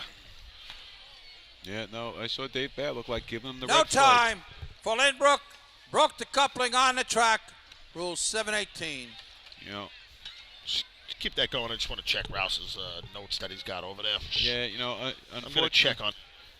Unfortunately for Lindbrook, it looked like they only had that nozzle coupling on by a thread and a half. Real small amount, and it didn't look like it was intentional. It looked like as they were Line dragging number the hose. 13 on your programs. The Tomcats from Baldwin. Dragging the hose off the course. It looked like it broke. I don't think it was intentional, but if they're gonna call it, they're gonna call it. It's unfortunate. So we got Baldwin, number 13, on the line here. Sitting with 1 point on the day, took that point in a 3-man ladder. Maybe not the greatest day that we've had, as a team member of Baldwin, but the guys are out there. They're competing. Again, as I've said a bunch of times today, very young team, all new guys in pretty much all the spots. So we'll see what the guys can do here.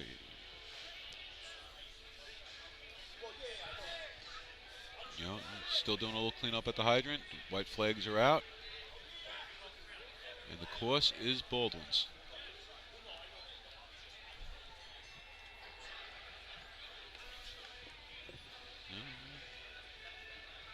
Not sure what's going on, what the delay is. Oh. All right.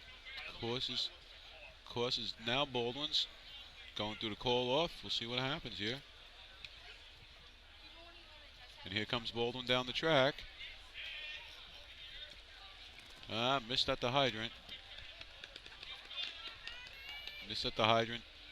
There, a little jammed up. Looks like he brought his arm a little bit. Definitely not the run they were looking for here, but, completed the contest. Can be in the 12s probably. Time 13. For Baldwin. 1:4.31. 14:31.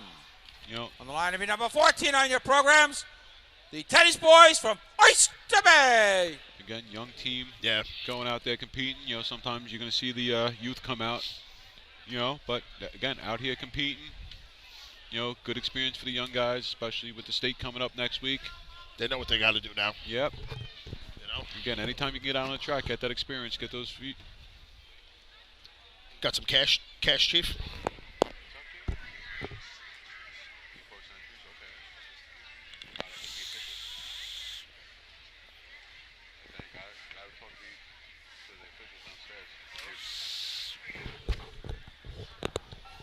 Baldwin clean off the track. Off the track, we got Oyster Bay. Oyster Bay, you think Fuzzball's running hydrant on this or what? He didn't run it in the last one, unfortunately. All right. We'd love to see. He is out there calling off, though. He's there. Again, great to see Oyster Bay on the track. Yeah. A team with a lot of, experience, a lot of history out here. Maybe taking the season off from the motorized, but they got the young group of guys getting their feet wet, getting them on the course, even if it's a little different contests. Some of the motions are the same. Some of the same contests. Here they come down the course. Got water in the hose. A little slow on the hydrant, but got water in the hose. Darryl backing him up. There he goes. Snaps the target. Good for him. Nice target hit. Might sneak in for some points. Could. Thought Darryl was trying to tackle him there for a second, but well, you got the 14:31. Time for Oyster Bay. 10.51. 10:51. 10:51. That might. 10:51 is currently sitting in third number place. 15 on your programs. The Smoking Seagulls from Point Lookout, Lido. See what Point Lookout can do here. Looks like they're trying to measure up here the hose.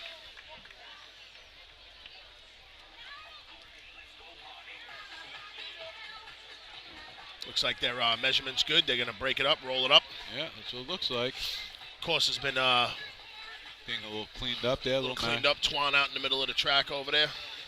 Got Junior up at the hydrant from Hempstead. Looks like he's dancing a little bit. Enjoying himself. Yep. So the Smoking Seagulls are coming to the line with Barbie World playing in the backgrounds. You know, hey, whatever gets you going. I guess so.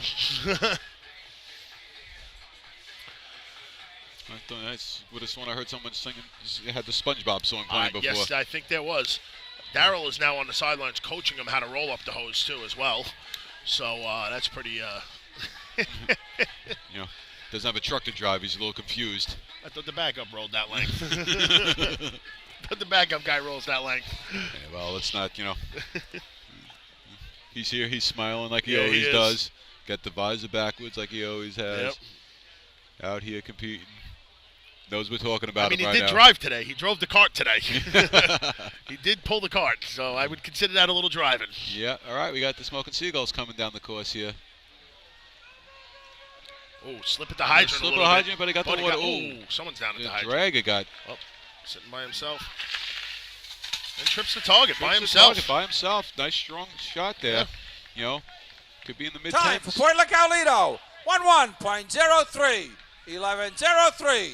That might be On sitting the line in to be fifth number place. 16 on your programs. The Night Raiders from Syosset. Yeah, I think it's sitting in fifth place right now. 1, 2. Take it, run with it for Yeah, right now. Fifth you know. place, sitting in fifth place with, we got 1, 2, 3, 4, 5, 6, 7 teams to go in the efficiency contest. Syosset coming up to the line now. Getting everything squared away. Do a little track cleaning here, cleaning up a little bit of water, trying to make it fair for everybody. I don't think I ever filled out a score sheet, by the way.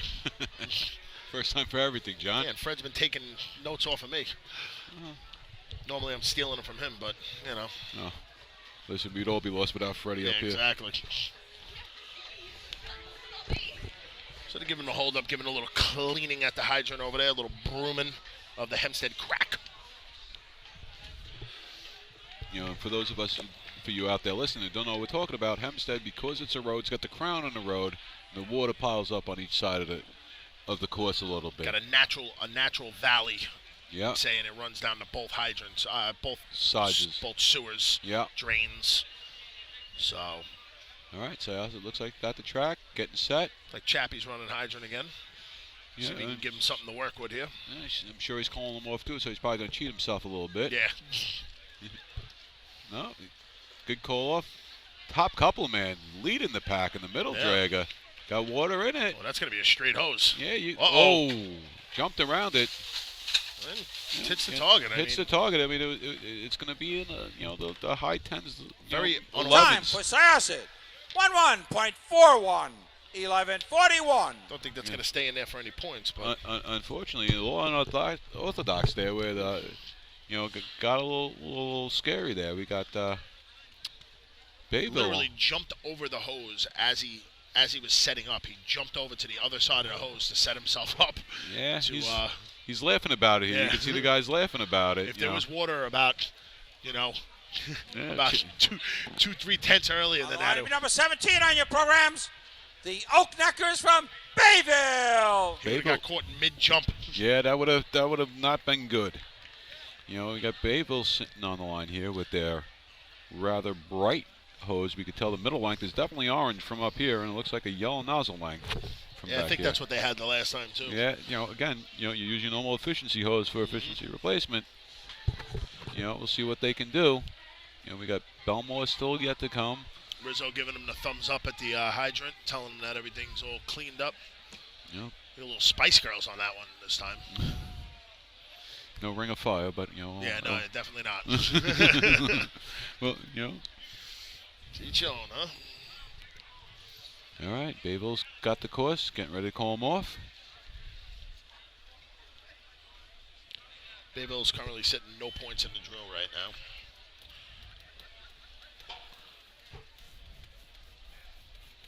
Here they come. Middle dragger leading the pack. A little slow in the hydrant, but he gets water in the hose for him. Nice pipe down to that. Straight lay. Nice hit. Nice hit. Nice hit. It's going to be in the high 10s, middle 11s. Yeah, pretty much average what everybody's running right now. Time for Bayville. 1-1.09. 11.09. line number 18 on your programs, the Plainsmen from Plainview. So we got two teams at the bottom of this pack that are looking to make some noise, get themselves in the mix. Don't know if they're going to catch Miller Place unless they beat them. I don't know if a team's coming in between us, but just don't think they're going to be caught right now. But they can, with Rockville Center not having the last two runs, if Belmore, they can hop up there. Belmore and Rocky Point come out here, have some good strong runs, they start closing that gap into that 14.5 points right there. And with Freeport missing that 9 points, they can put some separation between them. Right, and starts cleaning out how they, start getting a little clarity with 2 to go here. All right, well, they got the measuring tape out for Bayville right now. Seeing what it goes. They're checking. Rizzo's down there checking the final number. It looks like. Yeah. Running tight. Let's see what happens. Looks like they got a. Looks like they might get disqualified. Might get a DQ here. Your attention, please. Yep. Bayville will be getting a no time. Their hose was too short.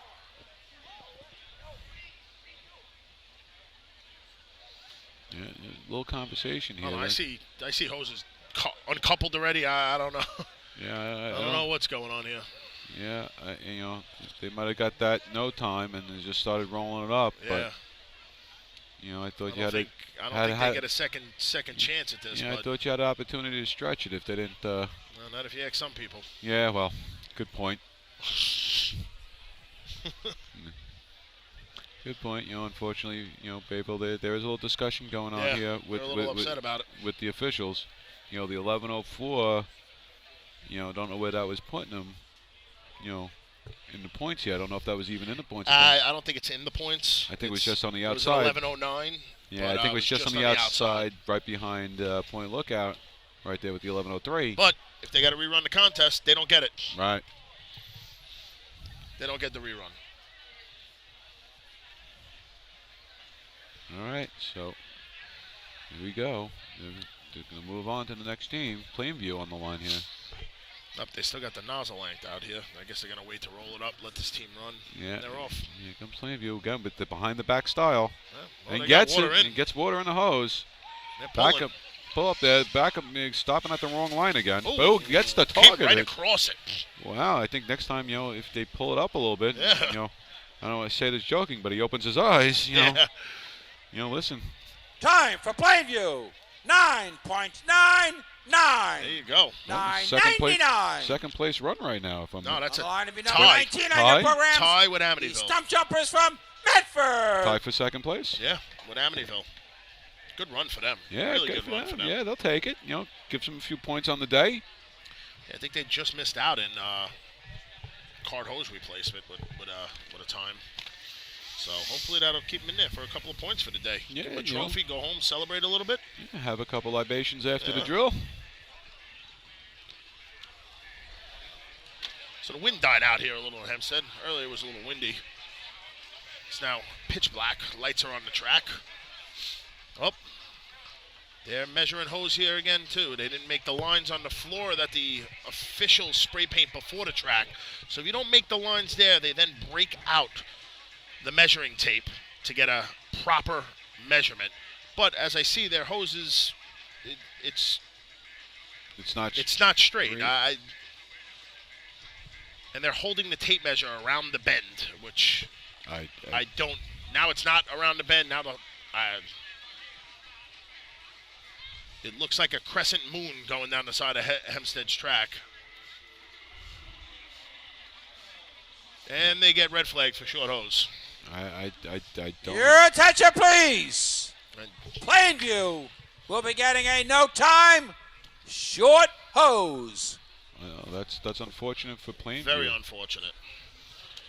Unfortunate for Plainview. They had a tie for second place run there, and the hose is short. Unfortunately, some of these teams, if they don't go out, they don't measure their hose before they come, or they, the hose shrinks a little bit. Don't know how much they were off by. Yeah. Yeah, I'd like to let's see if I can get see if I can get a Yeah, see if we can get some clarification on that, and see if we can find out how short they are. I think we're going to go down with the wireless for a little bit. Okay, John.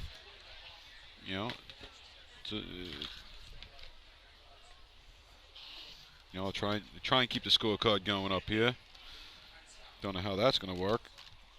But maybe you go down, talk to some of the officials, see what how short these guys are coming up.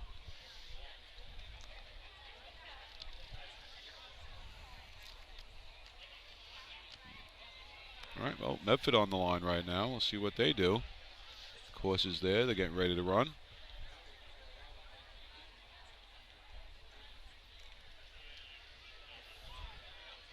And here comes Medford down the track. Again, with the hose behind the back at the hydrant. Water across the track. Unfortunately, just didn't do it. Didn't get it on. Looked like he cross-threaded it. Looked like he had it on. He's fighting with it now, unfortunately. Hold it up, gentlemen. You have overtime. Okay, a little overtime, a little water. They got to do a little cleaning up at the track, on the track.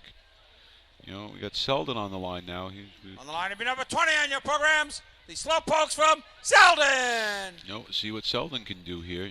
One of those, as we said a bunch of times today, could be one of these motorized teams that comes out here that no one's expecting to take a point or something, and throw a few points in there. Can, might change the narrative of, with Miller Place sitting in first place with that 9:53. If that holds, they're going to put this drill out of reach for everybody, and then the fight's going to be on for second, third, fourth, and fifth. But we'll see how it plays out. We also got Rocky Point sitting here coming up dead last, running next with two teams with 10 points, and Belmore Broadbreakers with 9.5, both more than capable of doing it. So we'll see how this shakes out. John went down to the track side with the wireless. We'll see if he can get some clarification on some of this. See how it goes. He's giving me the high sign saying the wireless isn't working. So we'll see what happens. All right, Selden's got the track. They're getting ready to go.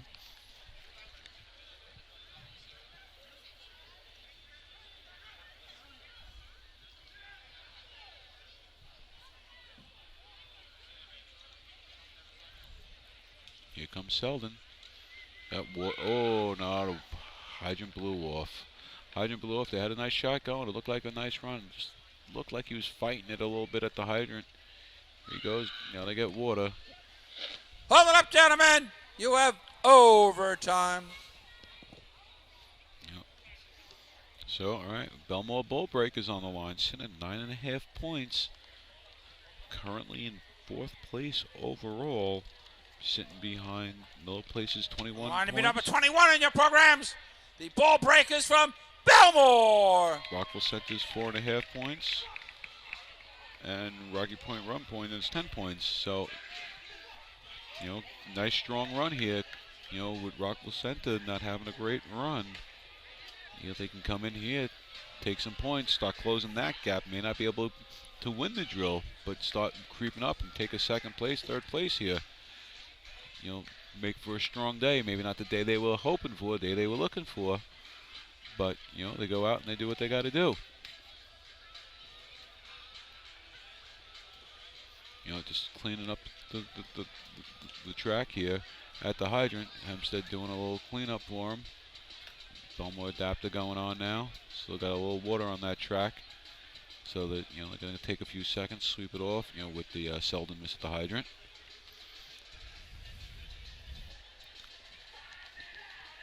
But right now, Miller Place sitting in first place in the efficiency contest with a 9:53.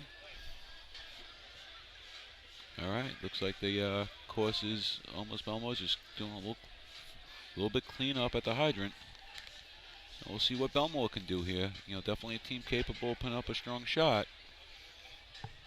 See what they can do. Course is Belmore's, getting ready to call them off.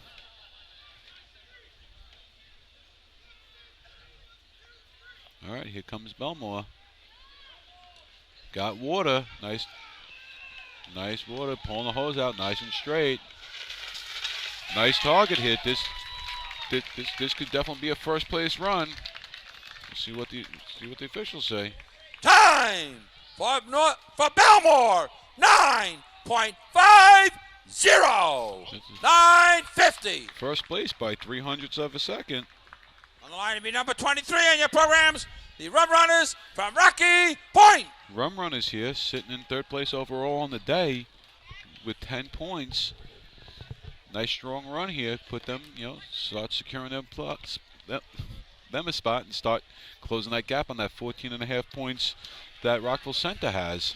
So we'll see what Rocky Point does, but with Belmore coming in with a strong 950 here, gives them first place, knocks Miller Place down to second. Down to second. I don't know if Rocky Point's strong enough to do a 9-5 here, but they can step in here and do a nice strong run, getting the points, start closing that gap with Rockville Center. Well, if it stays the way it is, Belmore ties with Rockville Center at 14.5. So, definitely, Rockville Center's now got a little pressure trying to get that second place overall, make it definitely an interesting narrative, especially Belmore having a little bit of a slow start to their day, beginning to put it on here at the end of the day.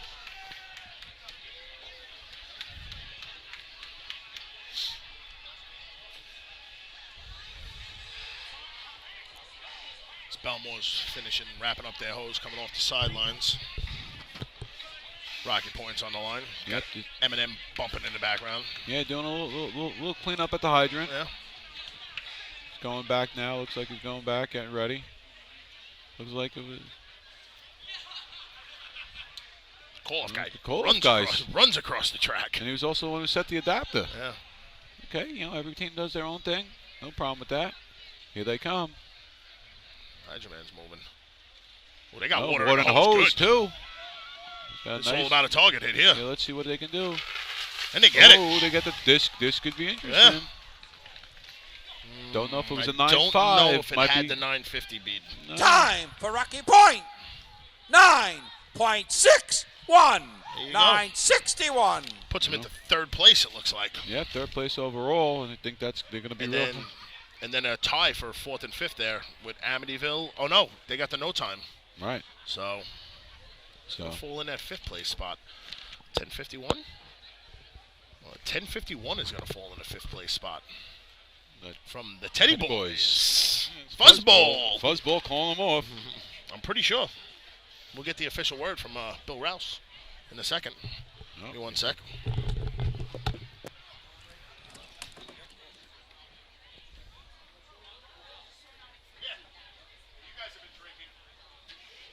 Getting the ladder set here for the bucket contest. Even though we got 2 to run, still yet to go. They run it, kind of like how we do motor pump with the wooden ladder set. So you got Twan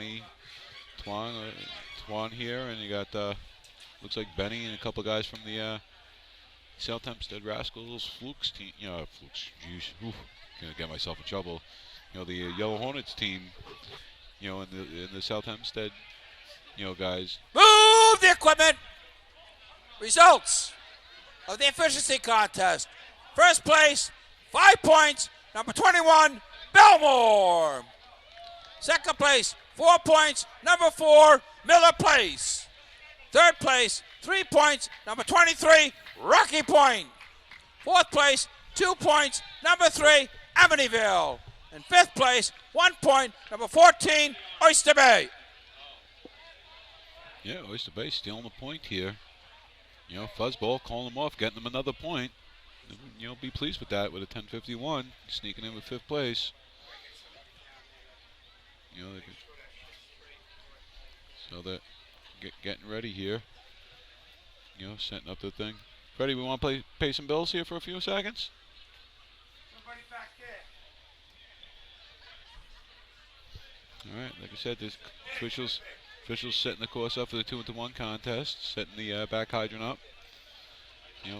Moving the target, getting the ladder set up for the buckets contest. So moving right along.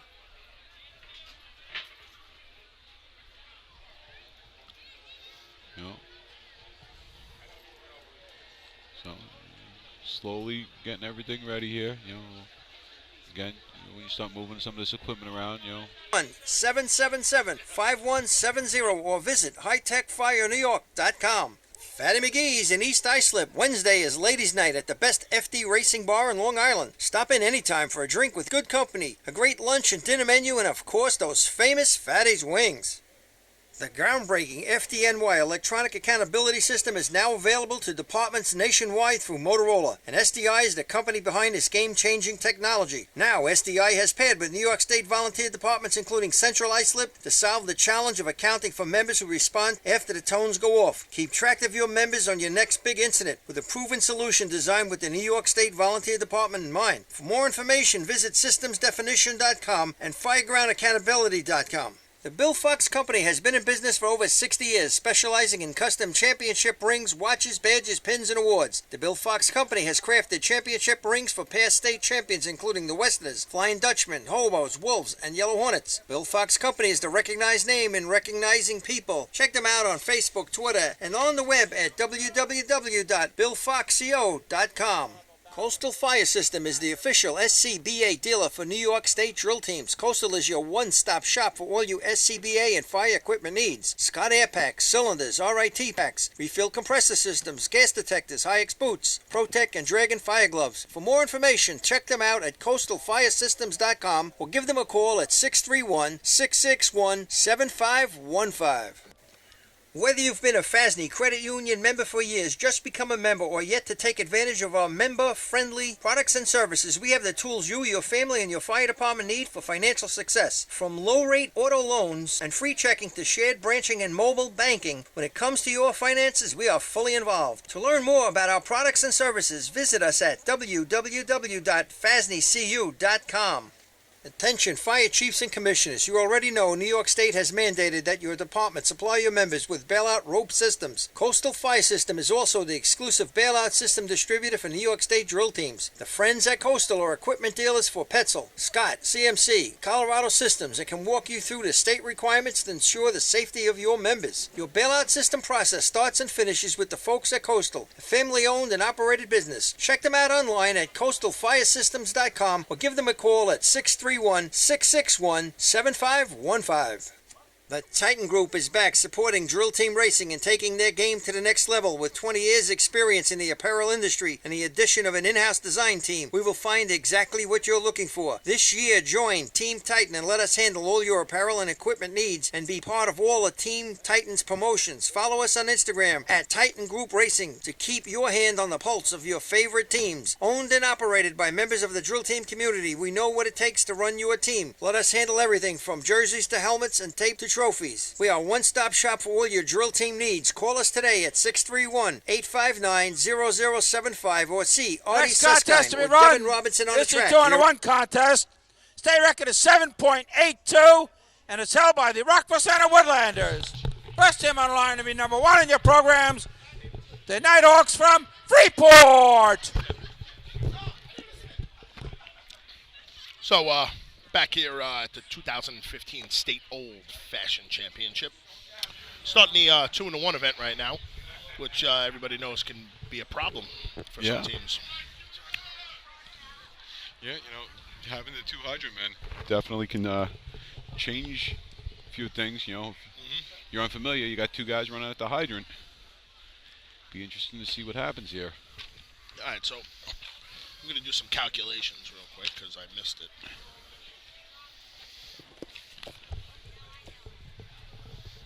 Freeport coming down, getting the two adapters set. So we'll see how this, they go. Not sure what the delay is. There seems to be a little bit of a hold up here. I don't know what is going on at the hydrant. A little discussion with some of the officials. I don't know.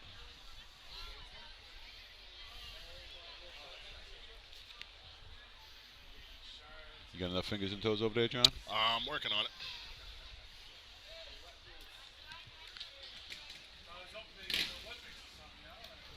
So, my calculations are correct.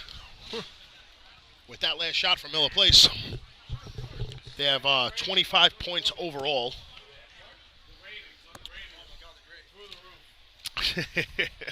They're sitting with 25 overall points. They had 21 before the efficiency contest, scored 4 points in the efficiency contest, leaving them with 25. And the two teams sitting tied for second place are Belmore Ball Breakers with 14.5, Rockville Center with 14.5, and mathematically, it looks like Miller Place has won this drill. Congratulations. This has to be the first. Congratulations. Need local committee people on the track, please. And they'll be winning it with a half point. You know, we have, but I'm sure they're not coming down here to not run these events because they're good at them. Absolutely not. They're a very good bucket team, very good 2-1 team. Right, you want to finish strong. Absolutely. You want to finish out the day, have a good, strong day. You know, we got two contests to go. You know, we got a nice little battle going here for second, third, fourth, fifth. So, you know, we'll see how it goes on. Yeah. There's still a lot to race for. You know, absolutely. You know, some teams can be a little disappointed in how they finished today, but you know what? That's why it's called racing. That's why we go out here every weekend. Everybody's got, you know, good days, bad days. Go out there, run your shot, put it up. You know, now we get into the 2-1 event. This again, you start talking events with Ys and 2 hydrant men, and now it starts getting a little bit 3 tricky. couplers on the line with a Y. It's definitely a tricky little event. Tricky little event. Freeport's got the line. They're doing their coal-off. The Nighthawks getting ready. Here they go. Got the Y together, looks like. Water in both hydrants. Thanks. Really good shot. Oh, no, the nozzle length was not connected. Oh, it's a shame. Great looking run started off as. Hold it up, gentlemen. You have overtime. It's unfortunate. Like we said, that was a strong looking run right there. Yes, it was. On the line to be number 3 on your programs, the villains from Amityville. Amityville on the line right now. They're still looking to let themselves come down the track here. With Freeport Nighthawks missing there, 9 points. They're sitting with 6 right now total. So nice strong run here. You can get back into the conversation. You know, hopefully you got that hose. You know, hopefully got everything squared away. And again, like we were saying, you know, if you're not familiar with the event, you have two gentlemen, you know, I shouldn't say gentlemen, two team members doing the hydrant. You got 3 people putting the Y together to get the 2 hydrant lengths into one, and then you got the nozzle coupling. So, you know, there's a lot that goes on here, a lot of moving parts. Yep. You know, and getting that Y together, as we just saw, can be a little tricky, especially if you're not going to wait and give it that half a heartbeat. You're going to hear click, click, click, and you're gone.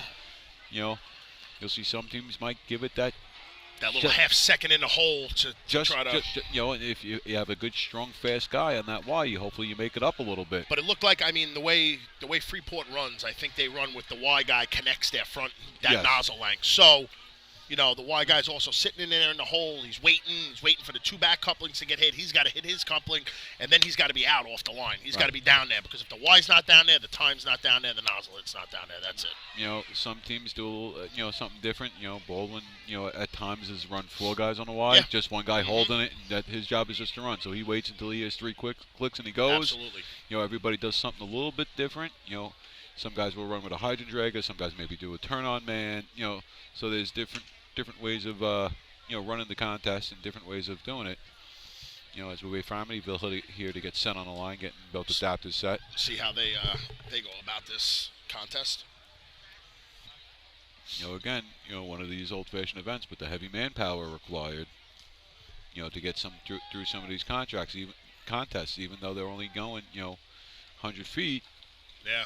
You know, there's a lot going on in that 100 feet. Right. You know, it looks like they got 3 guys on the Y, so one of them is going to be carrying the Y. You know, the other thing is making sure that hose is laid out. You don't get your feet caught up in it, because that. Yeah. How many goes on the line? Like we said, they waited that little half a heartbeat, but they got water through both hydrants. Right, yeah. Got to hit the target. Nice hit. Nice target hit. Nice solid run right there for them. Yep. Nice smooth run. Nothing to be embarrassed Time for Amityville. 9.24. 9:24. 9:24. That's a nice strong line to be run. number 4 in your programs. The extinguishers from Miller Place.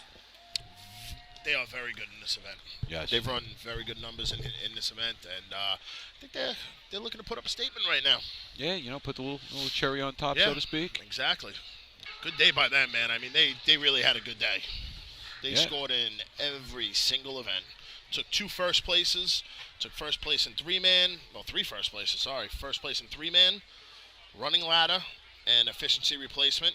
And then they came back with a 2nd place in running hose, a 4th place in running hose replacement, and a 2nd place in efficiency. I mean, you can't knock that. I mean, they put up great numbers, and, And that's why they're state champions. That's it. Definitely a strong, consistent team, solid in all 8 events, all 8 contests. That they go out there and they do their shot. In all 8 contests. Went out and ran their shot. Right. Even as we said, maybe a couple of contests either were a little conservative or knew where they could make up the time in different spots. That's that veteran team. That's the team that knows, who's been on the track, been practicing, knows how to run these events. Yep.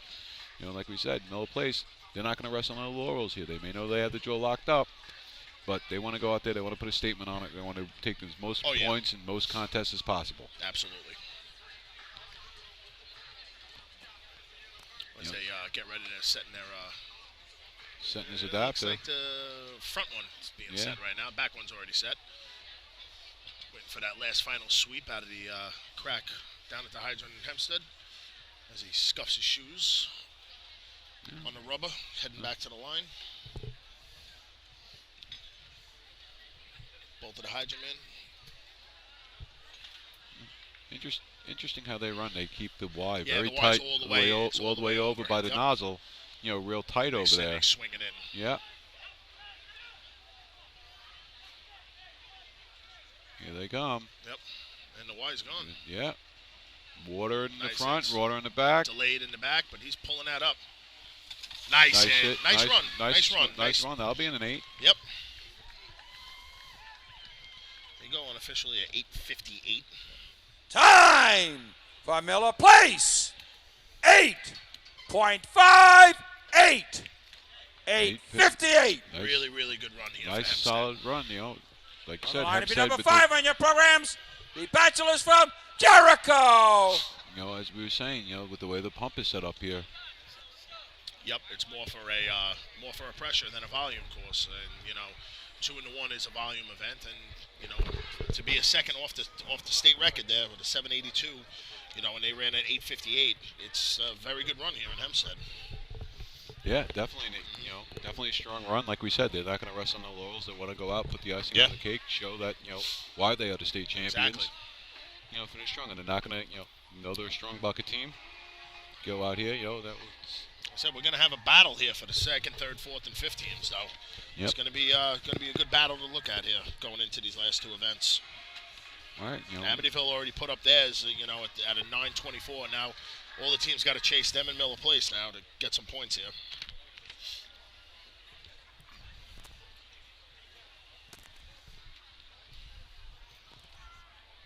Yeah. There's a little delay. It looks like Jericho's got the coast. Here they come down the track. A little slow on the Y. Monster Y on there. Yeah. Track. Got water. Oh, back hydrant blew. Off. Just hope he doesn't trip that target. Yeah, don't. Oh, that's going to be a no time. That's a no time. Both the hydrants. both hydrants have to be on and connected before the target is tripped. I think there's 2 rule violations here. Yeah, it looks like I heard over the nozzle line as well on that. So unfortunately for them, wet the track a little bit. East Rockaway is gonna. Your attention, please. There will be a no time for Jericho. Rule 13-17. Only 1 hydrant line was hooked up. Yeah, so they. Okay. And the nozzle man was over the nozzle line when the target was tripped. 2 violations. A little insult to injury there. Yeah, well. On the line number 6 on your programs, the Coal Ducks from East Rockaway. East Rockaway here. No points on the day, but looking to try and have a strong finish to their day here. Yeah.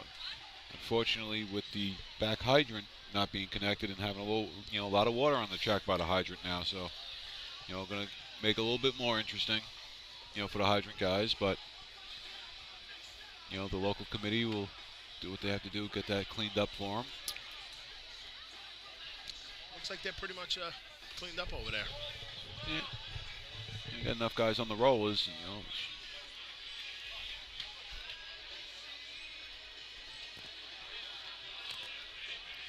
See, as the fans still are in attendance here in Hempstead, Southside stands. Yep, nice crowd here as always at Hempstead. We're gonna party it up a little after the tournament. Little post drill libations. Got a little work going here on the bucket trough. Yeah, just trying to get it set up, keep the drill moving along, which it is. Great. Yeah, moving along great. All right, East Rockaway getting the white flags down the track. 10:30. Drill's moving nice and smoothly. Yeah.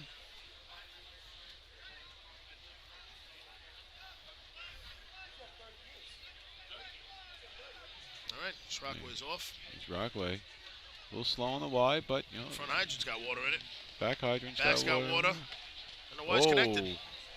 Almost lost the nozzle there. And he hits it. He hits the target. You got a little squirrely up there up top, but, fought through it. Got the target hit. Time for East Rockaway. 1:1.58. 11:58. On the line to be number 7 on your programs, the Dead End Kids from Freeport. Freeport can get down the track too with a nice monster shot too, I think. Yeah, They're sitting with 3 points. 3 points. A few points out of it, but a nice shot here, nice shot in buckets. Yeah, they can get themselves down the track here, I think. An outside shot, but still a shot. Still a shot. Again, knowing Freeport, the truck, Freeport truck, Dead End Kids, very competitive, want to go out there and compete at a high level. Yeah. Coming off a real strong day at the county. Add a few more teams to the mix tonight, not having maybe all the players, not sure what's going on, but, not the day they were necessarily looking for, but they're out here, they're competing, their second drill for the year. Yeah, unfortunately they got DQ'd in that efficiency. The efficiency contest. Yeah, Nozzleman over the line, which unfortunate for them, because they definitely had a strong run. Yeah. Hopefully they'll make it up here, Like we said, that youth, unfortunately, sometimes comes and gets you. But said they went back to the camp, recouped. Maybe they come out here, be a spoiler here for somebody, throw up a nice time for themselves. Yeah, that's something to cheer about. All they can do.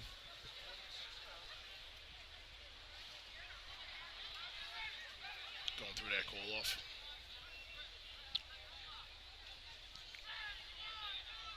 All right, they're off. Well, it looks like it's connected. It's moving down the track, too. We got water in the hoses. Got water in both hoses. Oh, yeah, this is going to be a nice shot.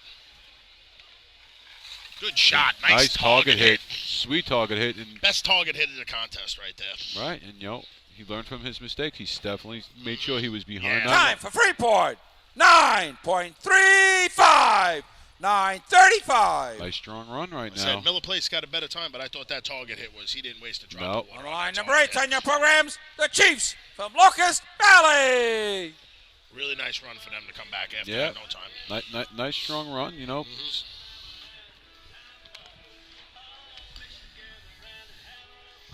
got Locust Valley on the line. Still no points on the day. Yeah, a lot of overtimes for them today. Again, young team. Yeah. First time I've seen them out. Looking good. And then Rockville Center behind them, and with that tie now for second place, Rockville Center needs to do a run here. Yeah.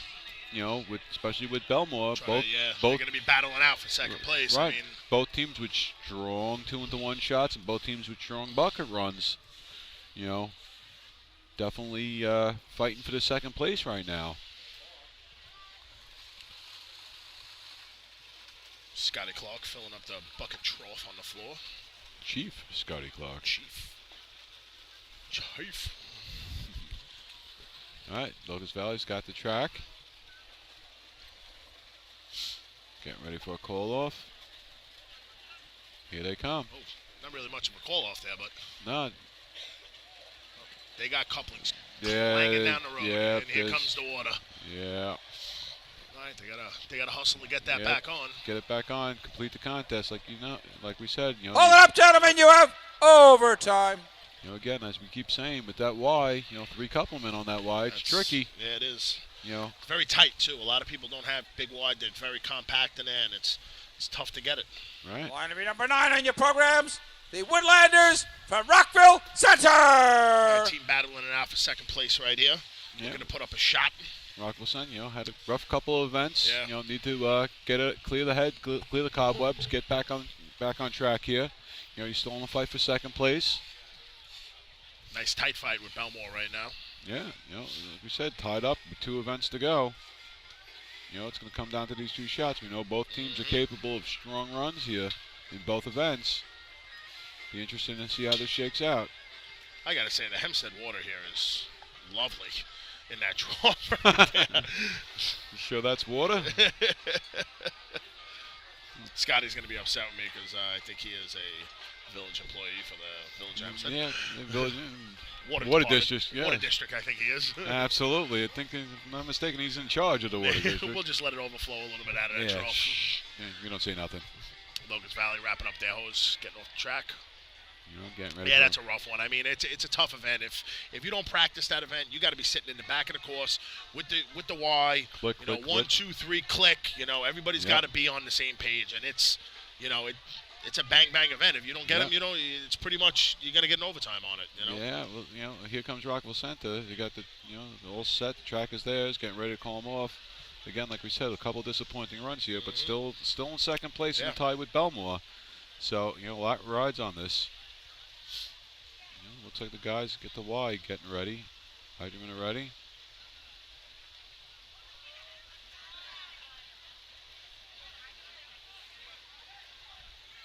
Here they come. All right. Let's get some water in this hose. There you go. They got it. Water in the hose. Y's Down out. there waiting. Nice target hit. I got a 975, but that was really nice. A nice target hit. Time for Rockville Center. 9.44. 944. 944. Actually puts him in. Line to be number 10 on your programs. The tumblers from Lynbrook. Puts him in third place overall. Third place? Yeah, we got a 858 by Miller Place, a 935 by Freeport, and then a 944 by Rockville Center. Well, nice strong run, you know. They got to see what Belmore does here. Belmore can run it. Belmore can run it, definitely. Puts a little pressure on him, though. Yeah. Puts a little pressure on him. We got Lynbrook Tumbles getting ready to run here. Rockville Center getting the hoses off the course, draining them out. You know, like we said, you got to have guys clicking and getting practicing. I can see my guys running next behind him, clicking away, getting that little less practice in. That's what you got to do. It's all timing on that event because he's going to wait in the hole for you a little bit, and then he's going to hear a click and he's gone. Yep. He's gone. The Y man's gone because if you're waiting back there, you're going to be stuck with water back up the track, and you don't want it. You want water up the track, not back the track, back down the track. Yep, we'll see. You know, see what Lynbrook can do here.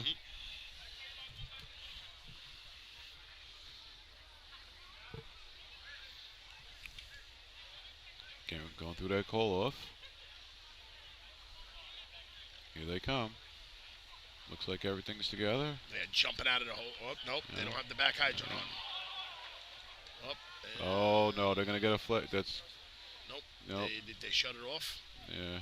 Don't know if they're gonna make the overtime. Hold it up, gentlemen. You have overtime. I think it's a 15-second overtime in this. And they would have gotten flagged for it because the nozzleman dropped his nozzle and the backup man took the nozzle. If he didn't have his foot on the line, they could have got a. I think it's as long as you're past the hydrant. Before, if it happens after the hydrant, run down the track. Number 13 on your programs. The Tomcat from As Baldwin. long as it's actually before the hydrant. If it's before the hydrant and they switch off, then I think it's a DQ. But once you pass the hydrant, if you swap off the nozzle, you're okay there. Okay. Let's see what not 100%, but I think that's the rule.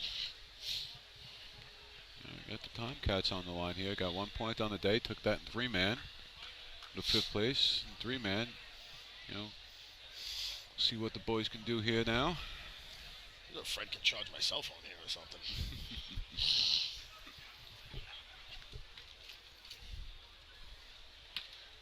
I didn't bring a plug. Rockville Center getting off the course, getting the last length. Lindbrook getting that last length of hose off, setting the hydrant still.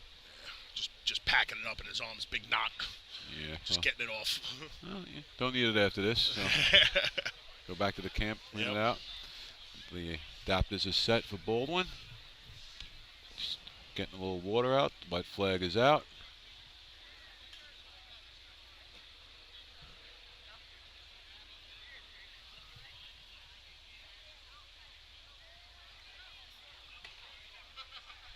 John going through the call-off. Here they go.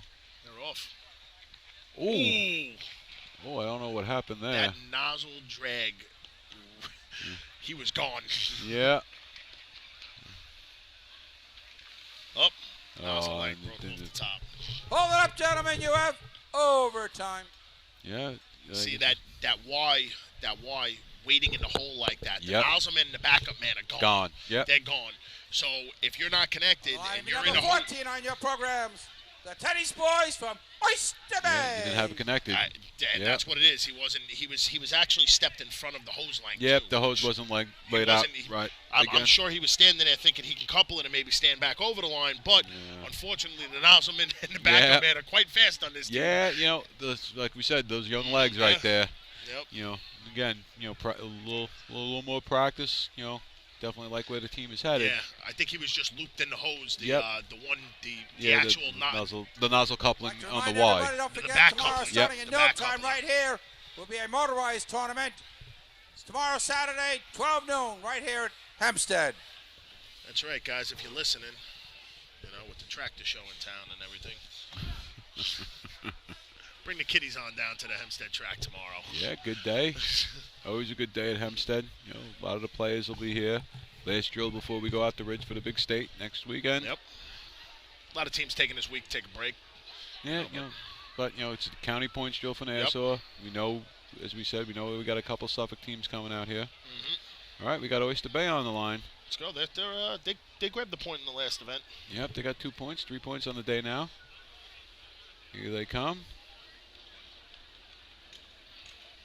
Got water in both lengths. Yeah. Oh. Come on, straighten that out. There you go. Oh, they shut it down. Up, and he's still crooked. Hold it up, gentlemen. You have overtime. Fortunately, everything looked good. He overran the nozzle a little bit, and water was coming up behind him already, and had him turn sideways into the crowd. Crowd had a little fun there. Got a little wet. I think some of the officials got a little wet there. Yeah, it's always good. Yeah, keep them on their toes, keep them awake.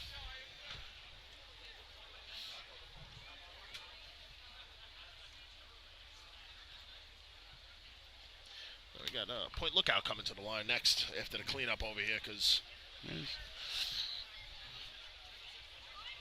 looks like Jocko might have caught the brunt of that. Yeah, that's what it looks like. Nice. Stepping a little gingerly. You hope he's all right. Always hope the officials are all right. You don't want to see anybody get hurt out here on the track. He was trying to run out of the way. He might have stepped wrong. Right. Yeah, catching his breath.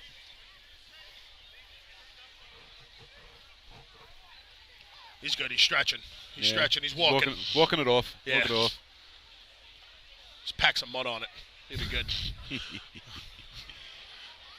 Nice debate cleaning up. Point Lookout getting ready for their run. See if we can get a thumbs up from Jocko.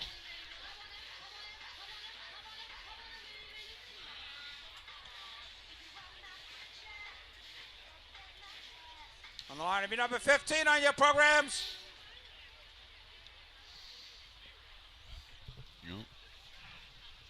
The Smoking Seagulls from Point Lookout, Lido. He was right. Second guessed himself there, Rouse, a little bit, but he had it right. It's all right. You got 1 point on the day. Looking for a strong finish up here. See if they can get something here. Not a lot of times up there. No. Not a lot of times. We gotta. As we said, 2-1. Real tricky event. We only have 5 posted times, so it's. They got water. Got water in both lengths. A little loop there, but they By finally himself. got it out. And he's got target trip. Start the target trip. Could be in the running there. Maybe for 5th place. I think the 11:50. Time for point lookout Lido. 10.46. 10.46. In the mix. We still got a bunch of teams left. That's but in the mix. That's sitting on 5th place right now. That's the bubble number right there. Is a 10.46 by the point lookout Lido Smoking Seagulls. Nice little clean run for them right there. Yeah, they, again, small steps. Want to build on, keep building on, keep getting better times. On the line to be number 16 on your programs, the Night Raiders from Syosset.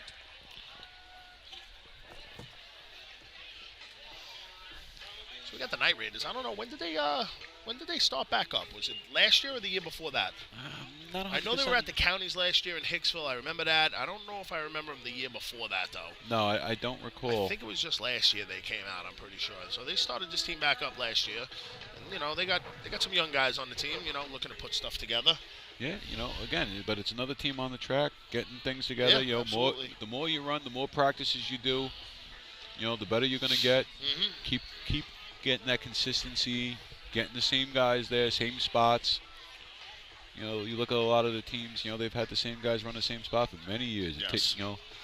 Very rarely you're going to find someone who's going to just step into this and, take to it. No, you're right on that.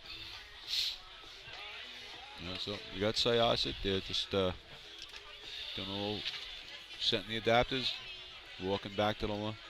So he's walking back to the line, running with a monster Y back there.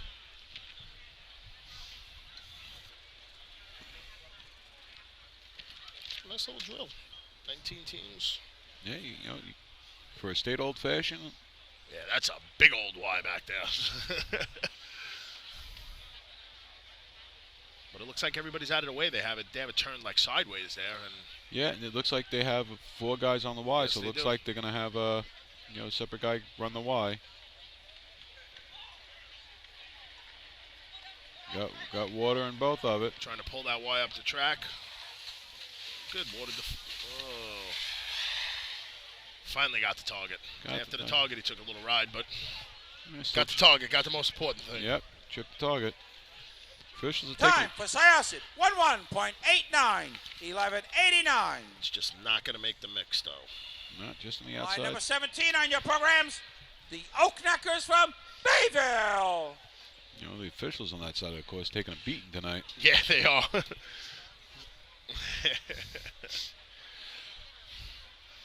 Rizzo saying he hasn't gotten hit with water, but it's still early, and I definitely can see someone aiming for him. Not a problem, yeah. Maybe a bucket, something.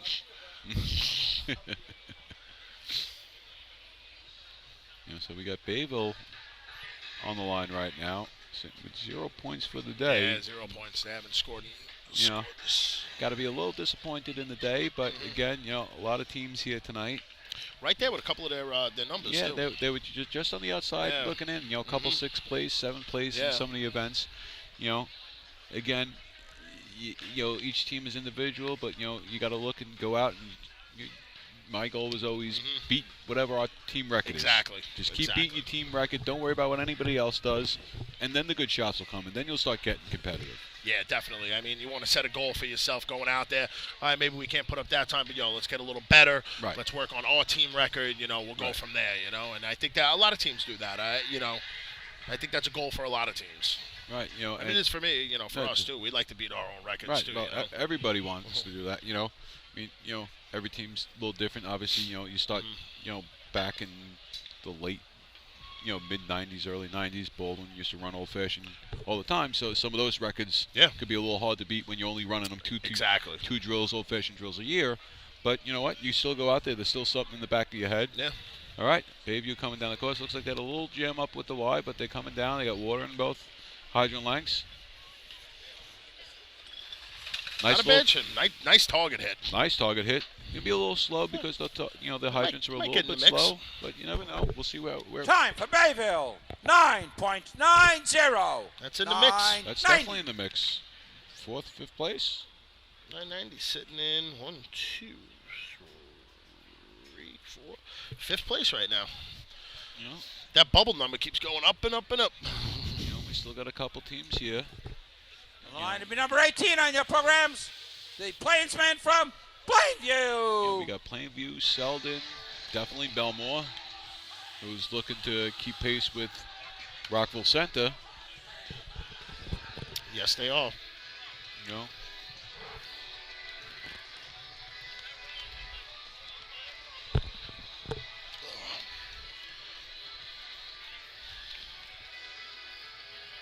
So, Bayville looking pretty happy about that last shot. Yeah, you know, 996. You know, again, not sure what their team record is or what they've run so far this year. 990 they just ran. So yeah, so 990. You know, that you know, keep a smile on their face, keep them going. Absolutely.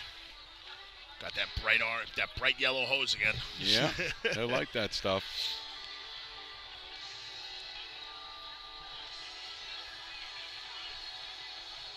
So we got Plainview on the line there, all getting set up, getting their last sweeps at the hydrant.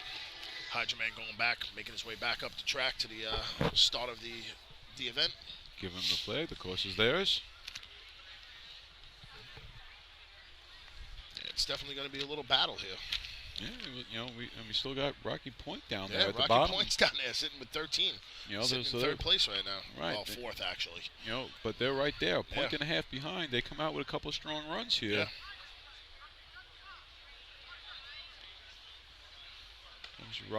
Here comes Plainview. This Miss is at the the back back hydrant. Miss Back it. hydrant was on before the front hydrant, which is not normal. Nothing. No, back hydrant blew off again.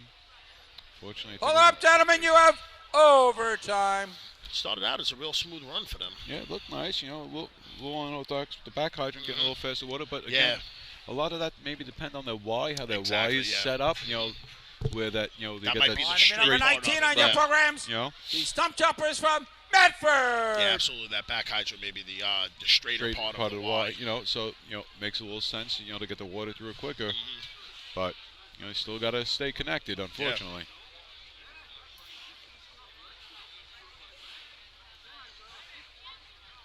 With the stump jumpers on the line now.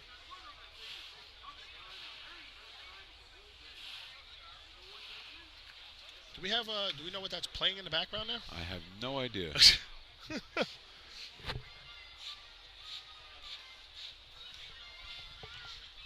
Medford's got Rubby Ducky. There we go.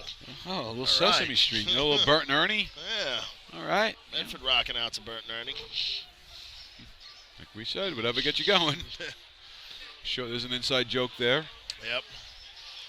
I mean, as Junior from the Hempstead Yellow Hornets / South Hempstead is sweeping the puddle where the Rubber Ducky would be. He's got it moving down the track now. Yeah, it's all right. Handful of teams. Oh, we got 3-4 teams left? Yeah, 3-4 teams. Then the track can be as wet as it wants for buckets. I mean, these events get run in the rain anyway, so really shouldn't be. Yeah, I think they're just trying to get that big puddle. The big puddle out of there. You don't want anybody stepping that. Exactly. Wet is one thing, but stepping in a puddle. Soaking wet is a different thing. Yeah. All right, so Medford's got the course. Looks like they're just getting set at the Y, getting the last little clicks in here. Here they come.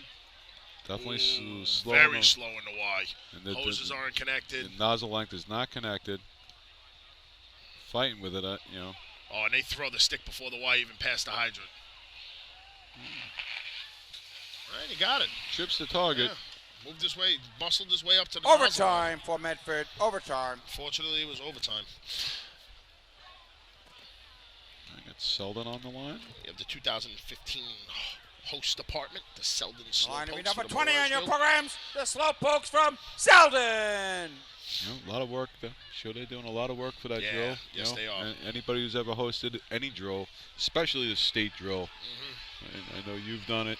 You did it with Hempstead a couple of years. Yeah. You know, back in I don't even know when it was, 02, 03, something like that. You know, lot of work, lot of planning, a lot of work goes into it. Yeah, it's definitely big. You need a lot of hands with it. You know, especially like we hosted as a drill team, but we do get help from the department, from all the guys there. We have a good alumni, and they help.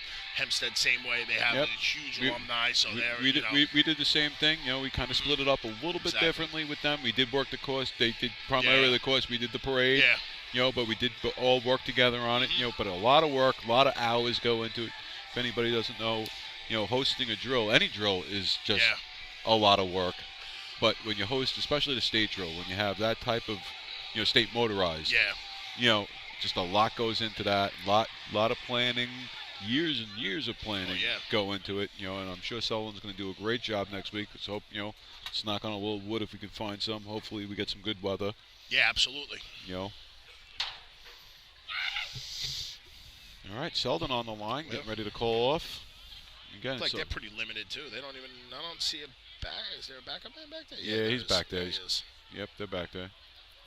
Again, a little slow like on them. Yep, they're off though. They're off. Again, it's always fun seeing these teams that don't run these events a lot. There you go. Yeah, nice little target hit. Nice little run there. I think it's be on the outside looking in, but. Time for Selden. 10.35. Maybe I was wrong. 10:35. That could be. No, it's right. The There's a ball's 9. 21 on your programs.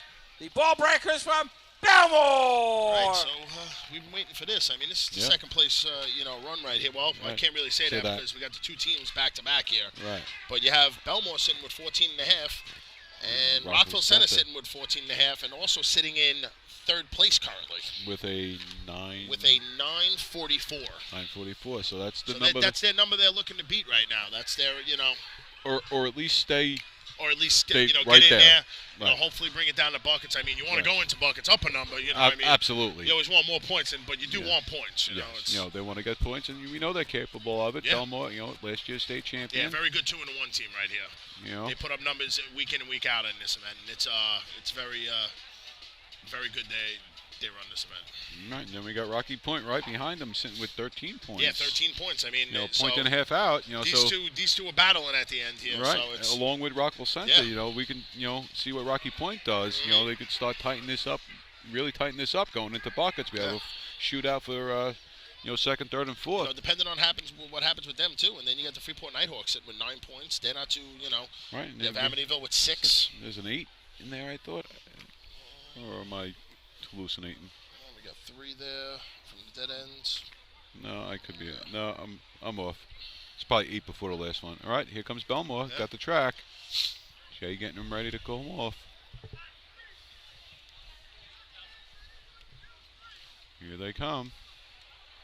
Got that Y together. That Y's down. They got water in both hydrants. You gotta see the hit.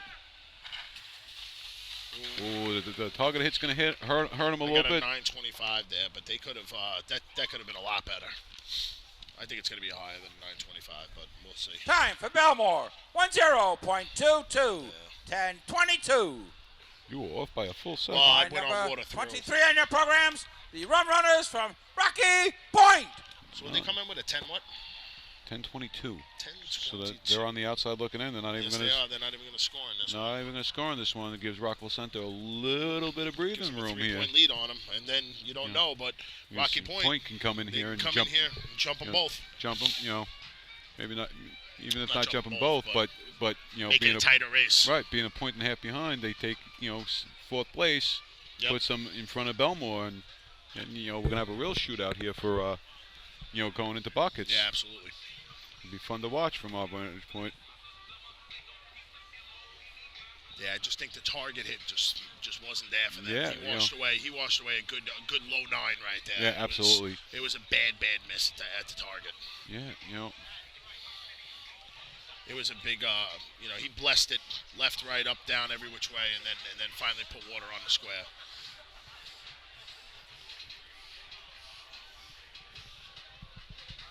So we got white flags down the track for Rocky Point now, who's looking to put up a good number here. Yeah, they want to get some points. Stay right there, right behind Belmore. I don't know their times for the year. I don't know if an 8:58 is in their wheelhouse, but I'm sure a 9:44 might be. Yeah, we'll see what they can do here. Here they come. Oh, the Y's gone too. Yeah. Nice hydrant hits. Yeah. Let's come down the target. Oh. Huh? Too bad. We'll see what it comes in. Yeah, we'll see. Blessed it a little bit, but I think it's gonna be a 10. I think it's gonna be a 10-0. Time for Rocky Point. 10.01. 10-0-1. Just on the Fortunately, outside. they're out too, so Rockville Center gains a 3-point lead on Belmore there. Miller Place moves up to 30 points overall on the drill. Strong day. Yep. And we'll get the official results from Bill Rouse as soon as he's done calculating.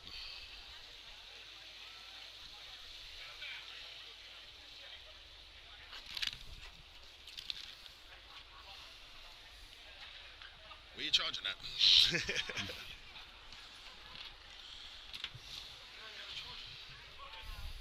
So as Benny comes up the ladder for the buckets event, Yep. he's going to be up here. Squeegees are going away for the night. Got to get a few buckets up here. Everybody Move the equipment. Results of the 2-1 contest. First place, 5 points, number 4, Miller Place. Second place, 4 points, number 3, Amityville. Third place, 3 points, number 7, Freeport Dead End Kids. Fourth place, 2 points, number 9, Rockville Center. And fifth place, 1 point, number 17, Bayville. So Bayville coming away with 1 point there. We'll see if we can get the overall standings from Bill. When you see.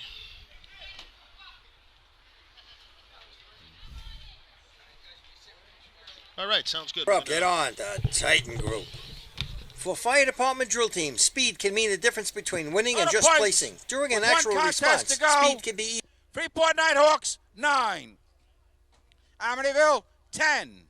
Miller Place, 30. Freeport Dead End Kids, 6. Rockville Center, 16.5. Baldwin, 1. Oyster Bay, 2. Point Lookout Lido, 1. Bayville, 1. Selden, 1. Belmore, 14.5.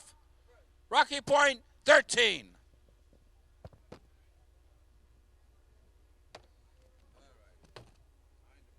For fire department drill teams, speed can mean the difference between winning and just placing. During an actual response, speed can be even more important. That's the idea behind Streetwise CADlink, the nation's first and fastest cloud-based mobile data software solution. Streetwise turns tablet computers into powerful, full-featured MDCs, providing incident mapping, hydrant locations, live apparatus location tracking, pre-plans, hazard waypoints, and more, all in just seconds. Call today for a free demo at 800-718-8027. Streetwise CADlink, the mobile response software that just works. How old is your fire department thermal imager? Thermal imaging technology is changing as quickly as your smartphone, and the time has come to upgrade your TIC. Coastal Fire System is the exclusive thermal imaging distributor of New York State drill teams and offers the full line of Scott, ISG, and FLIR cameras. Coastal is a one-stop shop for the best brand, so start the upgrade process with the longest-running sponsor of New York State drill teams. Camera servicing also available. Check out Coastal Fire System on Facebook or give them a call at 631-661-7515. Integrated Wireless Technologies is proud to be part of the 2015 season as the exclusive Motorola dealer for New York State drill teams. IWT is a Motorola manufacturer's representative and offers the full line of Motorola products to fire departments as well as David Clark headsets. IWT is your one-stop shop for custom radio solutions, licensing assistance, and top-notch service with fully insured technicians. Start your next radio upgrade with IWT. Check out their website at www.goiwt.com. With over 60 years of experience in the fire and rescue business, Nassau Fire Apparatus is known to be the leader in the industry. They are vehicle and equipment distributors who provide products, parts, maintenance, repairs from coast to coast. People working at Nassau Fire not only sell the products and services, but also work in the industry in EMS and as firefighter volunteers. You won't find a more dedicated and experienced team to align with than Nassau Fire Apparatus. Visit them online at www.nassauFire.com for more information. 2016 Fire Rescue and EMS Mega Show takes place February 20th and 21st at the new location, the Brentwood Sports Fieldhouse at Suffolk Community College. It's bigger and better, with many new vendors showing the latest, most up-to-date turnout gear and new products. Hundreds of vendors will be present to explain and demonstrate their product lines and services, along with the extrication competition. See you next February in Brentwood at the Mega Show. Jolly Tinker Hose Company is the new source for the best racing hose available. Each length is designed to withstand the demands of FD racing. Colored hose and double jackets now available. For more information, call 516-3 322-6366. Jolly Tinker Hose Company. We have tight hose. If you experience any damage due to fire, flooding, wind, or mold and need help, contact SOS Emergency Services. SOS is the exclusive emergency mitigation company for New York State drill teams. It's family owned and firefighter operated. SOS has a friendly working arrangement with all insurance companies, so call 631-486-7979. SOS Emergency Services for the right help in your time of need. Since 1973, Fire News has been a proud supporter of the time-honored tradition of New York State drill team racing. As they celebrate their 42nd year of publishing, they are honored to be the official publication and online coverage of New York State drill teams. Look for ongoing coverage in Fire News on firenews.com and on Facebook, Twitter, and Instagram. The Inn at New Hyde Park, Long Island's premier catering facility, is the first choice for weddings, parties, and corporate events. Owned and operated by local families and firefighters, it sets the standard for supreme service, gourmet cuisine, and style. The Inn's restaurant, Brasserie 214, takes you on a culinary road trip through Europe with our world-renowned chef and an unmatched international beer menu. To book your next event or to celebrate after a tournament, go to www.innatnewhydepark.com or brasserie214.com. Open table or Facebook, or call 516-354-7797. With over 25 years of service in the fire industry, High Tech Fire and Safety continues to be a proud sponsor of New York State drill teams. High Tech has been honored to serve as master distributor for Morning Pride products, including state-of-the-art bunker gear, USAR gear, EMS gear, helmets, gloves, hoods, and boots. In addition to Morning Pride gear by Honeywell, High Tech also provides quality products including ISG thermal imaging cameras and CMC rescue products and Deuce rescue systems, providing your fire department with the highest level of support and service for all your personal protection equipment needs. For personalized demos, speak to a certified sales specialist. Call 631-777-5170 or visit hightechfirenewyork.com. Fatty McGee's in East Islip. Wednesday is ladies' night at the best FD Racing Bar in Long Island. Stop in anytime for a drink with good company, a great lunch and dinner menu, and of course those famous Fatty's wings. The groundbreaking FDNY electronic accountability system is now available to departments nationwide through Motorola, and SDI is the company behind this game-changing technology. Now, SDI has paired with New York State volunteer departments including Central Islip to solve the challenge of accounting for members who respond after the tones go off. Keep track of your members on your next big incident with a proven solution designed with the New York State Volunteer Department in mind. For more information, visit systemsdefinition.com and firegroundaccountability.com. The Bill Fox Company has been in business for over 60 years, specializing in custom championship rings, watches, badges, pins, and awards. The Bill Fox Company.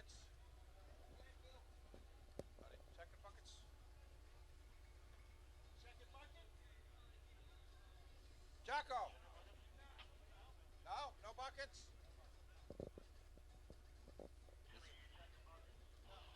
No. The next contest to be run is the buckets contest. The state record is 19.68, and it's held by Central Islip. Attention all teams, attention all teams. The handle on the gate goes towards the tub. The handle on the gate goes towards the tub. First team on the line, number one on your programs, the Nighthawks from Freeport.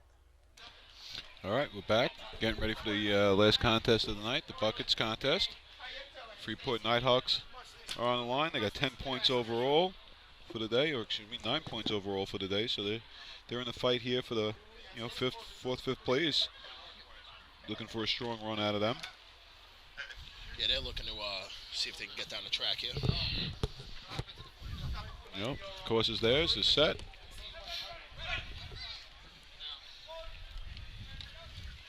All right, they're approaching the ladder. First man's on, second man. Oh, second man slipped. They're getting up the ladder. All set. Starting to pump.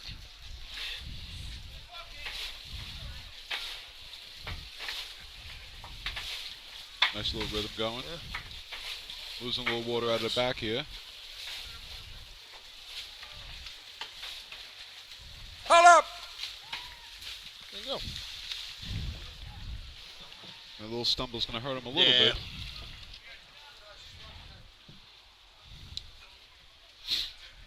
Time for Freeport, 27.56, 27.56. And we'll see, you know. I mean, it's not always Line crazy number numbers. 3 on your programs, the Villains from Amityville. Respectable run, you know, Yeah, 27. it's not always crazy numbers. Oh, Amityville's got some fans in the house tonight. Haven't heard them all night. No, they're sitting with 10 points They're right sitting now. with 10 points. I mean, they're actually sitting 1, 2, 3, 4. They're sitting in 5th place right now with 10 points. You know, they got to beat out Freeport, though, Yeah. the Nighthawks. Yes, they do. You know, they got to put up a nice, strong run here. Yeah. I don't know what they're capable of. I haven't seen them this year. Everybody said, you know, the bucket times aren't always that great with the Old Fashioned, but I mean, you know, 27, hey, it could be, you know. A lot worse.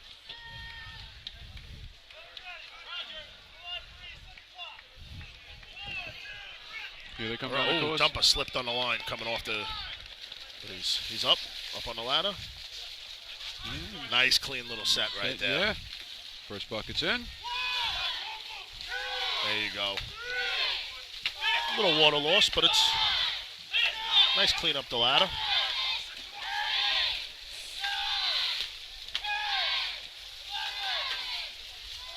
Ooh, Hold it up. tripped on the end of 12 there.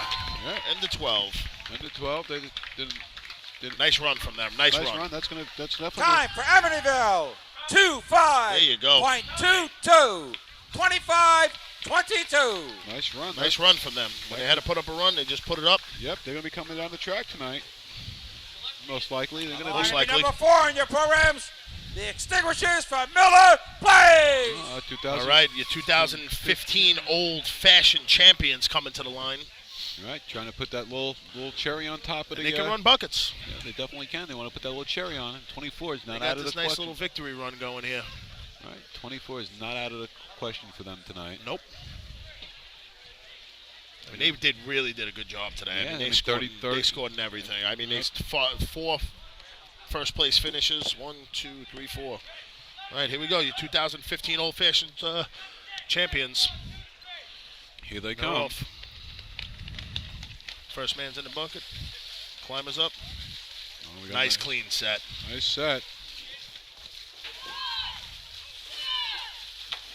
A little hitting the ladder, but Yeah. seems like he's throwing a lot of water out with those buckets. Tripped on the under 11. That's probably a low 23 or a high 22. Good for them. Yep. It's like we said, the cherry on the top. Yep. Time for Miller Place. 23.08. There you go. 23.08. Yep. Nice run from them. You know, it's going to be tough to beat here Yeah, tonight. definitely. You know, so they'll Line do. to be number 5 in your programs, the Bachelors from Jericho. Congratulations to Miller Place on Yes, their absolutely well deserved. on the 2015 You know, minimum. Old Fashioned Champs. Not that I see them getting beat out, but a minimum of 30 points, most likely probably 34, 35 points on the day at the state drill. They're looking at 35 points. That's what they're looking No. at right now. If that bucket shot holds up. Right, at a state drill, Yeah. no one here is ever going to argue anything No, about it. that's a good day. Here comes Jericho on the line now, getting set up, ready to run. Here they come. Right, Dumper's off. A little slow. little traffic jam at the bottom of the ladder, but they're set now. I think the middle guy's one rung too low. Yeah. He's going to set himself up. There you go. Now he's on the right one. Yeah, it looks like definitely a little confusion on the ladder here. Yeah. But again, they came out today. They're competing in the drill. Yep. You know, they can complete all 8. We'll slow down on the buckets here. Definitely losing a lot of water on the ladder here. Hold it up, gentlemen. You have overtime.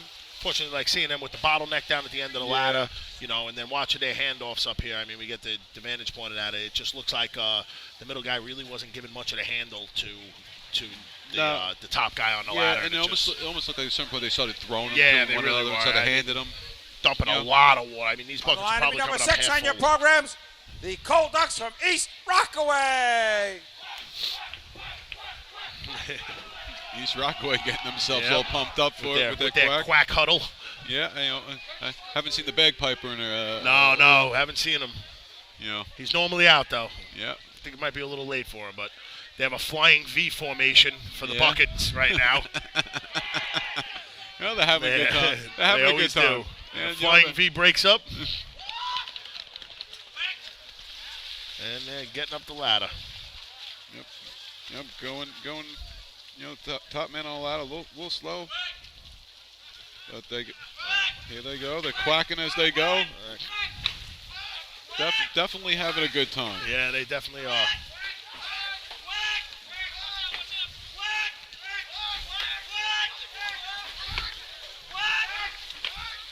And they are quacking away on this ladder. Yep.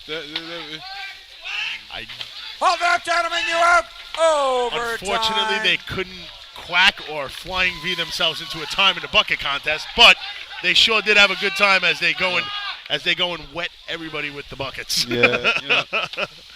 Getting a little carried away there at the end. Didn't get a time. If they definitely had a time, they would have gotten flagged on that. But let's they were here. They were enjoying themselves. They're just trying to have a good time. We got Freeport Dead End kids coming up to the line right now. Yep. Still, a little bit of a disappointing day for the kids. They're sitting with 6 points, though. I mean, it's not number 7 on your programs. The Dead End kids from Freeport. Definitely capable of a good time. Definitely a good team.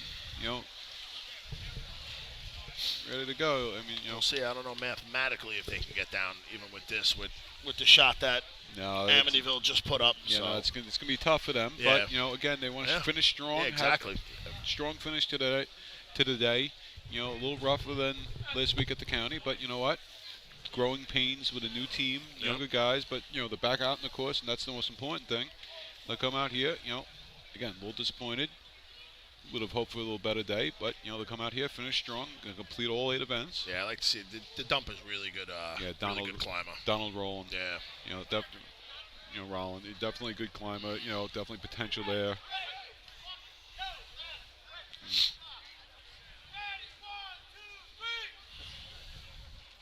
Here they come into the ladder. And he's up and gone, too. Yeah. Nice little set for them, too. Yeah, not bad. Pretty good water discipline. Not too much loss, but it's losing a little bit, but they're still going.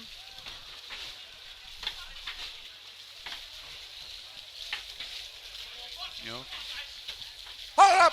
Oh, there you go. Yeah, that's gonna It's gonna be a nice little time for them. They should be happy with 25, that. 26, I'm gonna guess. Time for Freeport. 25.43. 25-43. Nice time for them, though. Yeah, again, like we keep saying, new team, young team. Yeah. Coming out here. Dumper did a really good job up here, tossing them down. Line to be number 9 on your programs. Right down the center of the barrel. The Woodlanders from Rockville Center. Rockville Center looking to lock up that second place right here. Yeah. Needs a nice strong run, but Belmore, still, still within reach here. We'll see what we They're got. still sitting with 14.5. Belmore. Rockville Center's with 16.5. So. Definitely capable of putting up a strong run here.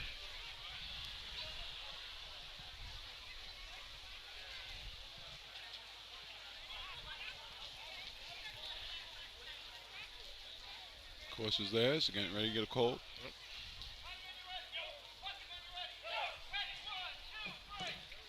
And they're off.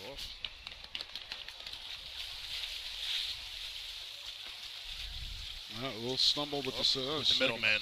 Middleman's.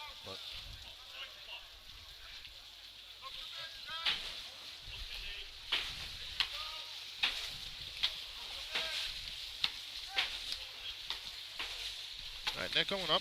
Yeah, Not they're too definitely much water loss. No, they're definitely got a nice rhythm on the ladder. Set took a while, but they're got a nice little rhythm going. Hold it up. Not the run they were looking for, but they're definitely going to be coming down the track tonight. So. Time for Rockville Center. 3-2.19. 32-19. Said it was a big stumble by the middleman. It took a while to get that first get, bucket up. That first Line bucket I had to number 10 on watch your on was about programs. 14 The minutes. Tumblers from Lynbrook. That's what's going to get you. Yeah. So we got Lynbrook Tumbles on the line.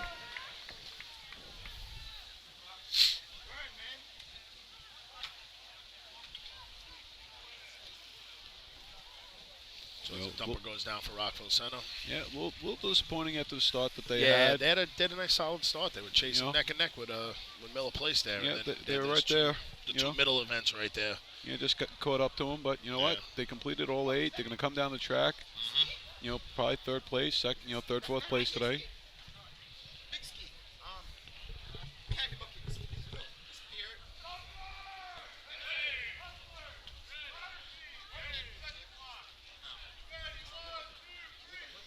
All right, here comes Lynbrook. Definitely a little log jam on the bottom of that ladder there.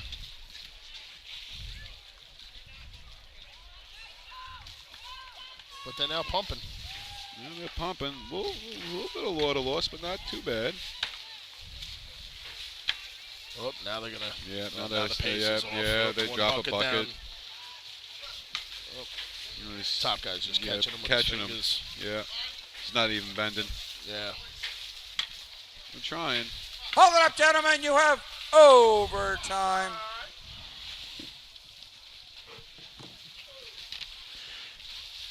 All right, here come Tomcats on the line now. Again with again. On the line to be number 13 on your programs. The Tomcats from Baldwin. Yep. Again, young team. Not a lot, just getting some experience coming out here on the course. We'll see what the boys can do tonight. Not really. Junior, stop touching my table. All right, the course is Your Baldwin's. table, actually. Let's see. And here we go. Bolden's off. Dumper attacking the ladder. Oh, and he pays for it. Yep. Yep. He's gonna feel that one tomorrow. Yeah. He slipped into the ladder. It's all right though. Yeah, carried a lot of speed into that. Yep.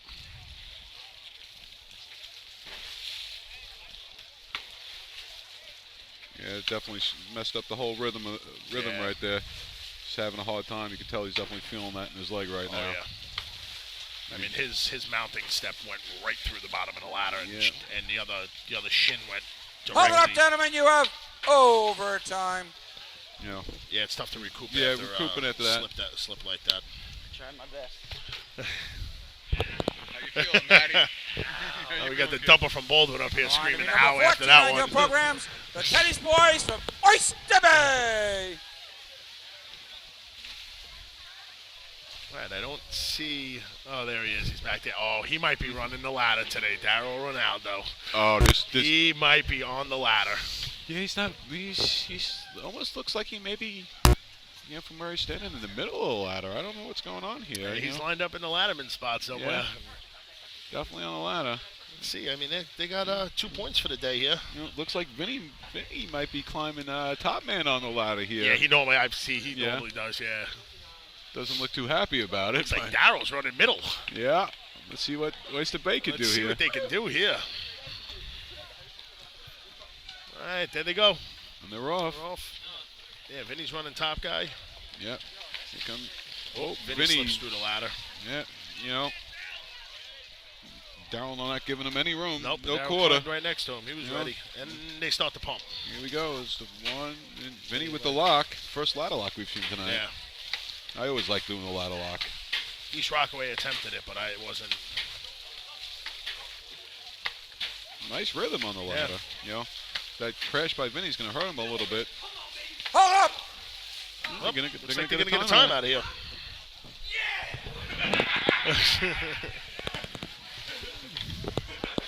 Time for Oyster Bay. Man, you all right? 3-1.96. 31-96. Wasn't it overtime? 31-96. They're going to take it. They're going to laugh about it. Definitely getting a few giggles out of the guys up here. Yeah, On the the line slip to be though. number 16 slip on your hurdle. programs. Yeah. The Night Raiders from Syosset. After that, the pace was moving. It was good. Vinny locked in, got it. Daryl in the middle up there doing his job. Fuzzball with the call. We got Syosset on the line here. Get ready, come in. We got Mac Koopman. Is it Matt? Yeah, he might be running. It's a Koopman.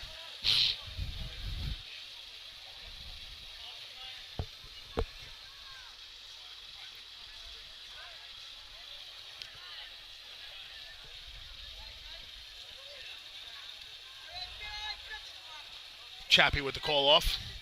And Sayas, it's off. Here they come. Let's see what they can do. Koopman attacking the ladder. Nice smooth climb. And he's up. Second man, He's up and off. A little bottleneck with the second and bottom, middle and bottom. Yeah, in the bottom, but, they make it up. There we go. Hurling the buckets off the top of the ladder. Ooh, like he's trying to hurt somebody here. Being angry throwing those buckets.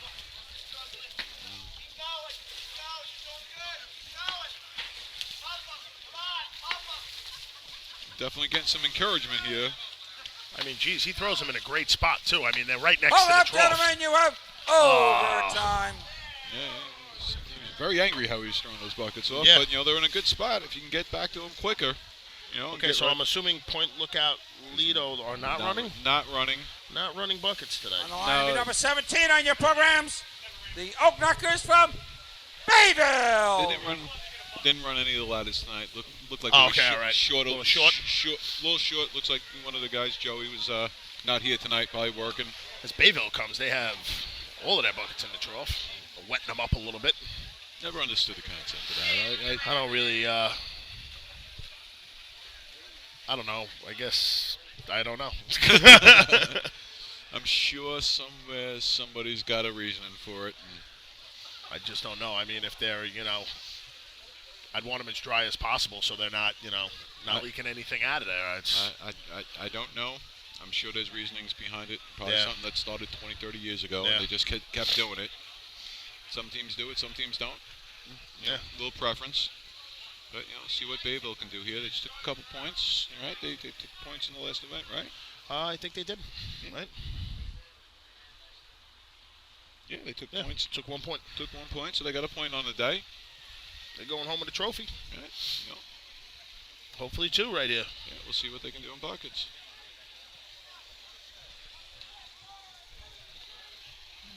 All right. Here they come. Off. Dumper's on. It's off. Yep. Little log jam at the bottom. Yeah, second man. The top man on the ladder got a little jammed up, but they're here. They're up. First bucket's in. Guys, nice little pace going here.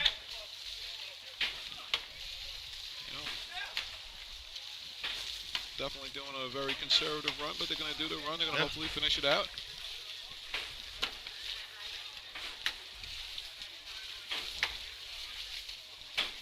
Hold up.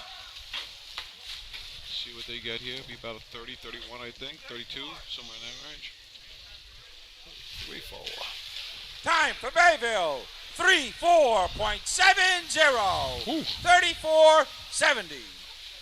Almost heard those ugly words, but they got it in. On the line to be number 19 on your programs, the Stump Jumpers from Medford. Looks like we got Medford on the line, and then we got Belmore. Belmore looking to try and, not going to win the drill today, but they could come back after, with a strong second half of this drill and secure themselves a second place. So we got Plainview not running either. They don't look like they ran ladders the first 2 ones either as well. Okay. So they're gonna take a pass on the bucket brigade today. Yeah, sit back, enjoy. All right, here comes Medford. Into the ladder. Another little log jam on the bottom. And the lifter is nowhere near the ladder. Yeah, he's a good foot and a half away from leaning them back. Yeah, he's definitely, his back is going to hurt him tomorrow. Yeah.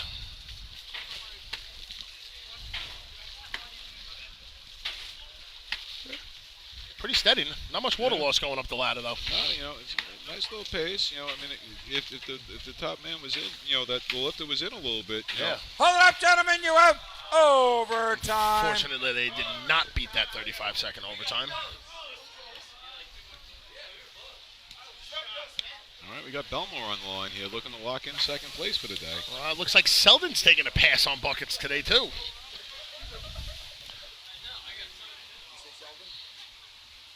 On the line to be number 20 on your programs, the Slowpokes from Selden. All right, for them to come in second right now, they need to beat a...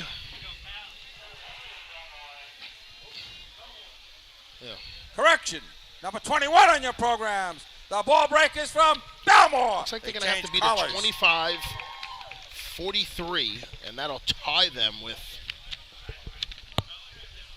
Oh, no, that'll bring them into second place. All right, yeah. So See what they we'll can do. Trying to get a second place shot here. They got the chance. Got to beat Rockville Center, and that Miller Place run is a tough run, but definitely a nice little slip there. Yeah. But they can make it up if go. they pump it up. Drop bucket into another one. Delayed bucket.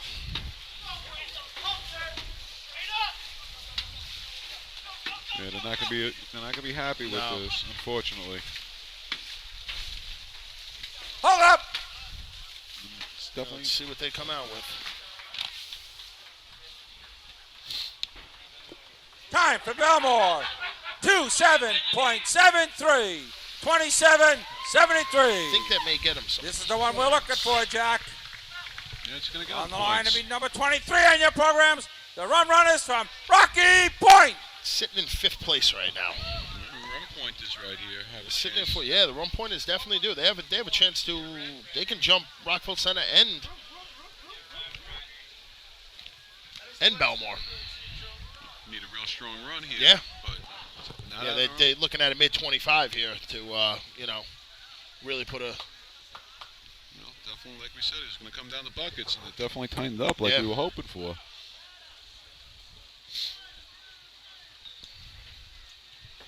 All right, here they come.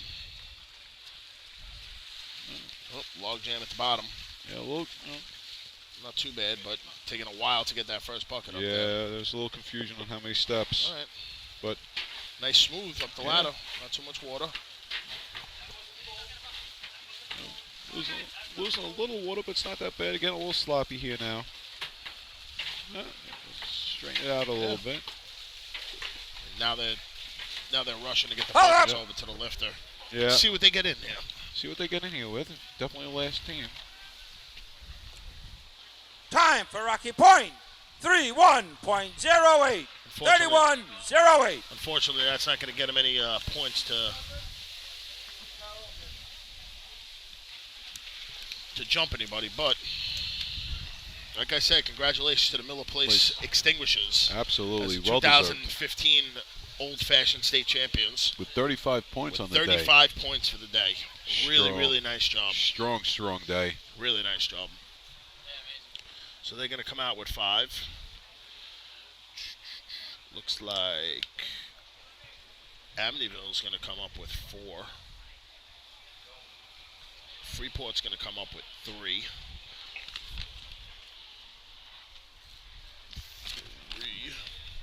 And the 2756 is going to come up with 2 from the Freeport Nighthawks.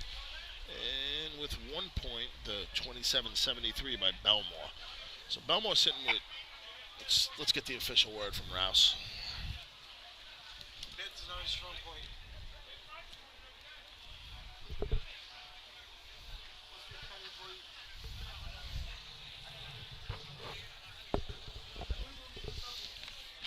Yeah, the officials just double checking the mouth, double checking the math, and we'll see what we have. The equipment. Results of the buckets contest. First place, 5 points. Number 4, Miller Place.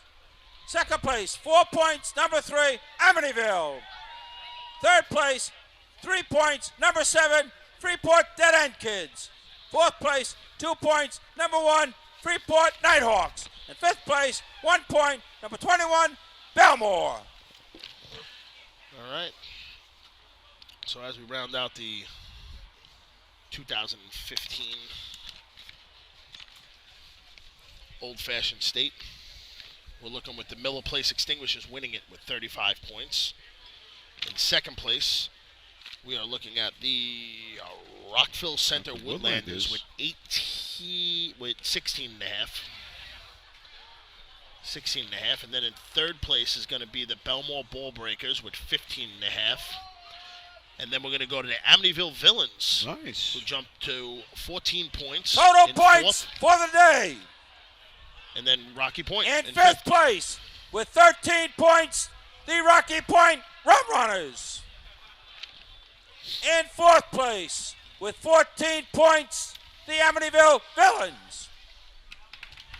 In third place with 15-1 half points, the Belmore Ball Breakers. In second place, with 16-1 half points, the Rockville Center Woodlanders. And in first place, with 35 points, and a 2015 New York State Old Fashioned Champs, the Miller Place Extinguishers. Well, congratulations. Well-deserved victory. Well-deserved. Right here. And next Great week, day. Don't forget to 9 come a.m. out. Outer Ridge for the Don't forget to motorized come out state tomorrow tournament. for Have a safe trip home. the Hempstead invite, and safe home to everybody. Thanks for listening, and have a good night. Take